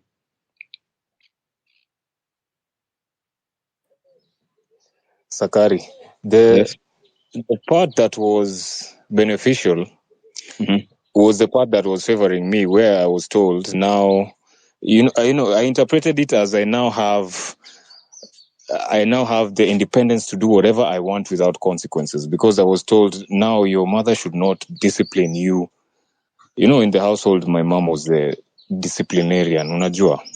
She was the one who would beat you if you went astray. So Now I'm being told now you're a man, you make decisions, and you won't be disciplined. So that was the main thing for me. That was the main lesson. That was the main. Also, it was beneficial to you. At that point in time, in an adolescent boy's mind, it was beneficial to me, yes. But if I think about it, by that time, by that age, already my mother was not disciplining me the way she would when I was younger. So it was really being, it was just kuchochwa, unajua. But I was not raised in the village. I was raised in Zimmerman. I didn't have such a strong attachment to the traditions in the sense this thing was a huge thing I was looking forward to. It was something mysterious to me. I just knew at some point the tip of my dick is gonna, okay, not the tip, the tip of the sheath of my dick is gonna be cut off. The foreskin. And it's going to be a whole celebration. So that's all I knew in as far as that was concerned. Now, the teachings were not past, were not, most I can't remember, to be honest, most I can't remember. Okay. Maybe being told about how to speak like a man, or how to, no, you shouldn't do such things like household chores, which I wasn't doing anyway, other than the things I needed to do for myself. So maybe you're told, okay, vitu kama kupika chai ama kupanguza chini, those are not things a man should do. But the other lessons I can't remember. I honestly can't remember. The pain I was having, and especially because I was told after the circumcision, the doctor was saying, be careful not to get an erection. You know, the stitches might fly off. But try as I might, that was the only thing that was happening. I was getting hard every 10 minutes. So the pain is what I remember properly. And piss flying all over when I was trying to piss. But the lessons, not really. So, if you hadn't had what Andrew said today, would you have thought of not circumcising your son? Yes, I would have. It is something I considered, because I remember one time talking with my sister, and she was telling me how this is mutilation. That's how she put it. She asked me, "Are you going to circumcise your son?" I told her yes. She said, "That's mutilation. In fact, you're going against his rights. It's just that he's too young to know." So anyway, she said that, and at the time, I had already been thinking along those lines. I had been thinking, do I really need to do this? Because in my mind, in my feeling, in my man's mind, I was thinking, apana. This is something that I am going by what I was shown. It is not my own original plan, own original thought. This is something it is being enforced on me in a manner. You understand? It's something that the fact that I could go that route is something that has been influenced or imposed upon my way of thinking by older generations. So I was conflicted. I had two minds on the matter. So, have you spoken to your dad about it? Like, now, if he's the one who's really pushing this idea, have you told him, "Hey, listen, I don't think this is something I would want to do for my son"? We've spoken about it, but because the time is not yet there hasn't been any urgent discussion on the matter. It's because it was part of the earlier discussion on the space that I decided I need to hear fellow men's ideas, beliefs, ways of thought on this matter, because in 2 years or so is when my son will be the age I was when I was circumcised. You know, the reason why I'm asking whether it was beneficial for you is because, like for me, it was just that. You know, you were cut. That was it. There was nothing else attached to it. It was just removing from the structure. to this section? The part I found beneficial and the part I enjoyed and I liked is because I did it with two cousins, one from my dad's side, one from my mom's side. And at the same time, there are some guys who I grew up with in Zimmerman who had also been circumcised, but they were in a different location, in a different house. So that bonding and that the shared experience, that I valued. Well, what I wanted to tell you was, I think this is something that it all comes down to you, what you think. That's why I was asking you whether it was beneficial for you, whether it was something that was driven to you, or did you see any need for it to happen, and whether you are having second thoughts because of what you said you had Andrew say, but now you've also mentioned that your sister said it also. Yeah, she said it. However, this is a man's thing. This is a man's decision. And that's why I was asking whether you've spoken to your dad, because now, if your dad has been thinking about this for some time, and you yourself, you're having second thoughts about it. Now, when that conversation reaches the point when the child is about to be circumcised, and now that's when you have that conversation, don't you think that would be too late? It won't be too late because you now the time has come. Your dad has come to you and is telling you, "Hey, when are we doing this thing?" Then now you start telling him, "Oh, I've been having second thoughts." Don't you think that it won't be too late? It would be too late in the sense I don't need him to be comfortable with my decision. I don't need to prepare him in advance and tell him, listen, I'm having second thoughts. Apana, when the time comes and he tells me, listen, okay, bring that son, my namesake, I'm going to be the one to guide him through this. I'll tell him, this is what I've decided. So I don't need to prepare him or his mind or his way of thinking or his planning. That will be for him to deal with. Whether I've decided to go that way or not, it will be for him to deal with. So so you don't care what he thinks? Okay, fair enough. No problem. If you it has to be my son first. It has to be what will be best for my son. The reason why I'm asking is because he has this notion that is going to happen, right? And there's nothing to indicate that that's not going to happen. Right? You see, for him and that generation, there are things that were not questioned, so they don't even need bringing up. You understand? Like when I was being circumcised, this was something that I had no input, no say in the matter. The only time I was given a sort of choice is when my grandfather, the one I'm named after, when he told me, listen, I want to take you, you do it old school style. We go in the morning, you're dipped in the river, you get numb, we chop it off, and then whatever follows. Or you do this method, this other way that your parents want, or rather your mother is favoring, not really your parents. My dad was on the fence. So that was the only point I had a choice, per se. But the event itself, everything surrounding it, that was beyond my control. Absolutely 100%.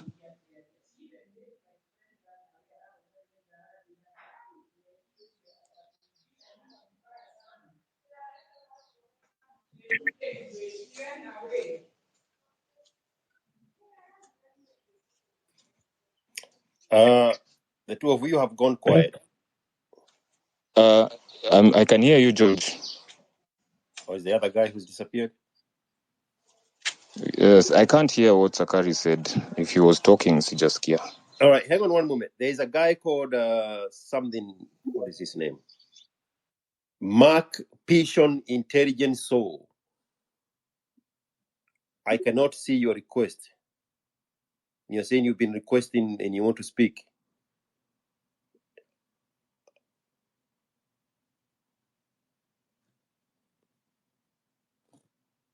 Do you know how to use this thing?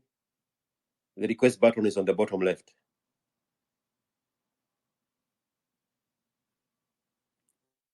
Let's go to Mose Moshemi. Hi guys. I hope you can hear me. I'm on the road. So now, let me jump into the circumcision thing. For me, when it happened, I remember I went when I was in class 6, and my brother and my cousin were also going. I just finished class 8 as is tradition. And I remember the most important thing, because we went and got, we were kept away for about 2 weeks. We could not see my mom. And it was just teachings, this, that. And the what I really remember is that my dad and now the guy who took us, we call him Papa Monini.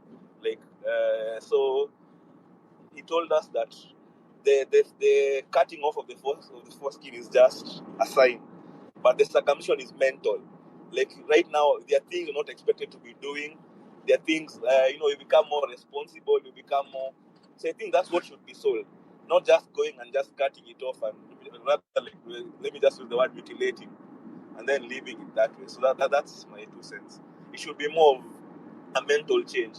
Like now you're transitioning, you need to be more responsible. Let's say you need to do your own laundry, just clean after yourself. You're given a bit of confidence, even taught how to approach ladies, such things. So yeah.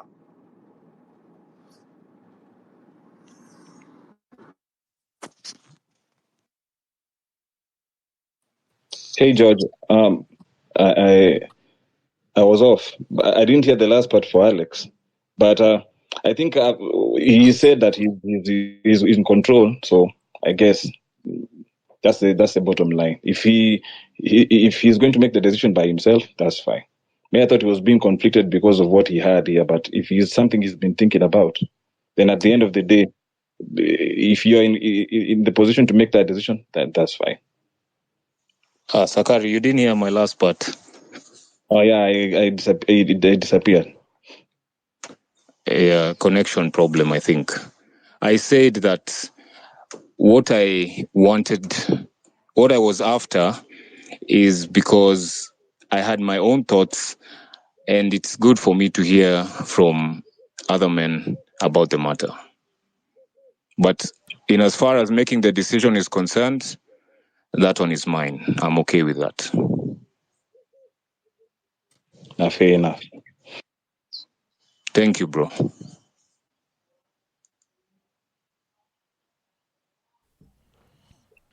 Man, I keep hearing such discussions, and I'm like, man, that is interesting. That what else have I been following blindly? You guys. By the way, Kibis, just to interject there, I've heard this phrase before, that tradition is peer pressure from dead relatives. Have you ever heard that? No, I'm hearing it from you for the first time. It doesn't make sense, bro. That's some crazy shit. That you're following a tradition that you've never asked yourself, why? Why am I doing this? Why? The time I heard that phrase, I was told by someone, I took offense. And then later I asked myself, why am I even taking offense? So I've proved the point. And you hear these guys telling you, us as black people, or us as Kenyans, us as Kikuyus, where? You do what is good for you, me, I'll do what is good for me. That's simple. Let's keep it real. You decide what your culture looks like in your own eyes. You decide, this is me who's creating a whole new tradition. Because, George, you are right when you said 100 years from now, guys will be looking at us like, oh my God, remember the men of old. Men of old. We were not men of old when we're discussing this shit. History is whoever the historian says it is. Whoever is giving the story is one who decides how that history was. Bro, 100 years from now, there'll have been 100 million people who died from the pandemic. And 99% of those people were in Africa. Oh, it was so bad and they died. Look at that. Very interesting. All right. Mose, are you there?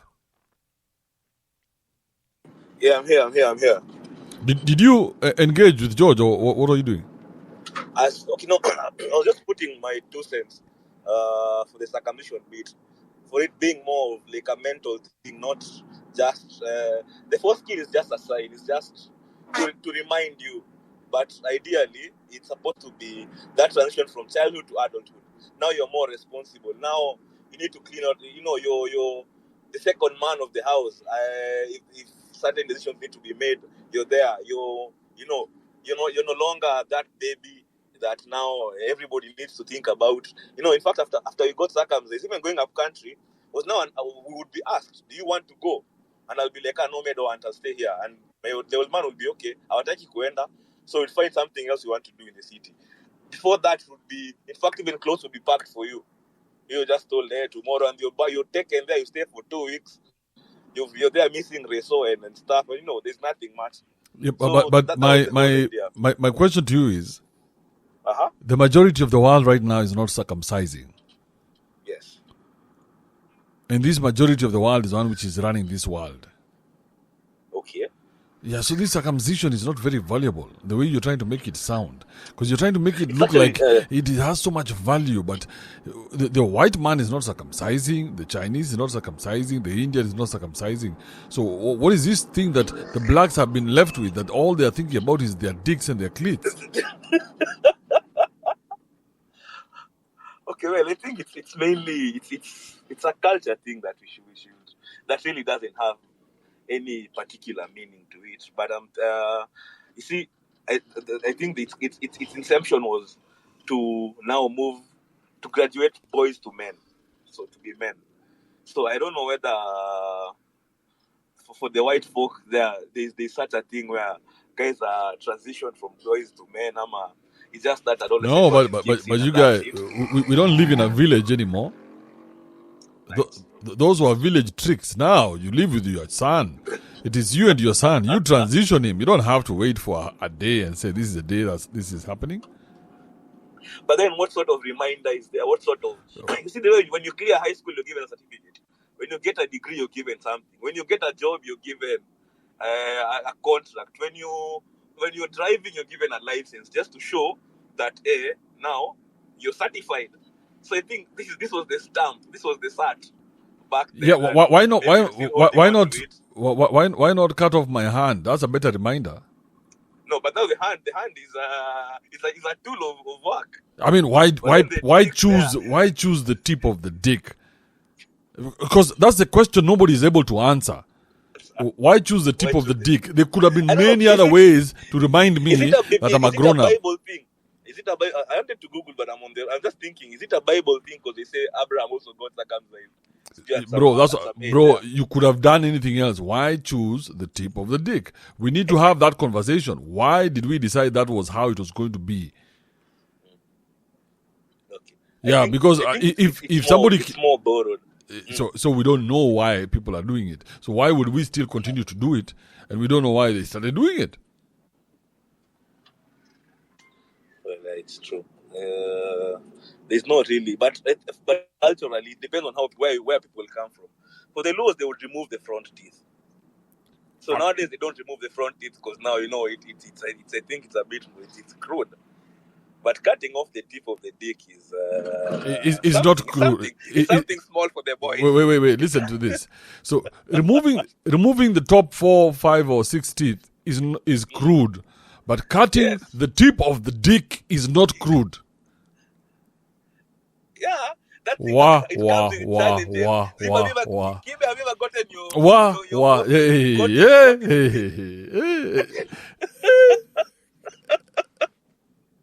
At the what? I can get false teeth, bro. You can get false I can never ever recover the tip of my dick. What the fuck you saying, bro? Cutting off the tip of the dick is not weird, but removing 4 teeth is? As in even image-wise, man. The dick is not... It's not selling anything. It's always hidden there. Now, but why tamper with it? I cannot say... Let me ask you. These guys, these human beings who've been unable to cure cancer have advanced technologically to a point where they have decided the tip of the dick is not important. The person who's creating this body has made a mistake with the tip of the dick. Yes. And we're going to get rid of it just to help them survive longer. Okay, I think I agree. We're just holding on to it. It's the same. You mentioned that like things like burials. Nowadays, the moment I'm dead, I'm dead. Whatever you do with my body, really, does not have any further significance. So I feel like maybe we're holding on to something. When I get a son, I don't know whether I'll circumcise him or not. I think the old man would be very proud to like follow up and make sure maybe things are done because it's traditional. But I don't. I see it for me. I just see it as a certificate, just something to show, something that is not is a reminder, a constant reminder. Problem is, I went through this. Problem is, you have somebody to show. That's why you're even talking about your dad. So all these things that you're doing, you'll be doing for other people. You'll never do for you. So your son is going to be a slave to his grandpa through you. Well, if there's something else that can show that is more. Why do you need to scar someone so they can remember about something? It means that thing is not valuable enough for them to just remember it as is.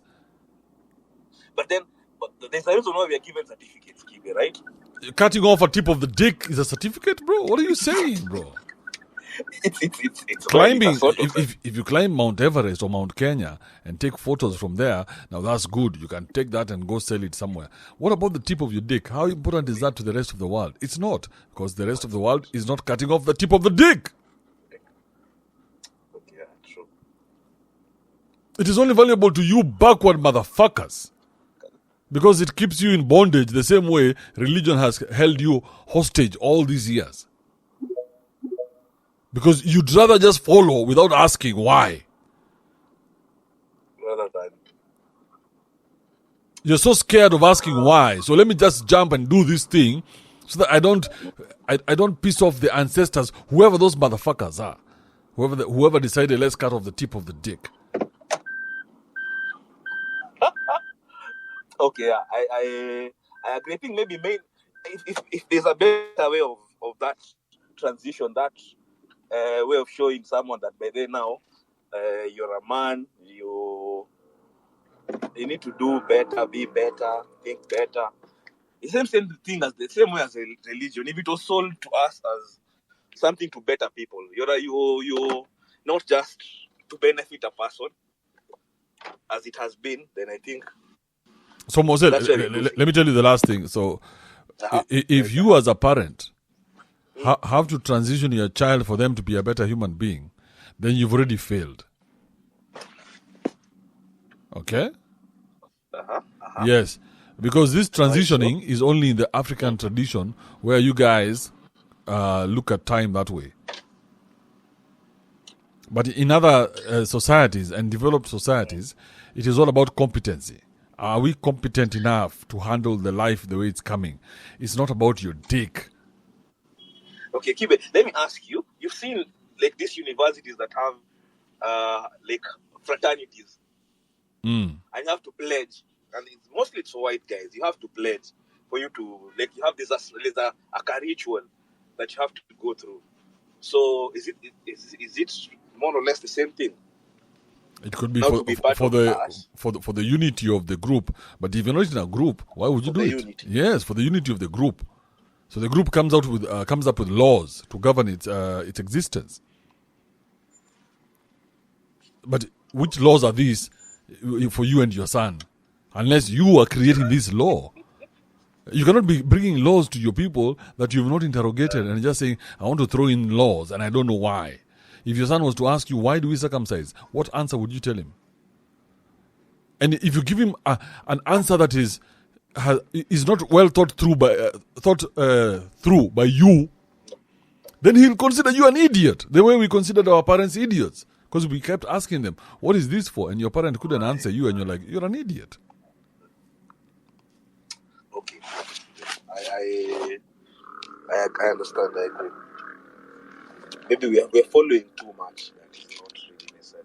Because when you asked, but why, there's no really, you cannot put a finger to it. So. Yeah, because now they cannot lie to us and tell us it's because of health reasons. No, it's not. There's no science that proves that. George actually had mentioned, the lady, I think Cynthia, George was asking her whether she is circumcised, and she said no. And then he told her, why are you into so much into culture? Because you cannot, and yet you're not doing that.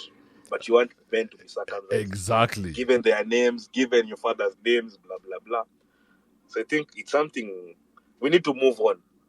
Yeah, because people are using this culture to keep everyone else in bondage.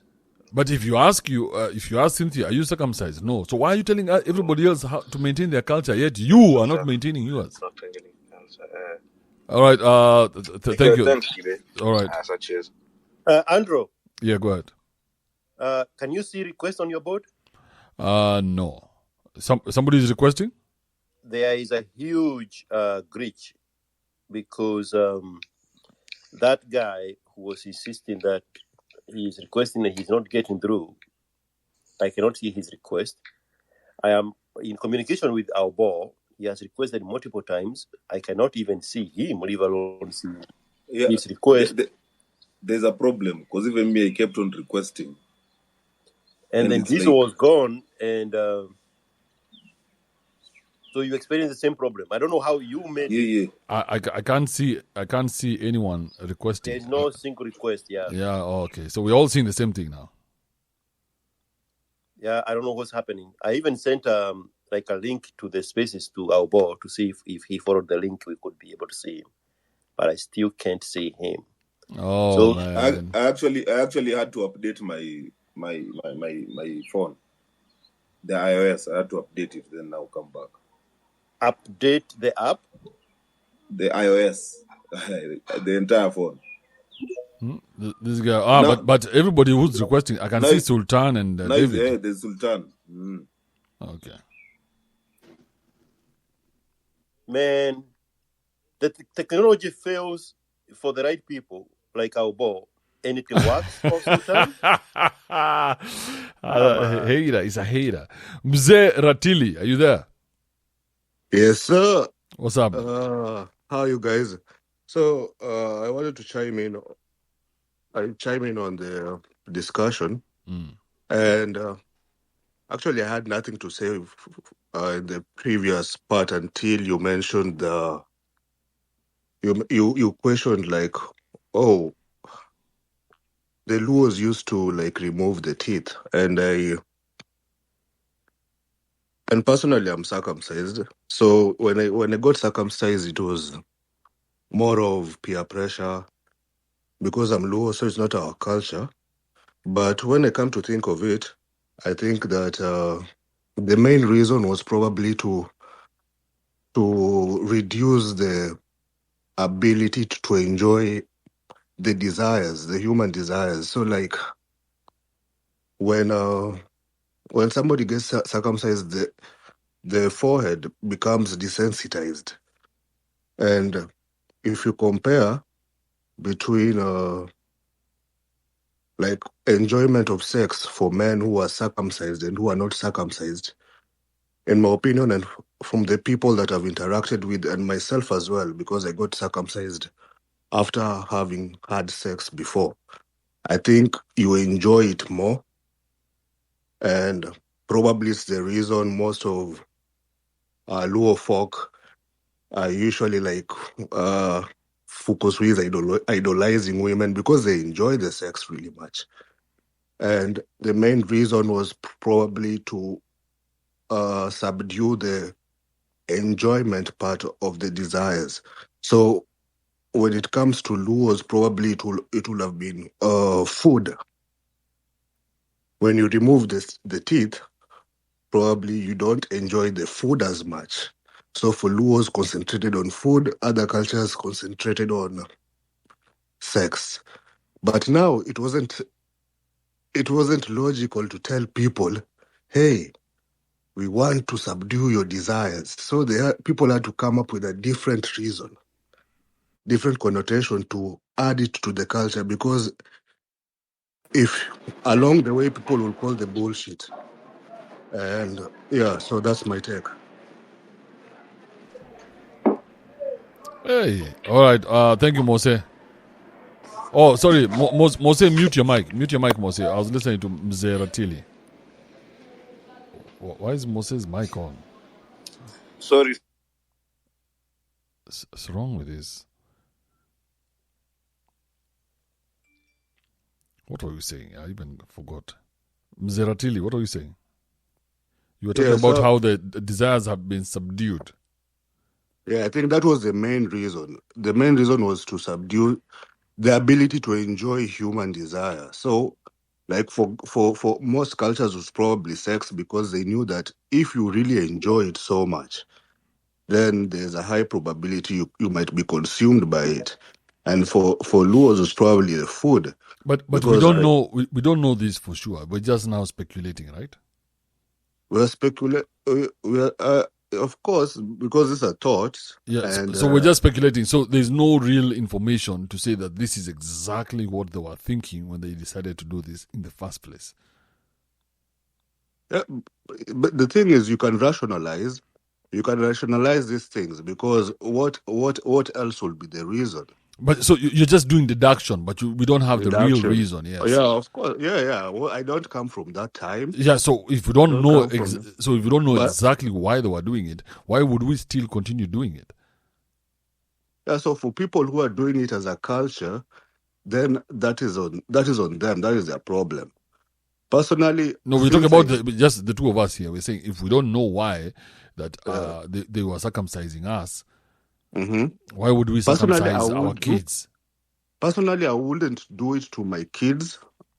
I will do it when they are like they get to an age like I did it when I was around 17, 18, so that it becomes a choice for them. You just educate somebody that this is an option, because personally at that point I used to find those So me, those two my white things. my Those argument. yeah. Before you tell me about the hygiene of your dick, my argument here is this: I'm Yeah. removing that as a choice because I don't see any real benefit to having that. So I'm removing it from the list, from the menu. So we're not discussing. Yes, we're not discussing about circumcision. So if I put it as a choice, then now I've put that shit in your head, and now you have to be walking around wondering, should I get circumcised or not? Because of my dad said so. Because my dad said it's a choice. So my dad has introduced it as one of the possible choices. No. There's enough. We're not doing it. I mean, there's no discussion. Why? Well, that's fair enough, but the thing is, if you don't introduce it to him, he will still come by it, and when he asks you, you'll have to explain something. No, bro, that's on him. I'm going to tell him, hey, listen, this is on you. Whatever you want to do with your body, that's on you. You just know that those are that's how you're going to live your life. Okay? That's on you. If I've not taught you well enough by now that you're coming to doubt why I didn't circumcise you, then that's on you. You go get circumcised if you want. Start your own tradition. Yeah. Yeah, why am I holding on to what my son is going to do? It's just that I'm not going to be the one to do that for him. So the choice will actually ultimately be his. I'm like, hey, listen, I could have made the choice for you, but because I'm a good father, I decided to leave the tip of your dick where it is until you decide what to do with it. If there's any discussion like that, but I'm not going to bring it up. I'm not going to ask him, hey, do you have a problem with the tip of your dick? He's going to be like, what do you mean? Like, what other option is there? Yeah, sure. I think I had the benefit of your strategy because personally, nobody told me to do it from my family. Like, oh, go and do this and go. There was no pressure at all. I think the first time I was introduced to the idea, I was a really young kid in class 1, but my mother had passed on later on. So at that time I declined it. I was really afraid of hospitals and needles and stuff. So I just declined the whole idea. And then later on in life, that's when, okay, I went to school in predominant, like in Central. So it's predominantly Kikuyus and others, other people who have the same cultures and stuff like that. And when I got the idea, I said, okay, yeah. You guys, So it was peer pressure, bro, from all those Kikuyus. You yeah, couldn't. that I said. I said before. I said You I couldn't said walk in around those April. Kikuyus without feeling guilty that you're not circumcised. Fuck that. Bro, Yeah, when that's on me. so I don't That's know on if you me. Yeah, experience. I don't know if you experience this, but in high school, yeah. in Form 1, which is ninth grade, Mm-hmm. if a boy came uncircumcised, it was hell for him. And in my year, when we joined Form 1, Yeah. there were two boys that were not circumcised. Mm-hmm. One of them got circumcised in the first break, which was in April, and came back in May circumcised. And the other Right. boy held it up all the way for the whole year. But that boy lived hell in a mixed boarding school, uncircumcised. Okay. That boy, that whole year was hell for him. There was no place for an uncircumcised kid in high school. The amount of torture that boys went through if they showed up uncircumcised, it was a no-go zone. If we had midterms, which we didn't, one of the boys would probably have done it over the weekend if we had a break before April. So in April he did it. The other boy probably, and we don't know. We are just kids. We're not thinking further. Probably they had financial situations that limited him, or the mother was a single mother and there was no male in the picture. And those were not the days when the fucking church had taken over the business of circumcising boys. So there was only one channel. But we didn't know. So that boy went through the most. Personally, I think I was quite fortunate because it wasn't that kind of pressure where people. Okay, we didn't have like communal bathroom stuff like that, so people will not even know. But I think for me, I was just enthusiastic because uh, pe- people had come from those groupings and from the churches, and they were talking about the experiences and stuff like that. And of course, the narrative. There was also a narrative that had been going on, let's say, from the hood and about this circumcision thing, and I just rode the wave, something like that. But for me, I think I was quite fortunate because the school I schooled in was more of multicultural, in as much as it was in Central. Like there's so many other people from different tribes, so it wasn't like a really big deal.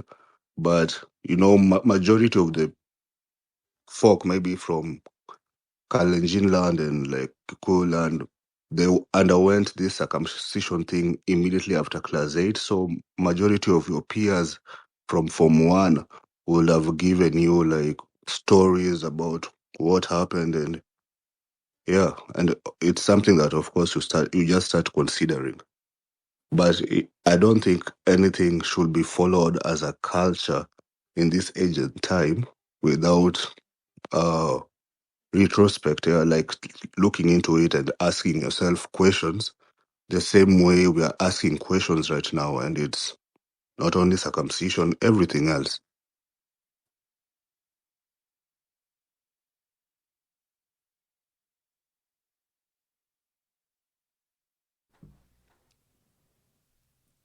All right. Noel, Mr. Massage Parlor, how are you? I'm fine, thank you. I'm fine, thank you. And you, Kibe? I'm easy. Talk to me, man. What's on your mind this Friday? It's open mic Yeah, Fridays. man. Yeah, you've been the question of today, or rather, one of the conversation has gone to why we have been getting circumcised and all that. But I guess the answer for most of us has been peer pressure. Because I'm also one of those guys who did it through peer pressure. Moved from Nairobi, went to Western, and for a long time, they thought I was circumcised and all that. But the moment we got the first break, went back home and did it. So it was peer pressure. So that's it. There was nothing else beyond that. There was nothing beyond it, man, because the guys who people knew were not circumcised were having it rough. You couldn't say anything. So there was the good thing that helped me is the distance between where we were getting the water and where we were bathing. It was quite a distance. So we used to go there at night and just bath in a gang of boys. So that's what really helped me, because I used to bathe at night. The other circumcised boys who thought I was also circumcised, but the moment I got the chance, went and did it.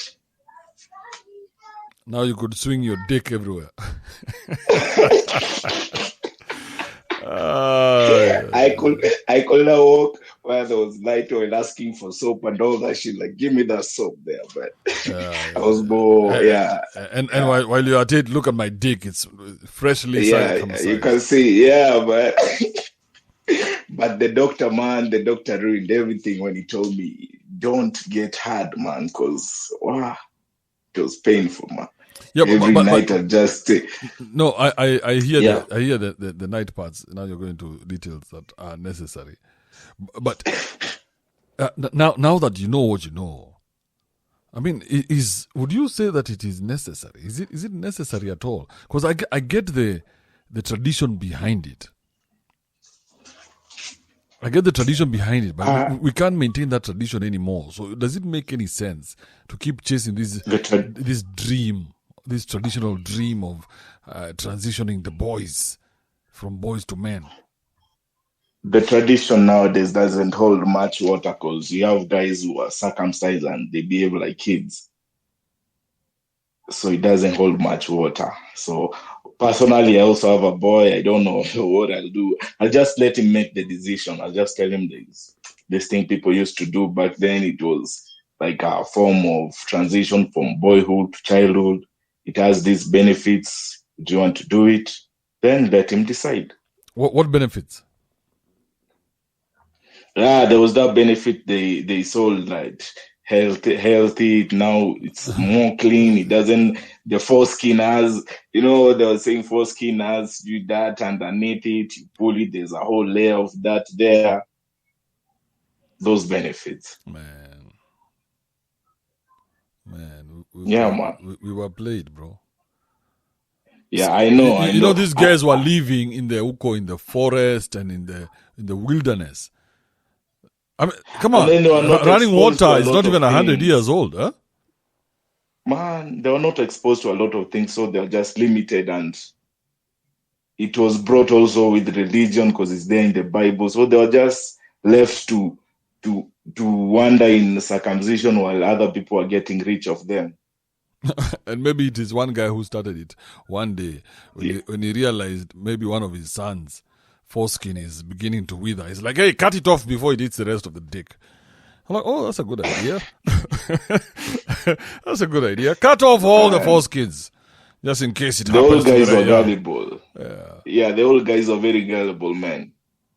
Anything, and you just speak facts to it, they'll follow it. And now we're following the same bullshit. Without questioning. Thank you, and thinking twice. How is the spa doing? Did George send he told us he sent a bitch your way? No, I didn't see that bitch, man. I didn't see that bitch. And even Mukenya is going to SG Panari, where come to Cool Vibes, I tell you, if it's code red or you don't go like where it's raining and shit. Hey, Hey. So George was lying to us here, telling us that he had sent a customer. He said he sent one of his bitches to you. The chick never communicated, or rather, I never, yeah.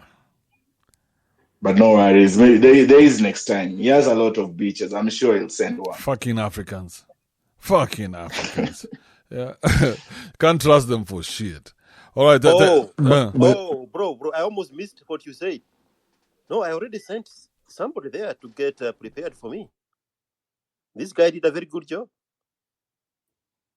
Who that? Why would you want to know that? Oh, sorry. Thank you for the compliment. Fuck you, man. Good Sorry job. for that. Thank you, sir. It's smooth as a baby's bum, bro. Loved it. By the way, I'm curious for you guys in the US. Are there any circumcision hospitals the way we have them in Kenya? Like you have dedicated places for stuff like that? Because everywhere I've traveled to different countries, and I've never seen something like that outside Kenya. Outside Kenya, in particular. That nonsense is only important to the African continent. They have a Maristops. Does Maristop conduct circumcisions? I'm saying on the contrary, instead of getting on the contrary, circumcised, Maristop is an abortion clinic. Well, among other things, they had been stereotyped as an abortion clinic. An abortion clinic, okay. But yeah, you probably missed what I said. Generally, circumcision, if you choose it to be done, it's done after birth, still at the hospital. And I said my son was circumcised on day 2. Out of that is an operation that has to be covered by insurance, and that's a personal choice. Oh, wow. And all these importances and reasons and shit that we have attached to circumcision, none of that exists in the Western world. The Russians don't get circumcised. The Mexicans don't get circumcised. By and large, Americans, the Caucasians don't get circumcised. The Asians are not getting circumcised. And they are smarter than the stupid Kikuyus in central Kenya who call themselves smarter than anybody else. Still clinging to that nonsense. So do it for yourself. Don't do it for the culture. As somebody, here said, traditions is peer pressure from dead people. The worst of the dead people are in Africa, who never came up with the technology to mine the gold and the titanium and the uraniums and all the rare earths that are just under their feet. Other people's ancestors had to come do it, and in the process dominate our countries. Then we go thumping our head that we had ancestors. What kind of ancestors are those? I would have wanted ancestors who created Europe, that made underground tunnels for transportation, who invented trains and invented airplanes and invented super ships and invented all this good life and solid foundation for high educational learning institutions. That's what I would have wanted. But what do I have? Ancestors who ate tobacco with their mouth and blew their fucking noses and wiped with the heels of their legs.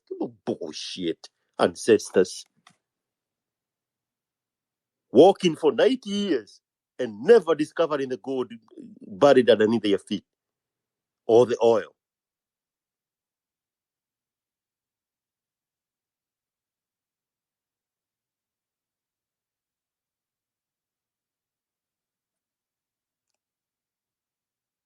The actual fuck. Diesel.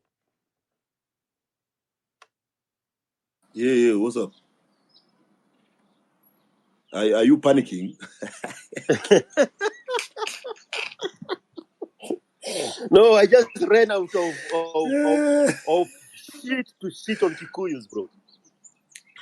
But bro, I also remember I went also to in Central. I was in high school in Central, bro. When there was an argument that mattered, you'll be shut down. You're like, hey, bro, as in, you're not circumcised. What are you telling us?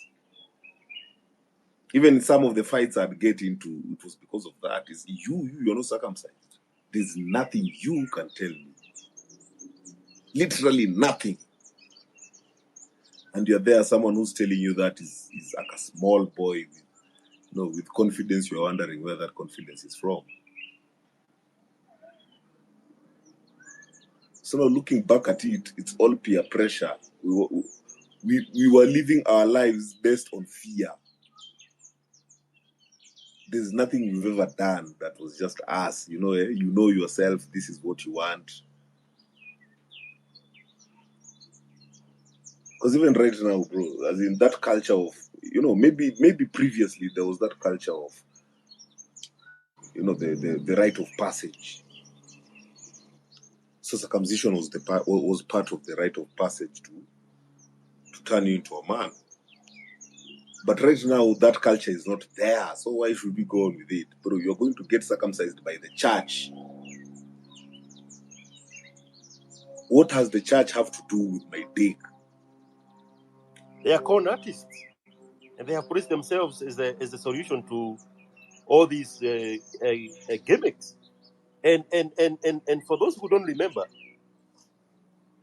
the church found an opening when Mungiki was at their best, and they were roaming the villages of central Kenya, forcing people into circumcision and to the Kikuyu culture. And then the boys that would be circumcised, they would transform them into the sect. So they claimed. So the church, through the conmanship of the Kikuyu pastors, I'm pausing to think if there's anything I can blame Burare on, but he's not a Kikuyu, so get a pass. So they found an opening to commercialize circumcision. And they said, we can shield your young boys from the influence of the Mungikis if you give them to us to put them in this enclosed, secure place for 3 weeks and get them circumcised there, using the modern technology and the doctors. That's just going to cost you 15,000. It was infiltration of the comradeship of the Kikuyu churches. That's all that happened. There was no enlightenment that these need to be done through the church. No. They saw a problem, they pounced on it, and they provided a solution. A problem that wasn't a problem. They actually created a problem and gave you a solution to that problem. They amplified the problem to their own benefit. The same way, inoculation against COVID was amplified all over the world, even in sub-Saharan Africa where there was no COVID, for a common purpose. My focus is on that problem. There was no problem. The circumcision wasn't even an issue. They made it a problem by bringing up all those health factors, CGO, and all, But previously, it wasn't an issue. The Luos were doing their thing, they were doing it. The Bantus were doing it, they were doing it. We were living with Kisis. We were bordering with Kisis and Kales, and we didn't have an issue of you people are circumcised and you people are not circumcised. And the lawyers. And the lawyers. With their rich culture around circumcision. But we were not having a problem with them. The problem was actually monetized on Luos and Kikuyus. It's like Kikuyus are the only people who've been practicing the circumcision in this country.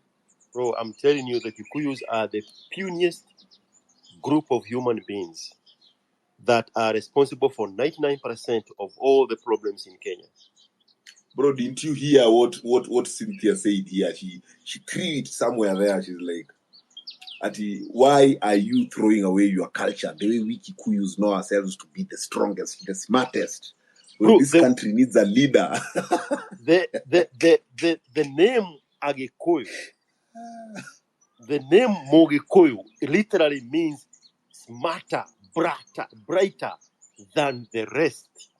And when they say the rest, they have this dirty word of these other tribes, Doreri. And they bring up these young men believing they are better off than any other tribe. And then these stupid kids go out there in the real world and they find the doctor is a Luo. The pilot is a Kisii. The engineer is from the coast. The guy with the money in the business world is Somali. And they are useless. Giga invested alcohol-ridden motherfuckers.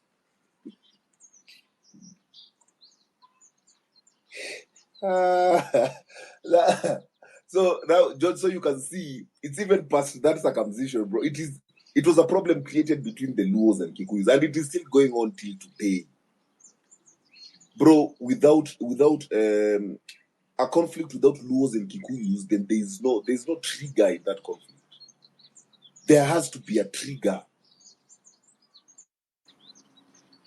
So all these other things, just it's just, I'd say, symptoms. You're taking a side that favors you to beat up the other person. And you see the danger of these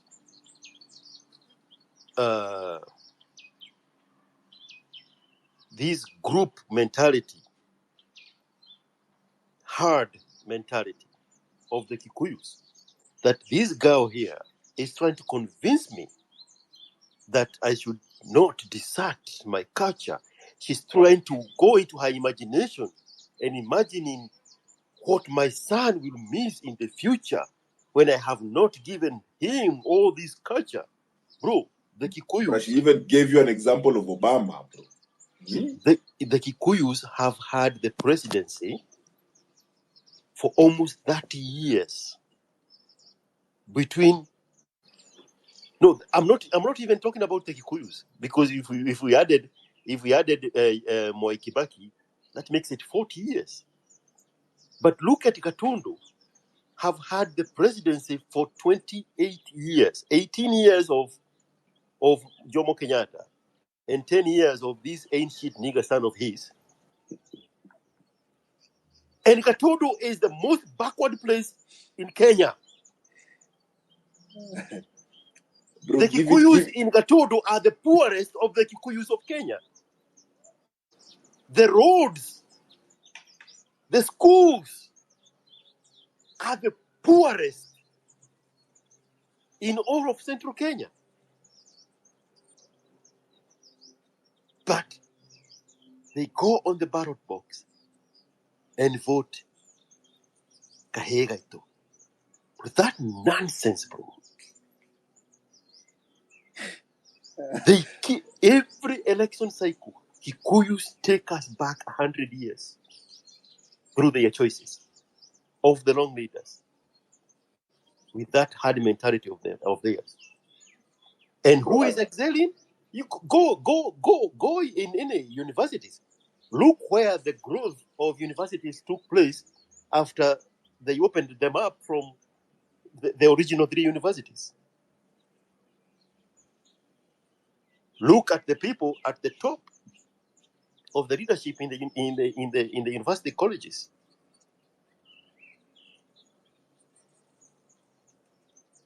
Kikuyus are a diminished breed. The smartest people are everywhere else except the Kikuyu. Kikuyus are only good for destroying. They're only good for stealing and corruption and killing each other. But when the boys are growing up, even in those coaching moments after circumcision, they are being popped in their head that they are better than anybody else, especially the Luos.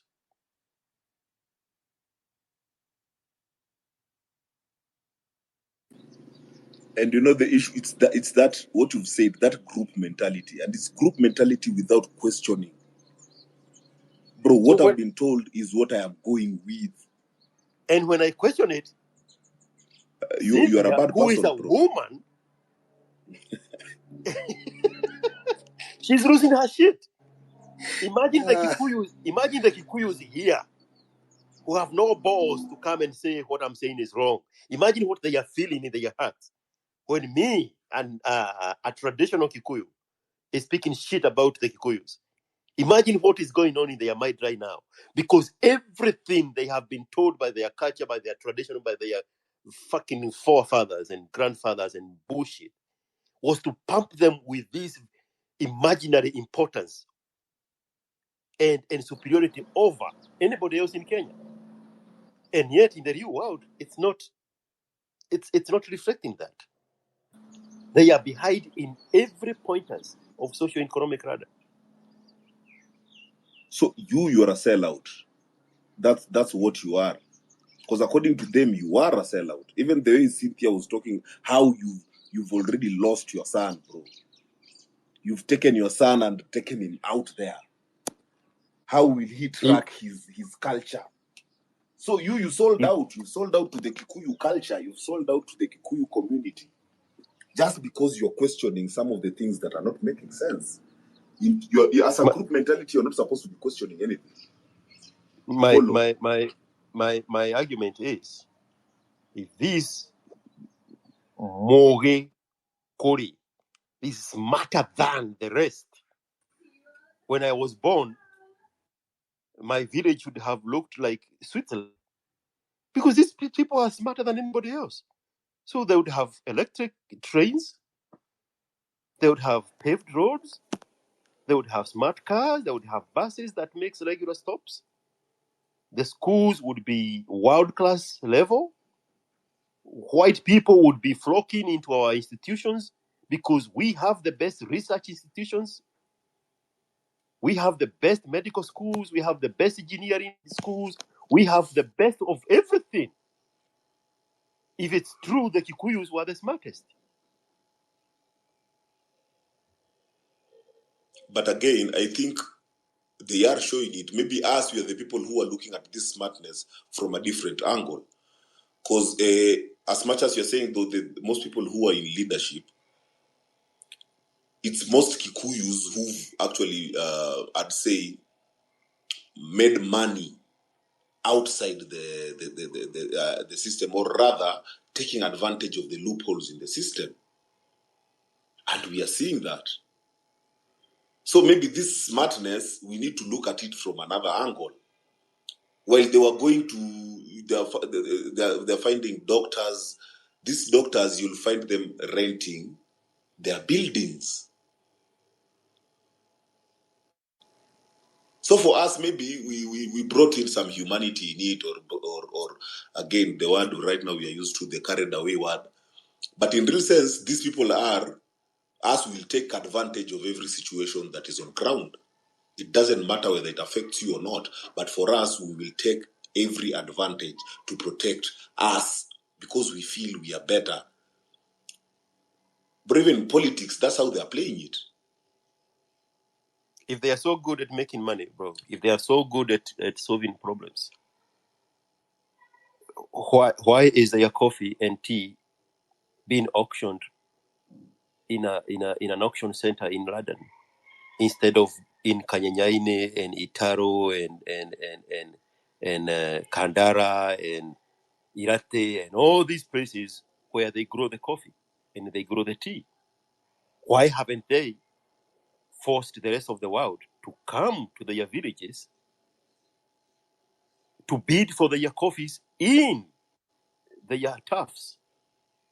But again, that's a problem from your side. For them doing that, that's who they are. These people adapt with every condition. We elected the first president of Kenya, who for the longest time, according to the books, he was a freedom fighter. But now when you go back, you realize this guy was an actor. So these problems, it's you people who see them as a problem. But for them, for those who are winning, it's not a problem for them. Bro, if I can auction my estate here and it will favor me, then fuck whoever is being affected by that estate.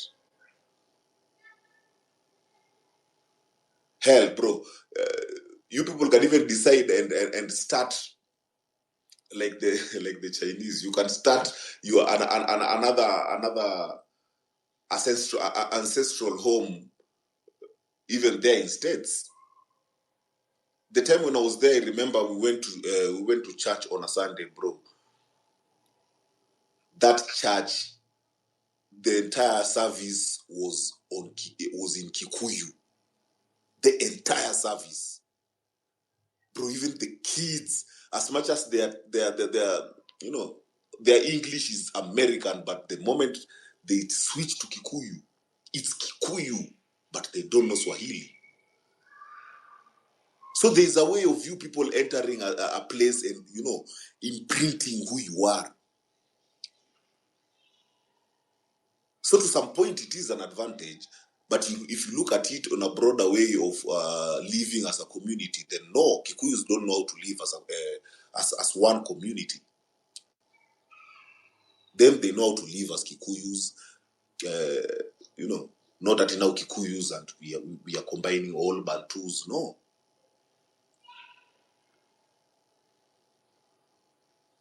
So there's no problem for such a mentality. It's you people trying to know to make them be like others. Because now that we know, we all know, they feel they're better than others. Let them progress the way they know how. Then the others progress. Even the longest war has always been Luos and Kalenjins. Now that's the ground war, bro, because of boundaries. Then there was Luos and Kisis.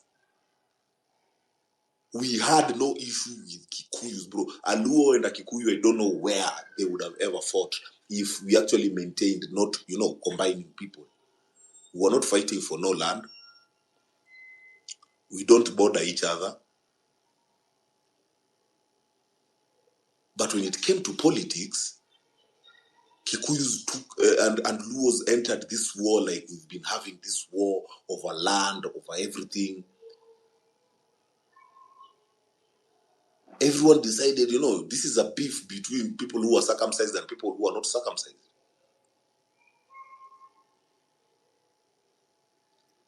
But do you know why that political war came up?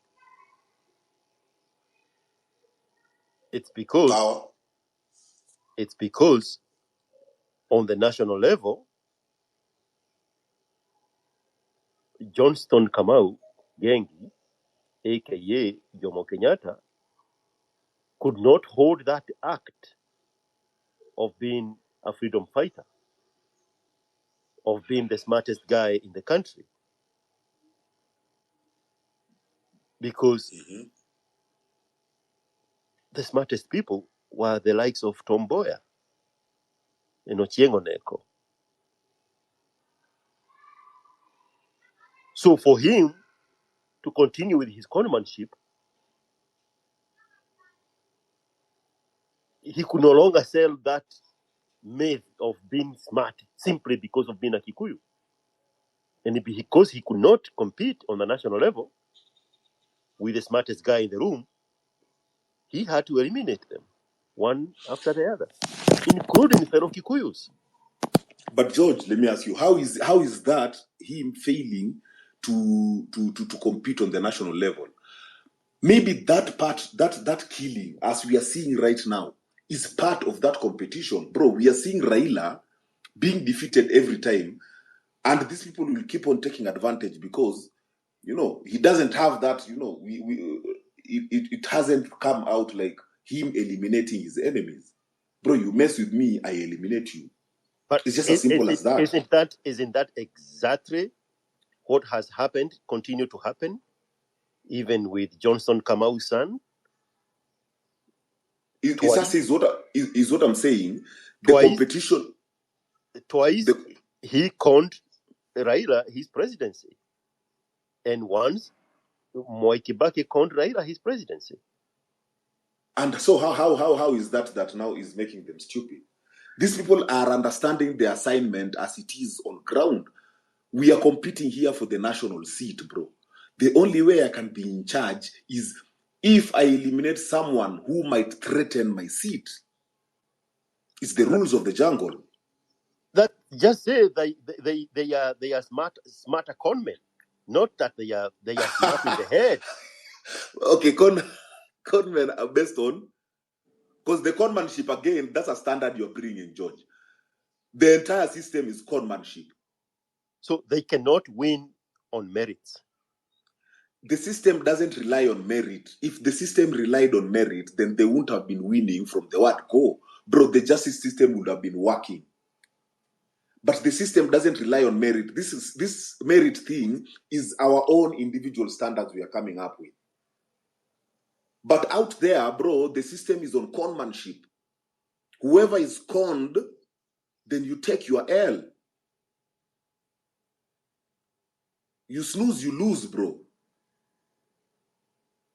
So then what that is saying is the best Kikuyus can produce is conmen from national level to individual levels in the villages. Again, no, I'd say a combination of a Luo and a Kikuyu can give a perfect leader. But Now, a Kikuyu is an inferior human being. He cannot allow himself to be discovered of his inferiority when matched with a Luo. And because he knows that, he applies his conmanship and or eliminate this guy who have great potential. That's the only way the Kikuyu have survived. They have not survived because they are intelligent. So they have look not at it survived this way, because they are blessed, as Cynthia would want us to believe, the chosen ones of God, the chosen ones of the devil, yes. We are the black Israelites.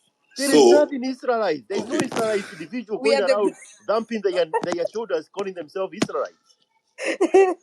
So Cynthia, you mute your mic, George. So look at it this way. Look at the mafias. On the mafia, you have the brain and you have the muscle, the right man. So in this case, you can't say the right man is inferior just because you are using the brain as the standard of talking about superior and inferior. Bro, throughout the generation, we've seen men using their muscles in building, and clearly it's women who've been using their brains, because once we've built, the women take over. So maybe we've been looking at it from a different, from everyone has been looking at it from their own preferred position. So you, if you're a brainy person, then to you, someone who uses their muscles are inferior. You, But if you're say the mafias in Europe or Asia, or Asia, including Russia, which is also in Asia, they are both muscle and brain, right? He has to have a right man who's now the muscle. So most of the bosses are always the brains. Now imagine Kikuyus. So now in this case, it would be the bosses would be the Luos, and then the muscles will be the Kikuyus. No, but a Kikuyu cannot work with anybody else because he's a con man. Oh, I get you. Oh, there I get you. And the Kikuyus are not smart. And I want to take you back to you saying the mafias are both brain and power. The Kikuyus lack the brain because tell me how you can be smart and when you build your own house for business, you should charge yourself that your own building collapses. Your own building sinks. I mean, bro, it's money right now. As in, what is this? You Again, are George, own remember. building. You are building your own building. And you are not charging yourself to a point that your own building collapses. Your own building. You Your see, tena ya George. serikali. Diesel, let me unmute. Diesel, let me answer George. It is, don't forget the greed that has entered people with this generation. Can you remember when Kikuyus first started constructing houses? No house used to fall, true or false. But now, with the current generation that is full of greed, divisiveness, jealousy, the Kikuyu has group, we have been divided so much, we are against each other so much. And that is where I was bringing you to Kissinger, trying to penetrate through us so that he can divide us. This has nothing to do with rule. Western influence. Kikuyus are a defective being. The only way to improve upon the Kikuyus is to intermarry them with other tribes so that they can get the good qualities of the other tribes, as Diesel is trying to imply by business partnership. It would be much better if they did it by blood. That is but where the Kikuyus are a diminished motherfuckers. Yeah, it is. That one I cannot refuse, because slowly by slowly we are going to be extinct. But I'm trying to make you recognize the kind of power we used to have. Until now, they realize how much power we have and came in to divide us so that our power may diminish. Tell me, look at the Kikuyu person. He's all over the world. Who He divided survives you? everywhere. He can Who survive. divided? Who is this who divided? I just read you there was so much power with the Kikuyu person, such So that the point is this, right? If somebody is getting in your head and diminishing your potential, the problem is not the person succeeding in diminishing your potential. You are the problem. You, the Black American, you are indigenous Kikuyus in central Kenya who are infiltrated by the white man, and they diminished their culture and their tradition and deserted everything they knew, as they want us to believe, and followed this other way. The problem is not the white man. The problem is not the white man that the Black Americans want us to believe that they flooded the neighborhoods with drugs. You picked up the drugs and put them in your mouth. You are the weak one. You should be eliminated from the ecosystem of the gene pool, along with the Kikuyus. I'm telling you, and I keep saying this as if it's a joke. If we barred Kikuyu from voting for 2 election cycles, 10 years, no Kikuyu vote anywhere, they do not get to for 10 years, we would eliminate 99% of Kenya's problems. Kikuyus are the ones who gives us bad leaders. That one definitely I cannot refute.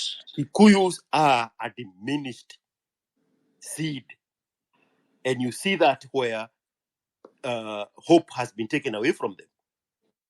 Like in Katondo and Kiambu generally. Yeah. And even the success of the Mungikis in the rest of central Kenya. But don't forget our tea and coffee was finished during Moi era. Because he knew where you to are tackle speaking like a Black American, just grasping at straws and as an excuse as why you have failed. If you are looking for a reason to fail, you will never run out of excuses. So now you are in tea and coffee, and yet your highlights are the ones that the white people came all the way across the ocean, build a railway so that they can access those highlands. But for 100 years, you have not found a new formula to force the rest of the world to come to your highlands to buy the tea, coffee directly from there. And also add avocados and macadamias and all these horticultural produces that come from the highlands. You have not done a thing to improve upon yourselves in your fucking highlands. They are crying at the government, imaginary government, that the produces are rotting in Kipipiri, Nyandarua, Nyahururu area because of the poor roads. The same motherfuckers that have been in power for 40 years have not fixed their roads to their own selfish interest so that their produce can get out of the farm to the cities. These superior human beings, have not figured that out.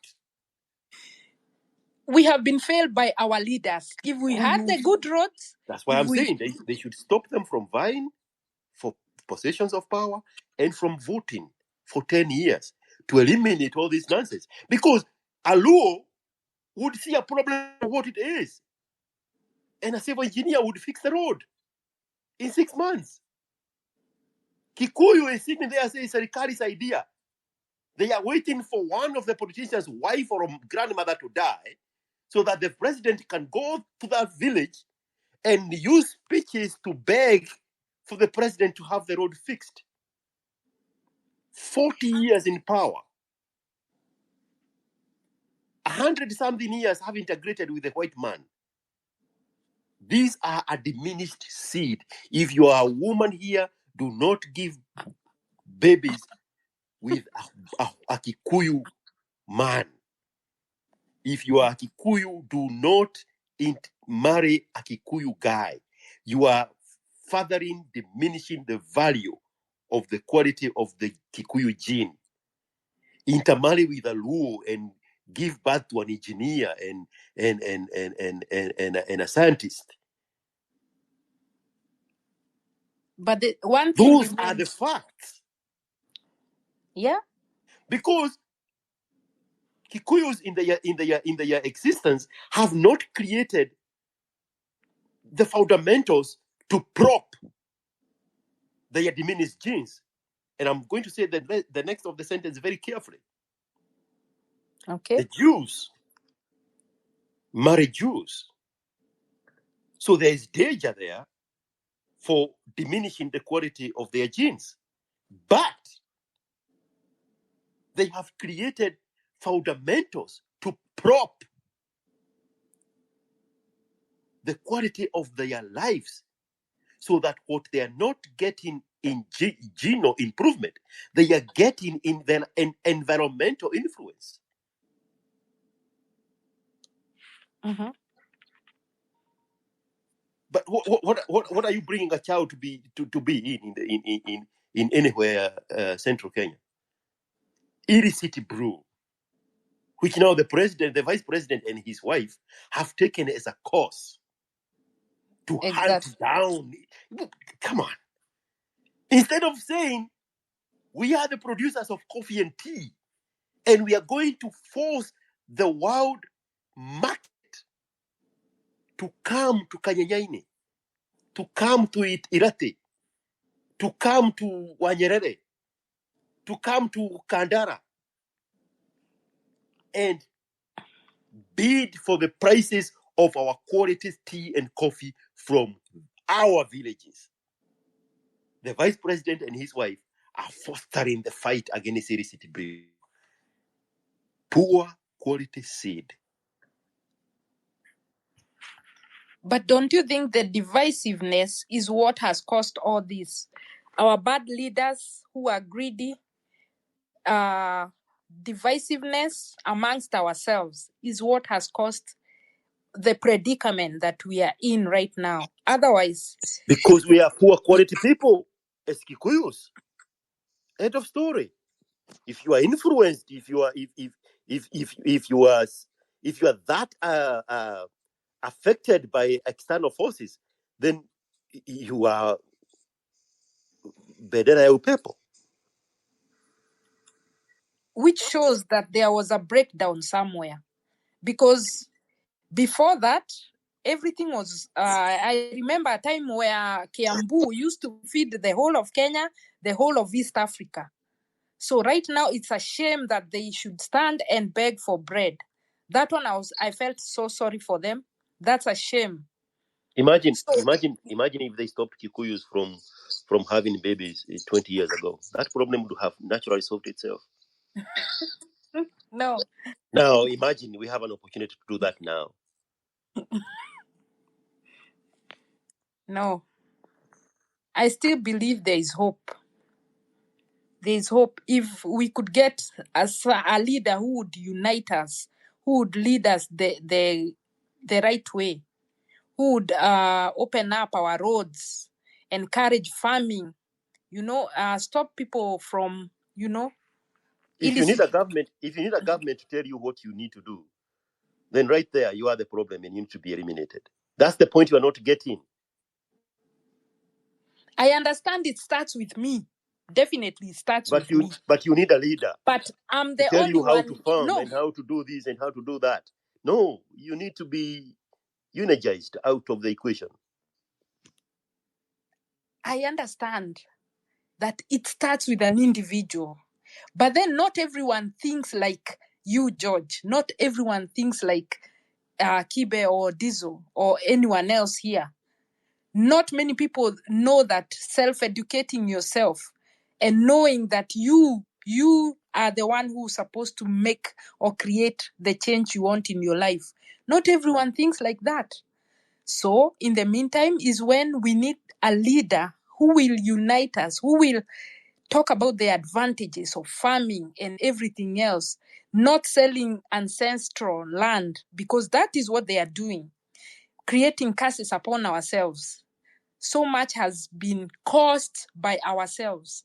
So if we want healing, we have to start by, having good leaders, people who will show them the right way so that we can heal ourselves.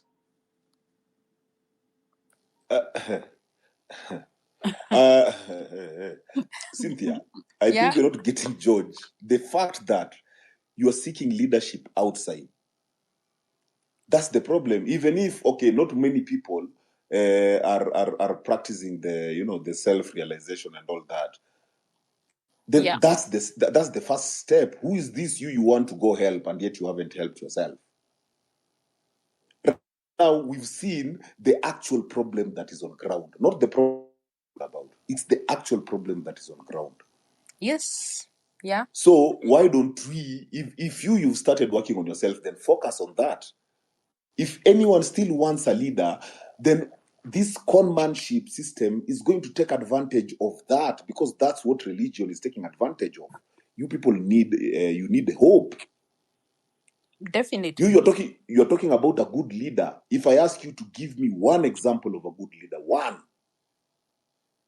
Of course, there is none. Unless I Then point myself, I don't which is this trust good anyone. leader? Okay, so which is this good leader you keep on talking about? We need a good leader. Maybe what we need is not a leader. What we need is just get in that system, figure out your place in that system. If you are a follower, then go and search for your own leader. So if your leader is a serial killer, maybe that's what you want to follow. Follow that. If your leader is a religious person, then follow that. If you are not a follower, you are independent of your thoughts, then create your own, My own your own bubble. environment. I understand. Yes. I understand that. But Dizo, listen, what even necessarily I'm talking about is someone who can speak to them and show them the importance of agriculture. Why should we speak to you to anyone? Because not everyone thinks like you, Dizo. Not And everyone. okay, I do agree with that. So how is it your problem that not everyone, or were you given a heads up that you're going to be thinking different? No. And Definitely then, so not. bro, it doesn't mean now that you're thinking different, you're supposed to be saving someone. No. Bro, everyone in the position they are in, that's where they're actually supposed to be. Try helping someone from a situation. That person will create a dependency on you. But remember, you're not supposed to feed someone with fish. Show them how to fish. And that's what I'm talking about. Showing them how to fish. Again, That is also just a savior mentality. There is the lake, or there is the ocean. Now in this ocean, you can get fish. Now there is minerals.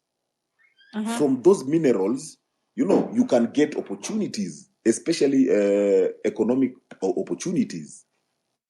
Yes. So now I need to come and show you how to get those minerals out.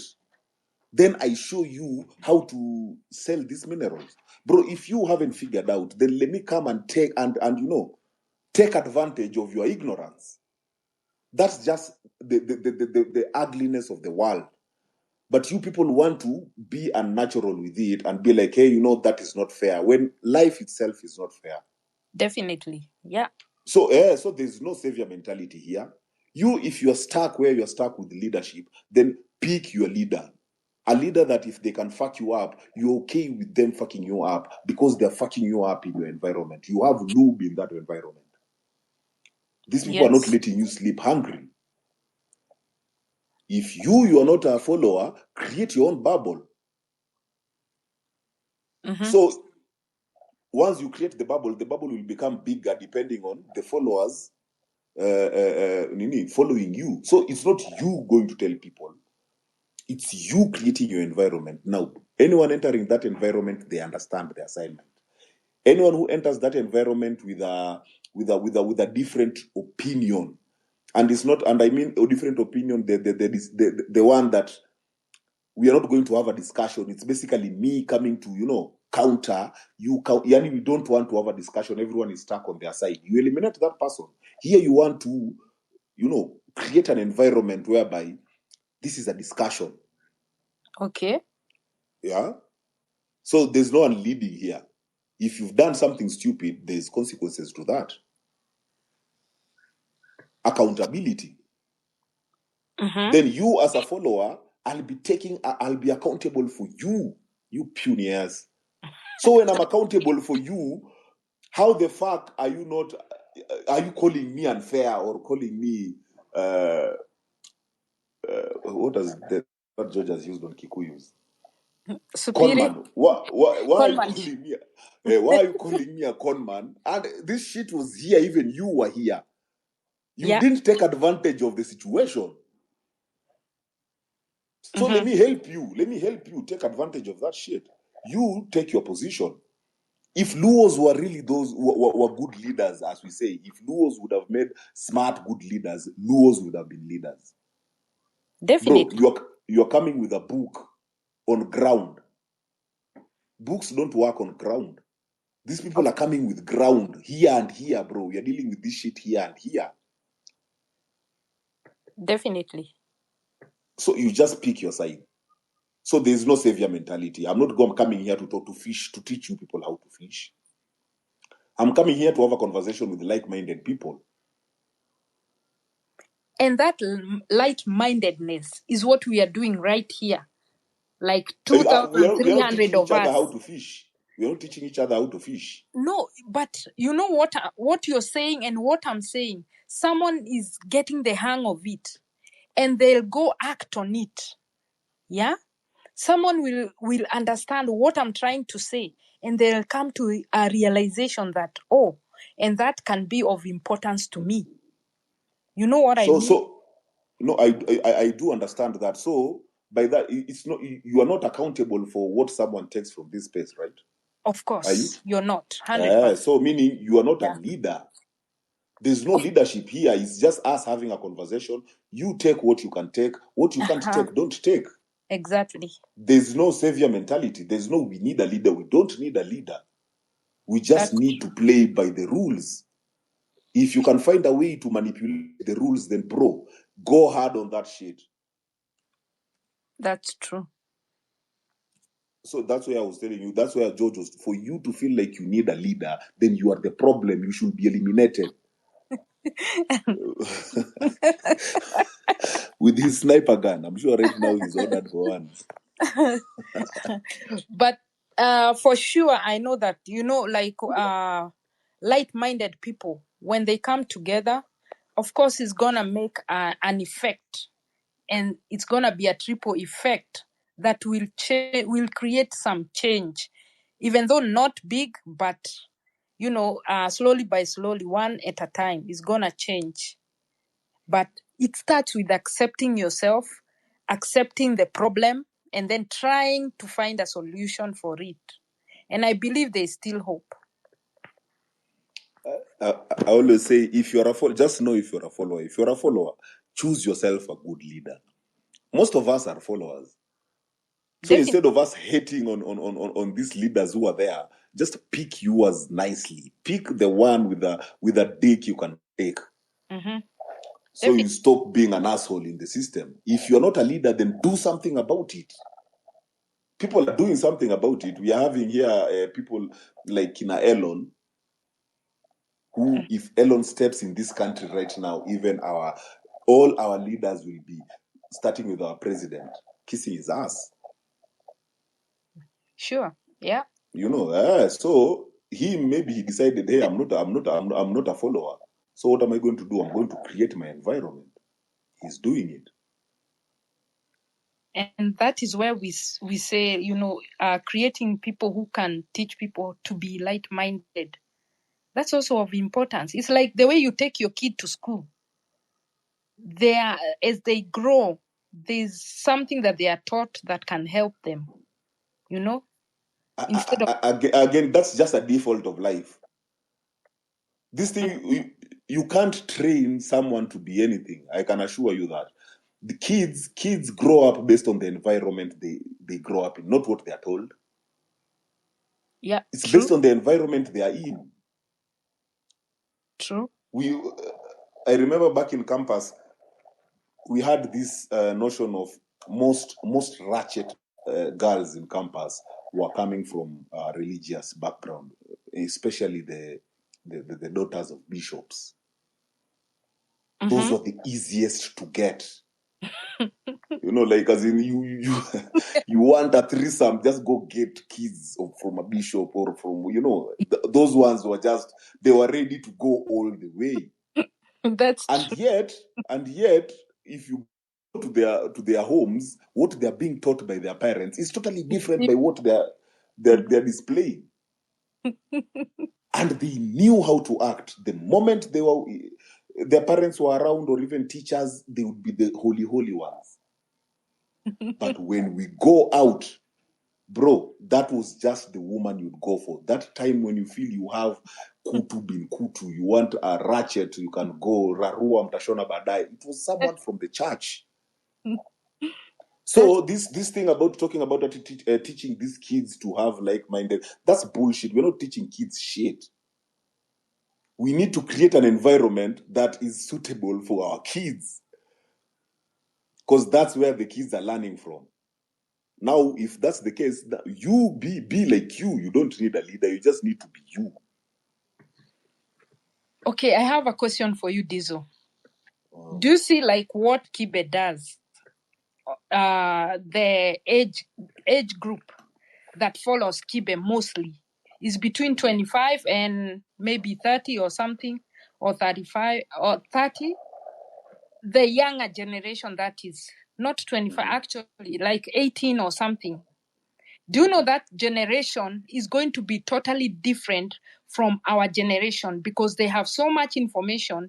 They are so much smarter than we were. The mistakes that we did, they are not going to be able to repeat them, because they now know, learning from someone else, they have the knowledge to know that what I'm about to do is going to lead to the same thing, because you cannot keep doing the same thing and then expecting different results.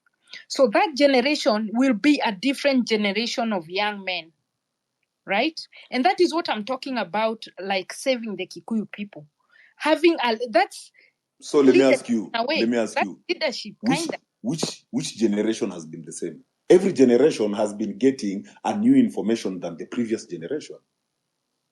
You see, like what Kibe did, it was something that I'd say most men were doing, but behind the scene, they were hiding while doing it. Okay. But Kibe broke that law. Kibe was like, let's talk it out now, because there's no more rite of passage. There's no more man to boy talk. Exactly. Then let it go out there. Let's just have a conversation. So that's why it was seen as an unorthodox, but it's not that he was giving new information. He was saying things that were there. No, so I can most of attest us to would this. go, you go through a character development, and then you remember something he said, and he's like, shit. So he seems like a prophet, like he foresaw it, but no, he's saying things that are there. Exactly. So this information grows with every generation. And even how the information is passed through is different in every generation. Listen, Dizo, there's one thing you're not realizing. Most of us, as we were growing up, like my brothers, I could see, there was not that interaction, man-to-man talk, because our dads were busy working or doing something, you know. So you had to navigate through life, learn through your own mistakes or follow your parents' mistakes, opposed to what Kibe is doing right now. He's telling them this leads to the same result. So the young men are growing up knowing this thing, Kibe did it, and it led to the same result. So they will try and avoid.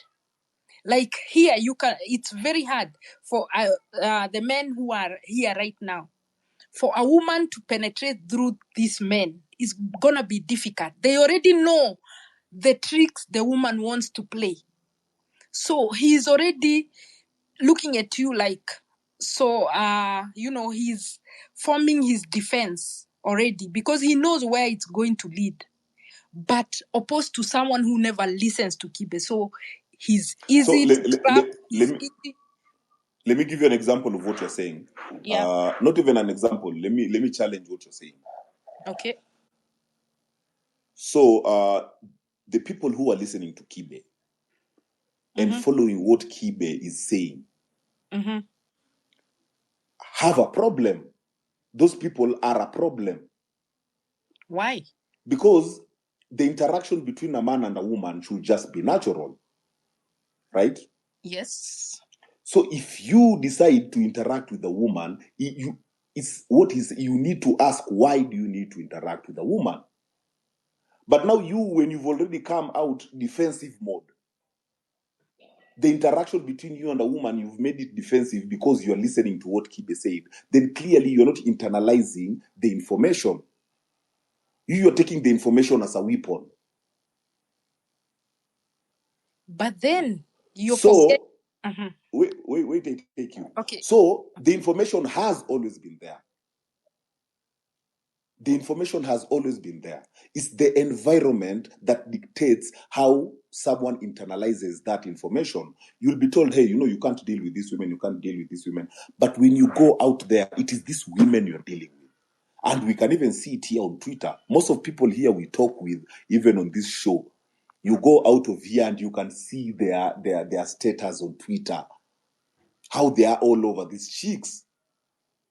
So it's either they're using the information as a weapon, because if they had internalized the information, they wouldn't have been,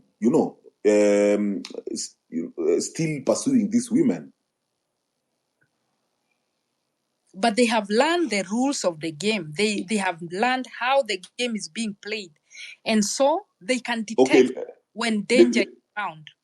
Let me tell you, if they had really learned the rules of the games, then they wouldn't have been playing, because they are not in that capacity to play that game. We are seeing that now. If you don't have money, you are in no capacity to play this game. Exactly. That is what I'm talking about. Before, they used to go into... So where is the information working? We are still seeing them playing. People who are here are more open-minded to learn that you cannot play the game without money. Right? But people now, if we imagine you have that information, will go ahead, play the game, and then get beaten, and then say, "Oh my." No. As in, here you have that information, but now you're going through the situation using a loophole, because you're using the information as a weapon. Because the environment hasn't supported. The environment still, in general, hasn't supported what Kibe is saying. So what Kibe is saying might seem so out there, like it's so dark, or what George is saying might seem so dark because the environment hasn't supported that. The environment is too sentimental for it to be logical. Bro, you get out of here, you go talk to someone, you already sound like, bro, I don't know, an ape or something. So the issue is the environment, because the information has always been there, even in our days. Before the rural, not even in our days, before the rural urban migration, there was information there. But But why these people would who moved let from it happen? rural to urban, because the environment supported that. It said, fuck culture. Culture is backwards. So why should I listen to culture? Yet the Catholic or let's say any church, the church has told me this is what God has said. So why should I listen to culture anymore?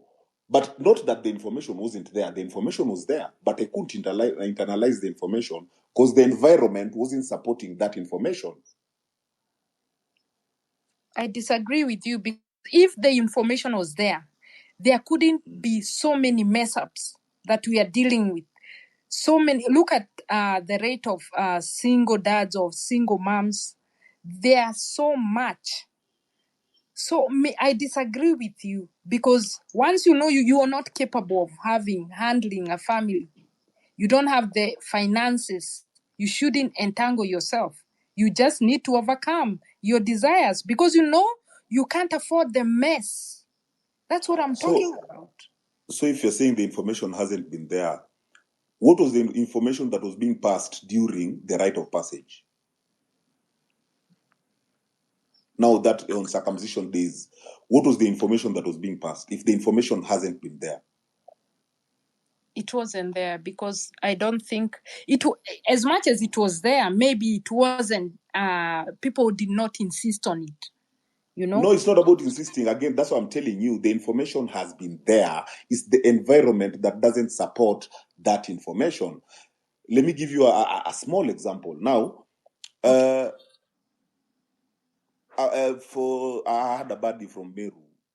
He was telling me when they were circumcised, the first ritual, they were being beaten, caned thoroughly with their older brothers, cousins, and uncles. Okay. And they were being told that was to remove the stupidity and childishness. Then from there, they'll be eliminated from the women. They were given this thing we always talk about, the relationship between a man and a woman, like it wasn't about love, it was about responsibility. Even you moving after circumcision, you move from your father's house and you're given your own house so that you can have your own independence. And your mom and sisters were not allowed around that place. Exactly. Imagine this one was going on, and yet the same family has taken the son and the daughter to school to put them in the same class. Now here you're creating equality on one end, which is the system, and this other end, you're telling these people it's not about equality. It's about, responsibility. You as a man, a woman is a woman. And this is the interaction. But when these people go through school, all this information they had is diluted because they can't internalize it in the system they are in. Okay. So now you are here with a woman, you want a woman to be submissive, but this woman just graduated with first-class honors. What is she to be submissive for? She went through the same time of the same number of years you went through school. True. Maybe she even performed better than you. True. We are having ladies getting jobs at a higher rate than guys. Definitely. Even promotions. So that is the interaction in the environment we are in. That is the interaction. So all this information, as much as it is very logical, but the interaction is not logical. The interaction is about love. The interaction is about monogamy. It's no longer even about procreation. It's about love.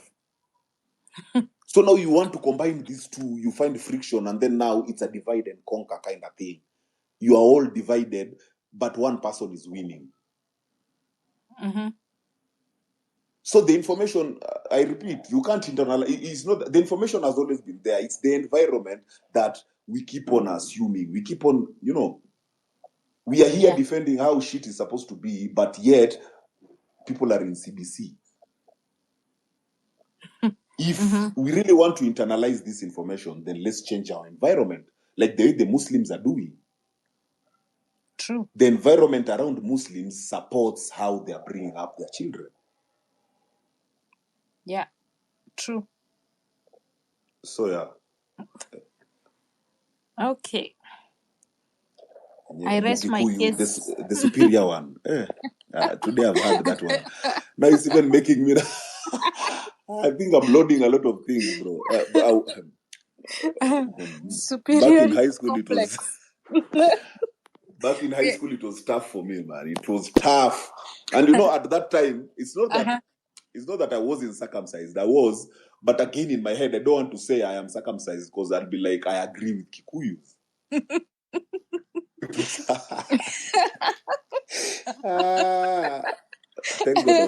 Thank God I was a bully, so I would just. Okay. But anyway, thank you, Cynthia. Welcome. Thank you also. Dr. 50K.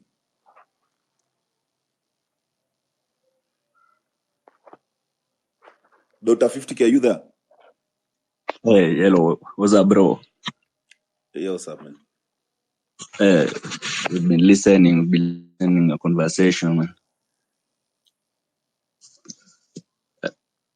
Hello. Yeah, I can hear you. Go ahead. Oh, no. For me, for now, I cannot add anything. I think you've gone a lot. You've talked a lot, man. Easy, bro. Though you can talk about Kamene just to touch George's balls here. I can't see that they went silent. When you talked, they went silent. Anyway, thank you, bro. Thank you. Yeah, you can George, talk about that, Timon. George, let me ask you first. There's one thing. There's another video also. So you made for Mariam. What was that video about, George? The pussy video. I'm marinating Mariam for myself.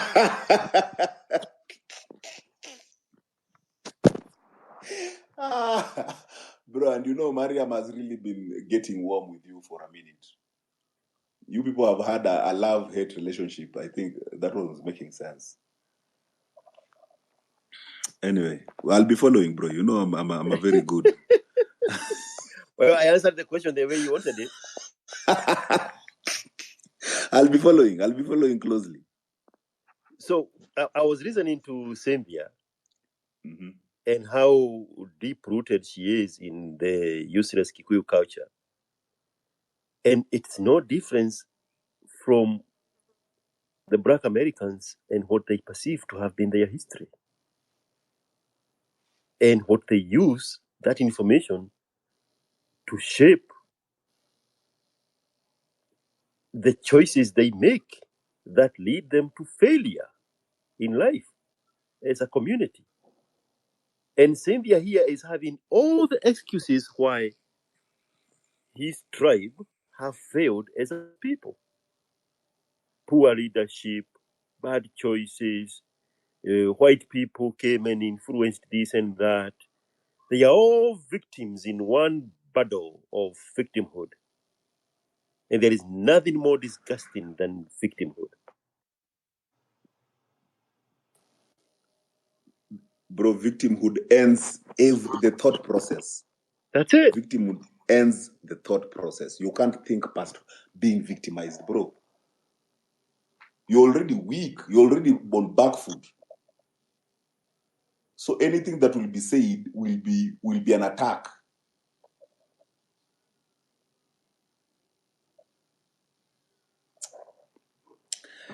Anyway, Sakari, you wanted to say something? When you're talking about, you're trying to explain to Cynthia how the way things have really changed, that people don't follow the information, yet it was there before. You know, for a long time, sorry, we destroyed the family unit. Now kids are being raised anyhowly, and for some reason we expect that those kids will somehow grow up, and then now they will get this self-actualization. Because she keeps talking about good leaders. Good leaders. Where are these good leaders coming from? We've been asking that question. But there's no leader who's raised in a vacuum. You're raised somewhere, whether it's an orphanage or it's in a family. There's somewhere where you are raised. And the values you carry as a child is what you grow up with. Now you've raised your kid with no values at all. But somehow you think that kid will go up there, and for some reason that kid will somehow come and help you get out of your own problems. Yet you yourself could not get yourself out of your own problems. So you've offloaded your problems to that kid, and you're sitting here still waiting for these leaders to come.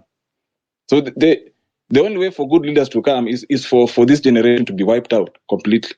And then we do like we were saying yesterday, we put some new Kenyan, two Kenyan guys here, an Adam and an Eve, or a Gikwe and a Muumbi. We put them here in Kenya and we tell them now to repopulate the country. Because currently, as long as the family unit is the way it is, this is something that will continue. But like George was saying, today, we are here today. 100 years from now, it will be very different. The way the cultures are going, the cultures are just evolving by themselves. You cannot infect a culture. We cannot impose a culture on the ones that is there. That's something I've come to learn. We've been trying to do that for a while, trying to see whether we can influence. But the culture is changing in its own. Now, as we are stuck still insisting on doing things the old way, when the culture is just evolving, and it will continue to evolve. Because when I die and my kids are around, probably even maybe there will be no voting. Maybe they'll be doing something else different.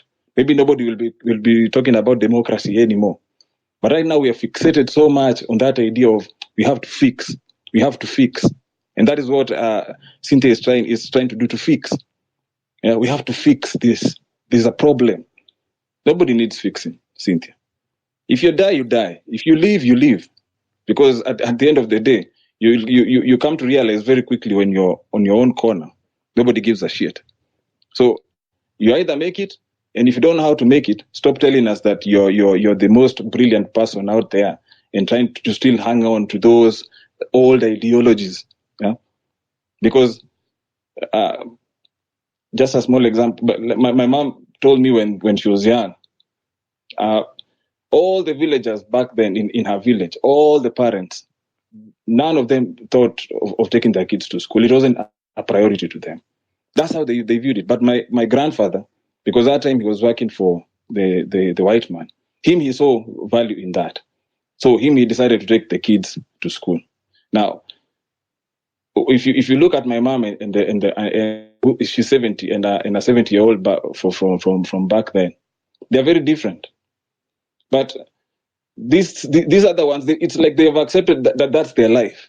That they don't want to go beyond that cocoon that they've lived in. That's where they are. So you can try as much as possible to want to remove them from there, but that's how they are. And they've even continued to propagate that culture to the kids even today. The ones who have been born to. Some of them, they don't know anywhere past that village. They've never left that village. That's where they know. But they still go to school. So people will still continue to live their life one way or the other. So what I'll say is, Cynthia, let people be. Whoever dies, dies. Whoever lives, lives. Thank you. And Sakari, on that, on us sticking on the old methods, to fix the current issues. Bro, even the old methods didn't fix themselves. We keep on saying during the old days, shit was like this. Kumbe, it was only an act. Shit wasn't like that. Bro, I right now, I look at how my grandma was with my granddad. It was based on responsibility. Bring it down to my mom and dad, I can see my dad still stuck on those old ways of responsibility.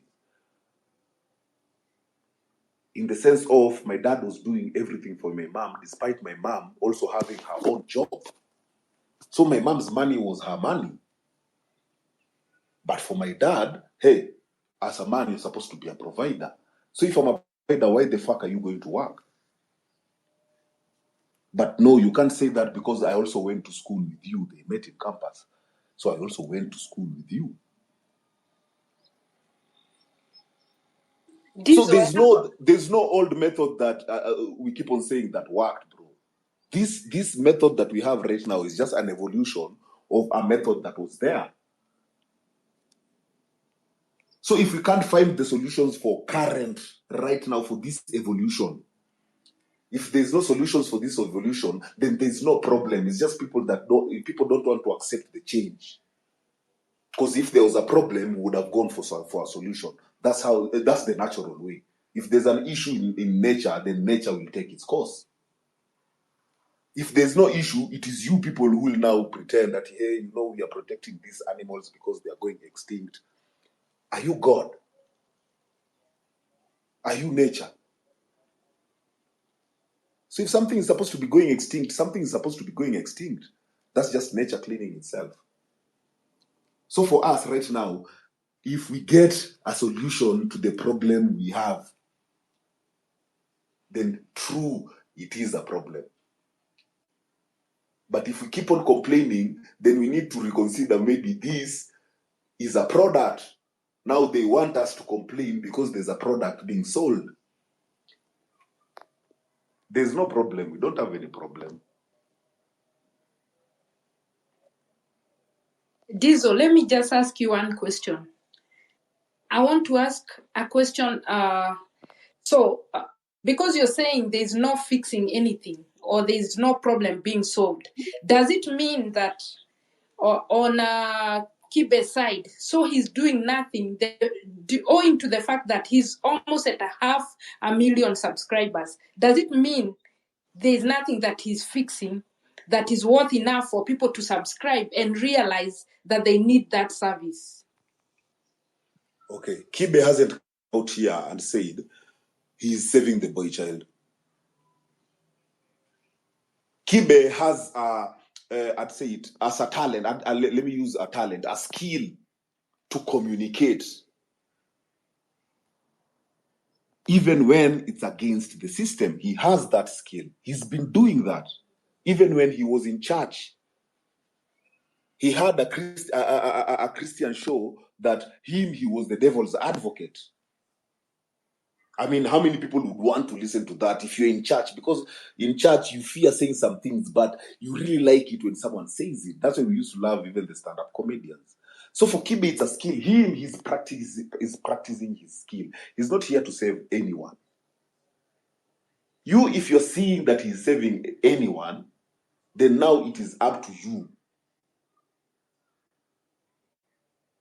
to focus this to people who it's saving. But Kibe hasn't come out and say, hey, you know what, my responsibility is to save the boy child. No, me here, my responsibility is to challenge the information we have. And that counts as saving. You're challenging, but you're informing someone. But something that they did. How many people say, I'm no longer lambistic, right?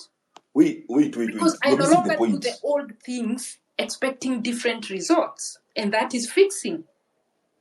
But he hasn't come here to say I'm fixing. Of course, he hasn't said that. It's a comedy show. He says it's comedy, but it's not. No, it's not even comedy. He's practicing his skill. It's the same way you will get motivated by let's say a footballer. You get motivated by a footballer's career. It's the same way it's not that the footballer was going there to motivate you. The footballer was going there to play for himself because he has that skill. Same as Kibe. So it's not that Kibe is not doing anything. No. It doesn't. For him, is he doing his best? He's not saving him. Is he growing? Is he focusing on himself? Him. Because that is what we are using as a reference. Because on the information, and I'll repeat to you, the information, most people won't internalize that information because the environment doesn't support that information. the environment has so many big names towards that information: misogynist, toxic masculinity, who hurt you, blah blah blah. All those. It has all those. But then, you know what you're equating?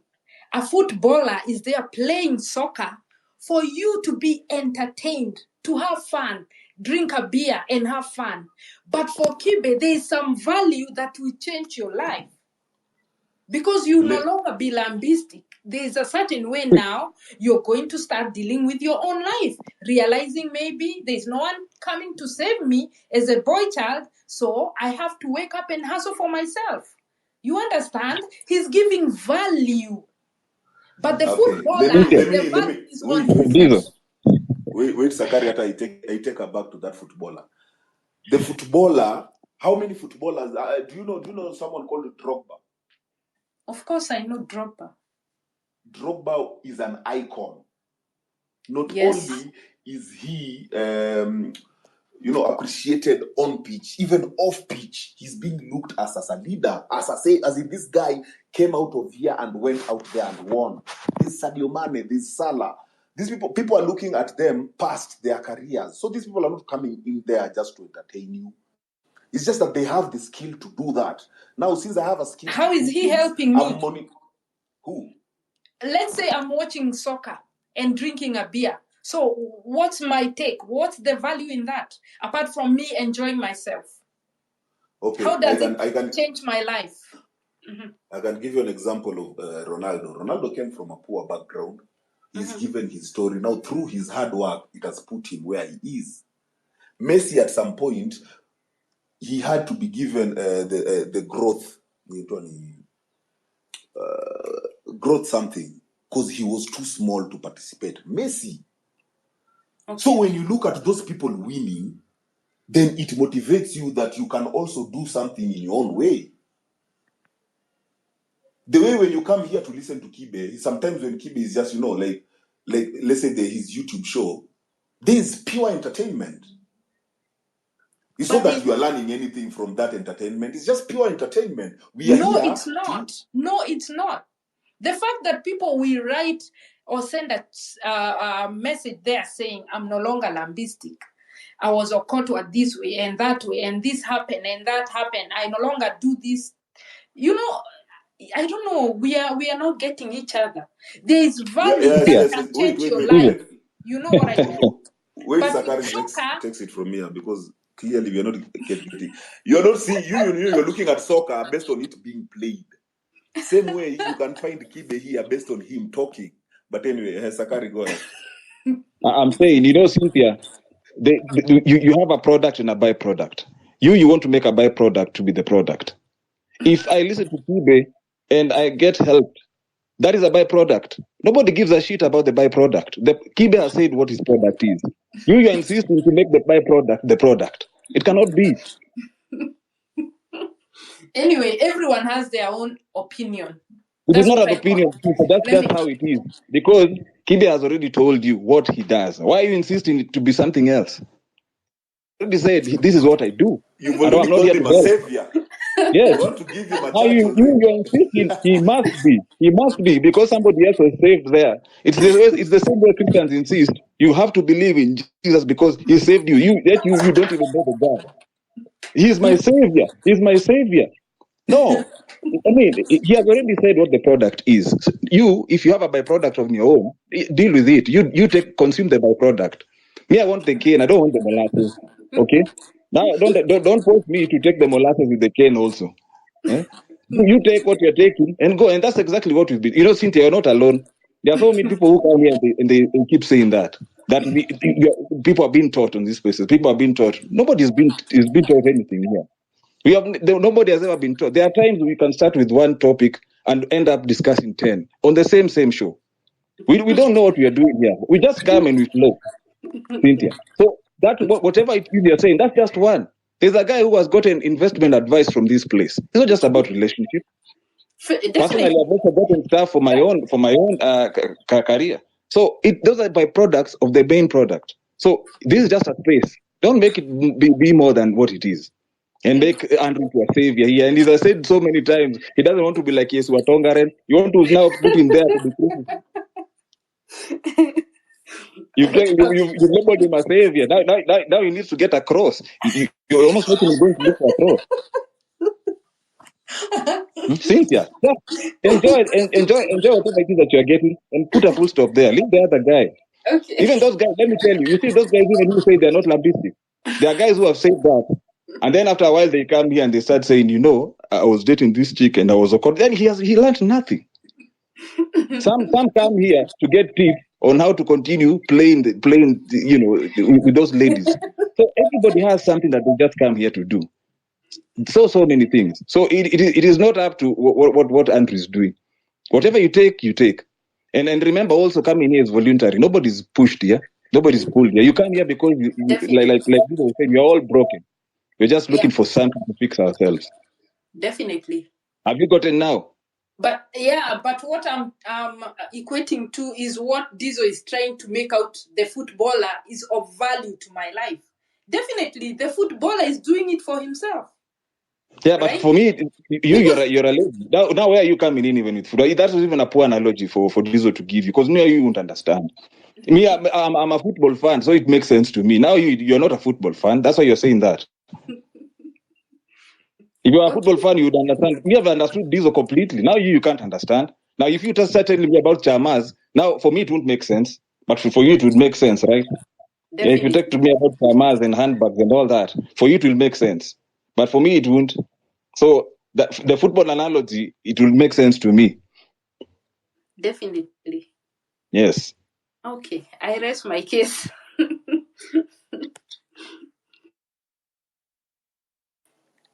Thank you, man. By the way, why did I use the football analogy? But she sounds here like a man. Yeah, I'm here. And you're busy there trying to debate with her. And I was wondering, you're trying to convince that man, you make sense. How?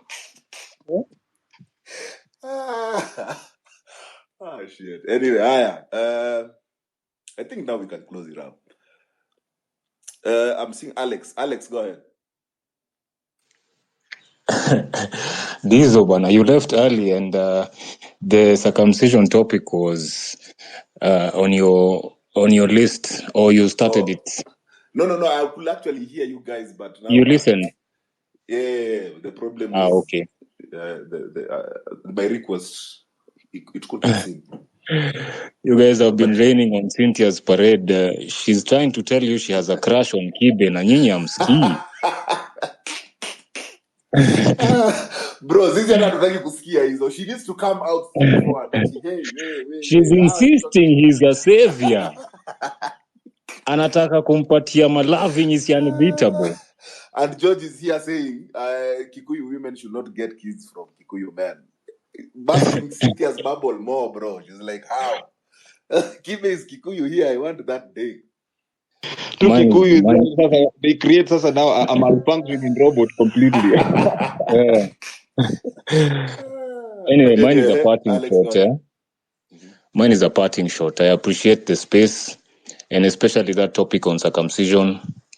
The submissions by George, Andrew, yourself, Sakari, and the others who submitted, that information is important. It's good to bounce ideas off each other.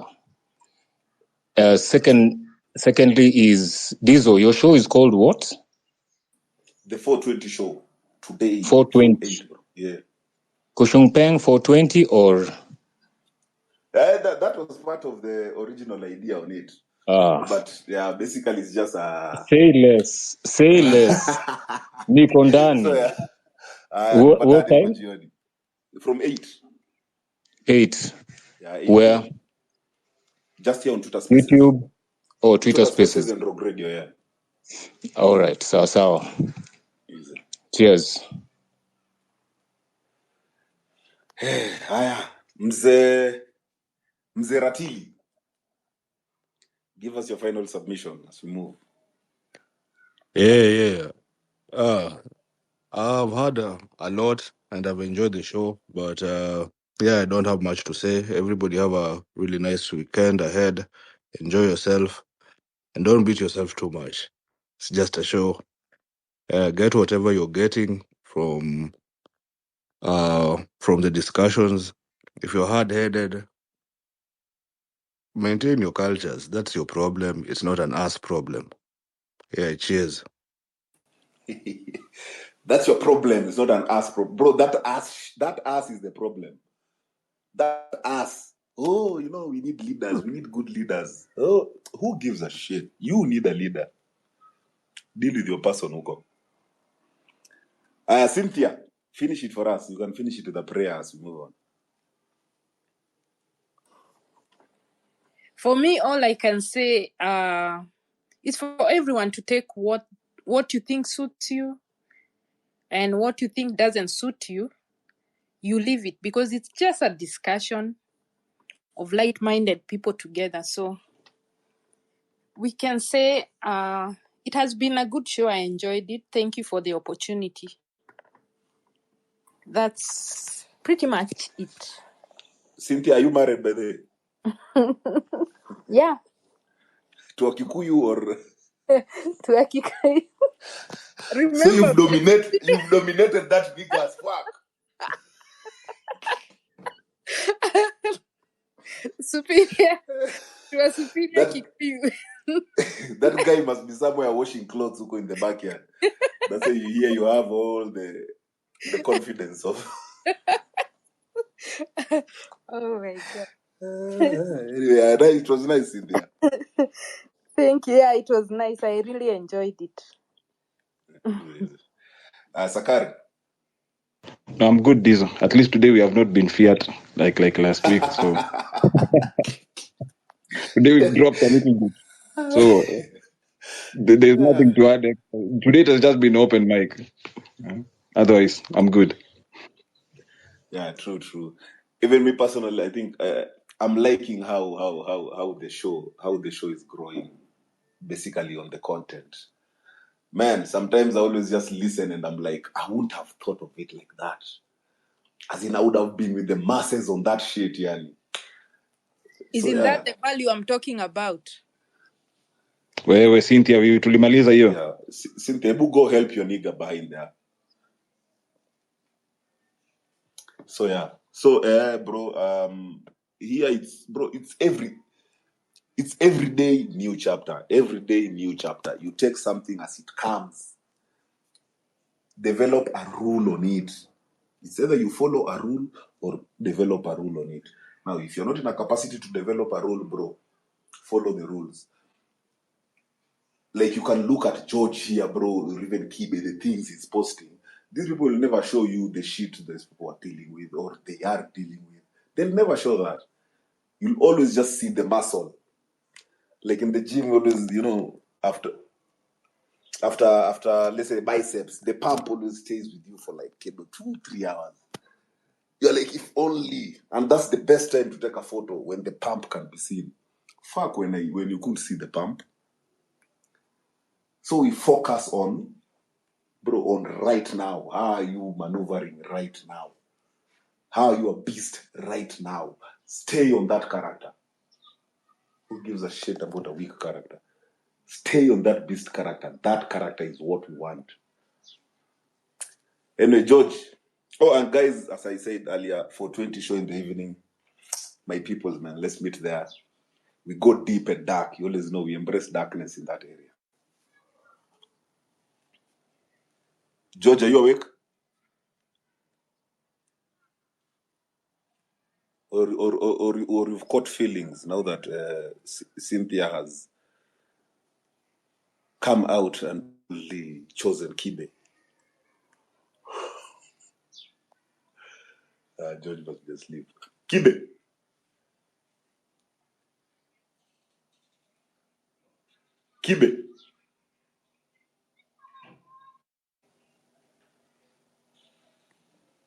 Bruh, these people are asleep.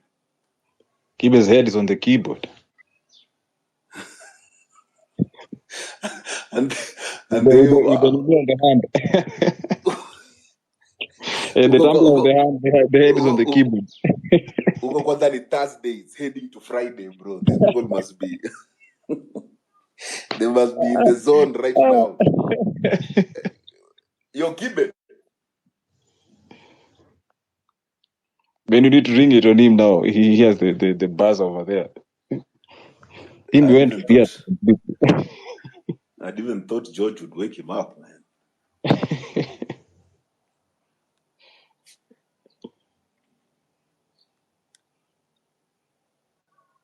I mean, let's hear these two guys who've come in late. Since now, recapture.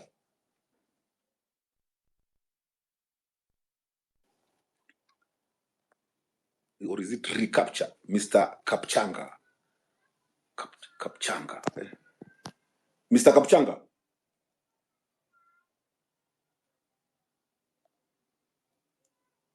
Bro, I might be here talking Kumbi Sakari. It's only you and Cynthia hearing me. but maybe it hung the way it was hanging before. Mark Oga. Yeah, what's up, Diesel? What's up, man? I'm cool. I've been listening to the whole conversation. Very enlightening indeed. So the example that I would really like to give Cynthia is, I think the football example ilipoteza sana. So we can try to use this example. When you go to the supermarket to buy milk,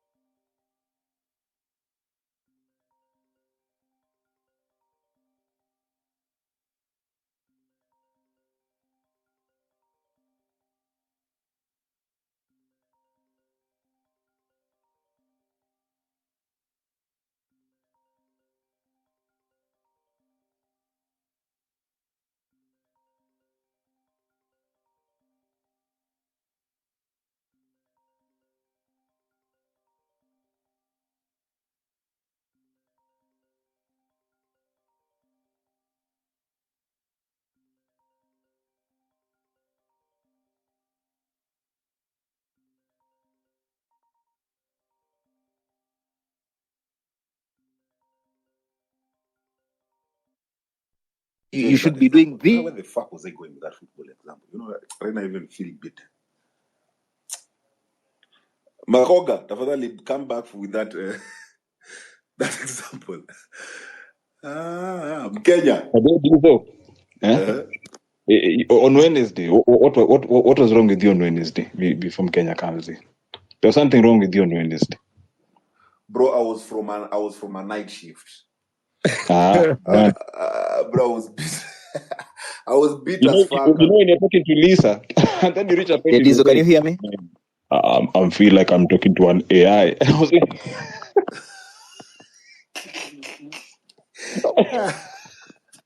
bro, I was out. hey. I was just And after that, you just disappeared. I had to take a can, like 2 cans, just to maintain. Maybe you can push it, then sleep on later. So, because I also didn't have sleep immediately. It came in. Hey, I was just man, you're sounding like you're far.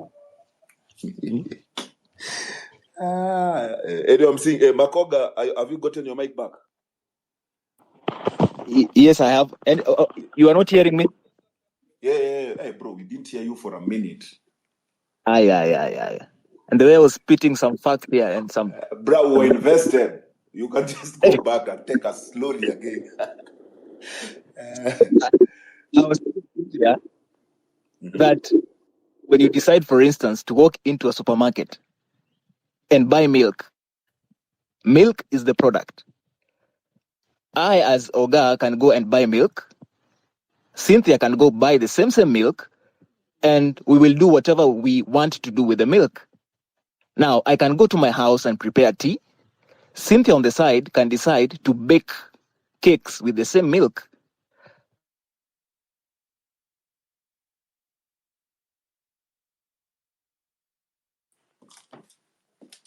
Bro, you're lost. This point just doesn't want to come out, yeah. Bana, then he went in the kitchen. He had Cynthia in his... Your point is trying Cynthia, to stop avoid tightening your ass. it. Can you loosen your ass, Cynthia? You're the one who's tightening your ass over there. That point is avoiding. Anyway, he'll come back. Yo, Kenya. Yo, what's up, Diesel? What's up, Manze? Kwanza, I hope you're on the way, yeah? Yeah, I'm on the way. I'm on the way. I'm on the way. I'm on the way. Uh-huh. But yeah, there was something you are trying to push to Cynthia, and I wanted to mention it in the morning, but a few calls came in, and I was somehow lost. There is something you are trying to tell Cynthia, and this, Cynthia, what you need to understand when we exist among men have never had a problem with hierarchy. We understand rank so well. We've never had a problem with that. So when you are giving that story in the morning about that guy with a gun and all, you guess, and the wife was bomolewed and everything. What Cynthia was not seeing is when that man came with a gun and all, we all know, if we know it, if it's Diesel is calling for shots, we understand that. You get, we are not like let me use the most respectable language. We are not like ladies. Ladies think they are all the same and they require the same treatment. But men understand that shit very well. We understand hierarchy and we have no problem with it. So it was not even from an emotional point of view. But you see, actually, I feel the ladies understand hierarchy more than we do. It's only that they like challenging us. She knew why that guy behaved like that. But it's like, Diesel, just challenge you. This is the problem with ladies is one.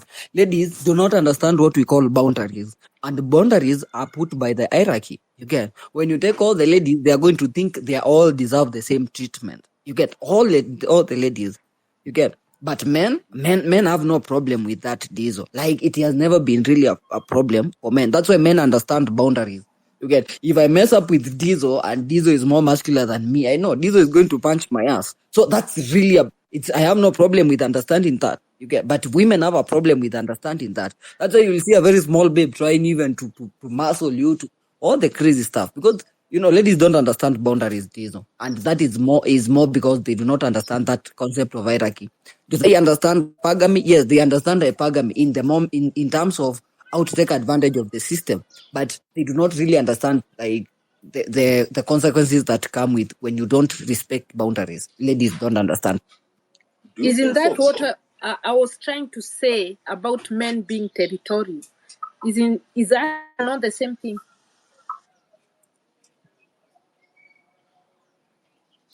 In fact, before you even go to that territorial, as in Kenya, do you think ladies don't understand boundaries? Bro, a lady will understand the boundary till she gets you in her hook.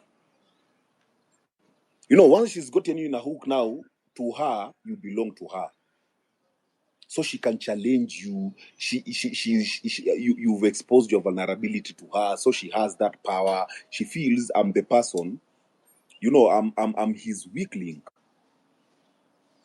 So it's not about understanding boundary. It's also us inviting them in the boundary, then expecting them to understand the boundary. How? We've invited them in already. So they do understand the boundaries. Bro, you'll never see a lady just going where she's not. No, until you tell a lady, snap out of that nonsense. That's when she will stop. I mean, she knows where the boundary is, but she will keep pushing it. You get, until you tell her, no, we don't do that here. You get. So again, it's you creating the boundary. So it's not that they don't know the boundaries, they know. For as long as you tell her the boundary, then she'll follow the boundary as you say it. But as we want to assume, for us men, you don't need to tell me about your boundary. I interact with you, I'll know what you want and what you don't. I know what you like, what you don't like. Just by interacting with you, I don't need to ask you. So if I cross your boundaries as a man, then I'm just a bitch. But for the ladies, they know boundaries and they'll approach you based on the boundaries you've set for them. So they do know boundaries. If you allow her to play with you, bro, she will. If you allow her to be vulnerable with you and all that, she will go all the way. For them, bro, they just tell me, where are we going?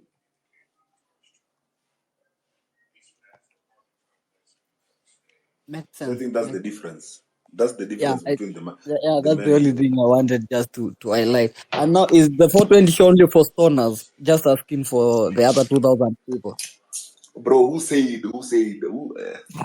I was about to ask you who said 420s was stoners, but I would have been stretching. But no, man, as in, okay, the idea was, you see, during 420, we get in, and I don't mean 420 the show, I mean 420, let's say the session.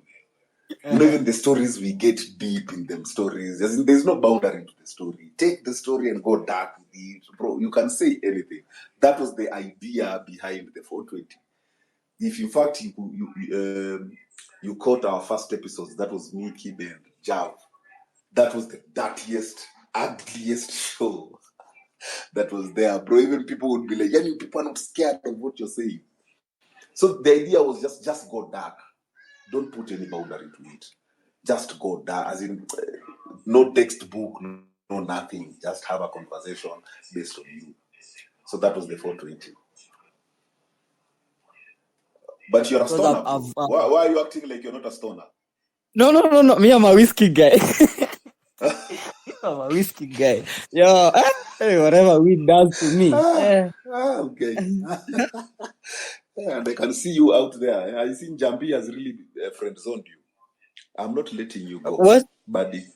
I'm seeing Jambi. No, it's long. But since we are linking up in the next 2 minutes, we will have that conversation. You niggas are simpling out here as fuck. This TLs is just a mea watu. But again, if you are in charge of your, of your information, bro, you'll always just be ahead, no matter the position you are in, because you're in charge of the information as you are getting it. You're not just following. There was a time I think I wrote a status saying, if you don't know yourself, then any information you're getting, you'll either rebel it or follow, because you don't know yourself. So you will not challenge that information based on how you know yourself. You'll be there to, okay, what he said, let me follow that. Or, hey, I don't want it. Why don't you want it? Just because I don't want it, because you are the one who see. The rebelling part. And for the longest time, I was really big on that shit. Damn. Anyway, bro, I want to start my gin, and this guy is. I want to start my. When you're already having a gin in the office, I'm drinking whiskey. Bro, you already drinking whiskey? I'm drinking whiskey before I come, bro. Bro, you'll get me on gin. Whiskey has never favored me for shit. Gin? No. I realize that I cannot get drunk when I drink gin, so I decided to opt for something that really takes me to somewhere else. No, ni. No, bro.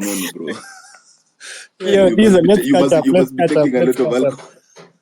Let's catch up in a few. Yo, Kibe. You guys are just making plans. Bro, it's a long holiday. What you saying, man? Oh yeah, it's a holiday. Are you in what? When Kenya is in Nairobi or Dizo, you're down? No, Kenya is in Nairobi. I'm in Nairobi. Okay. Go hook up, meet up, and enjoy. Oh man, So, thank you, Dizo, man. Thank you, Dizo, for holding it down. You've done a good job. You've done a great job. Yeah, I think beyond that, we'll be stretching this conversation. George, are you still here?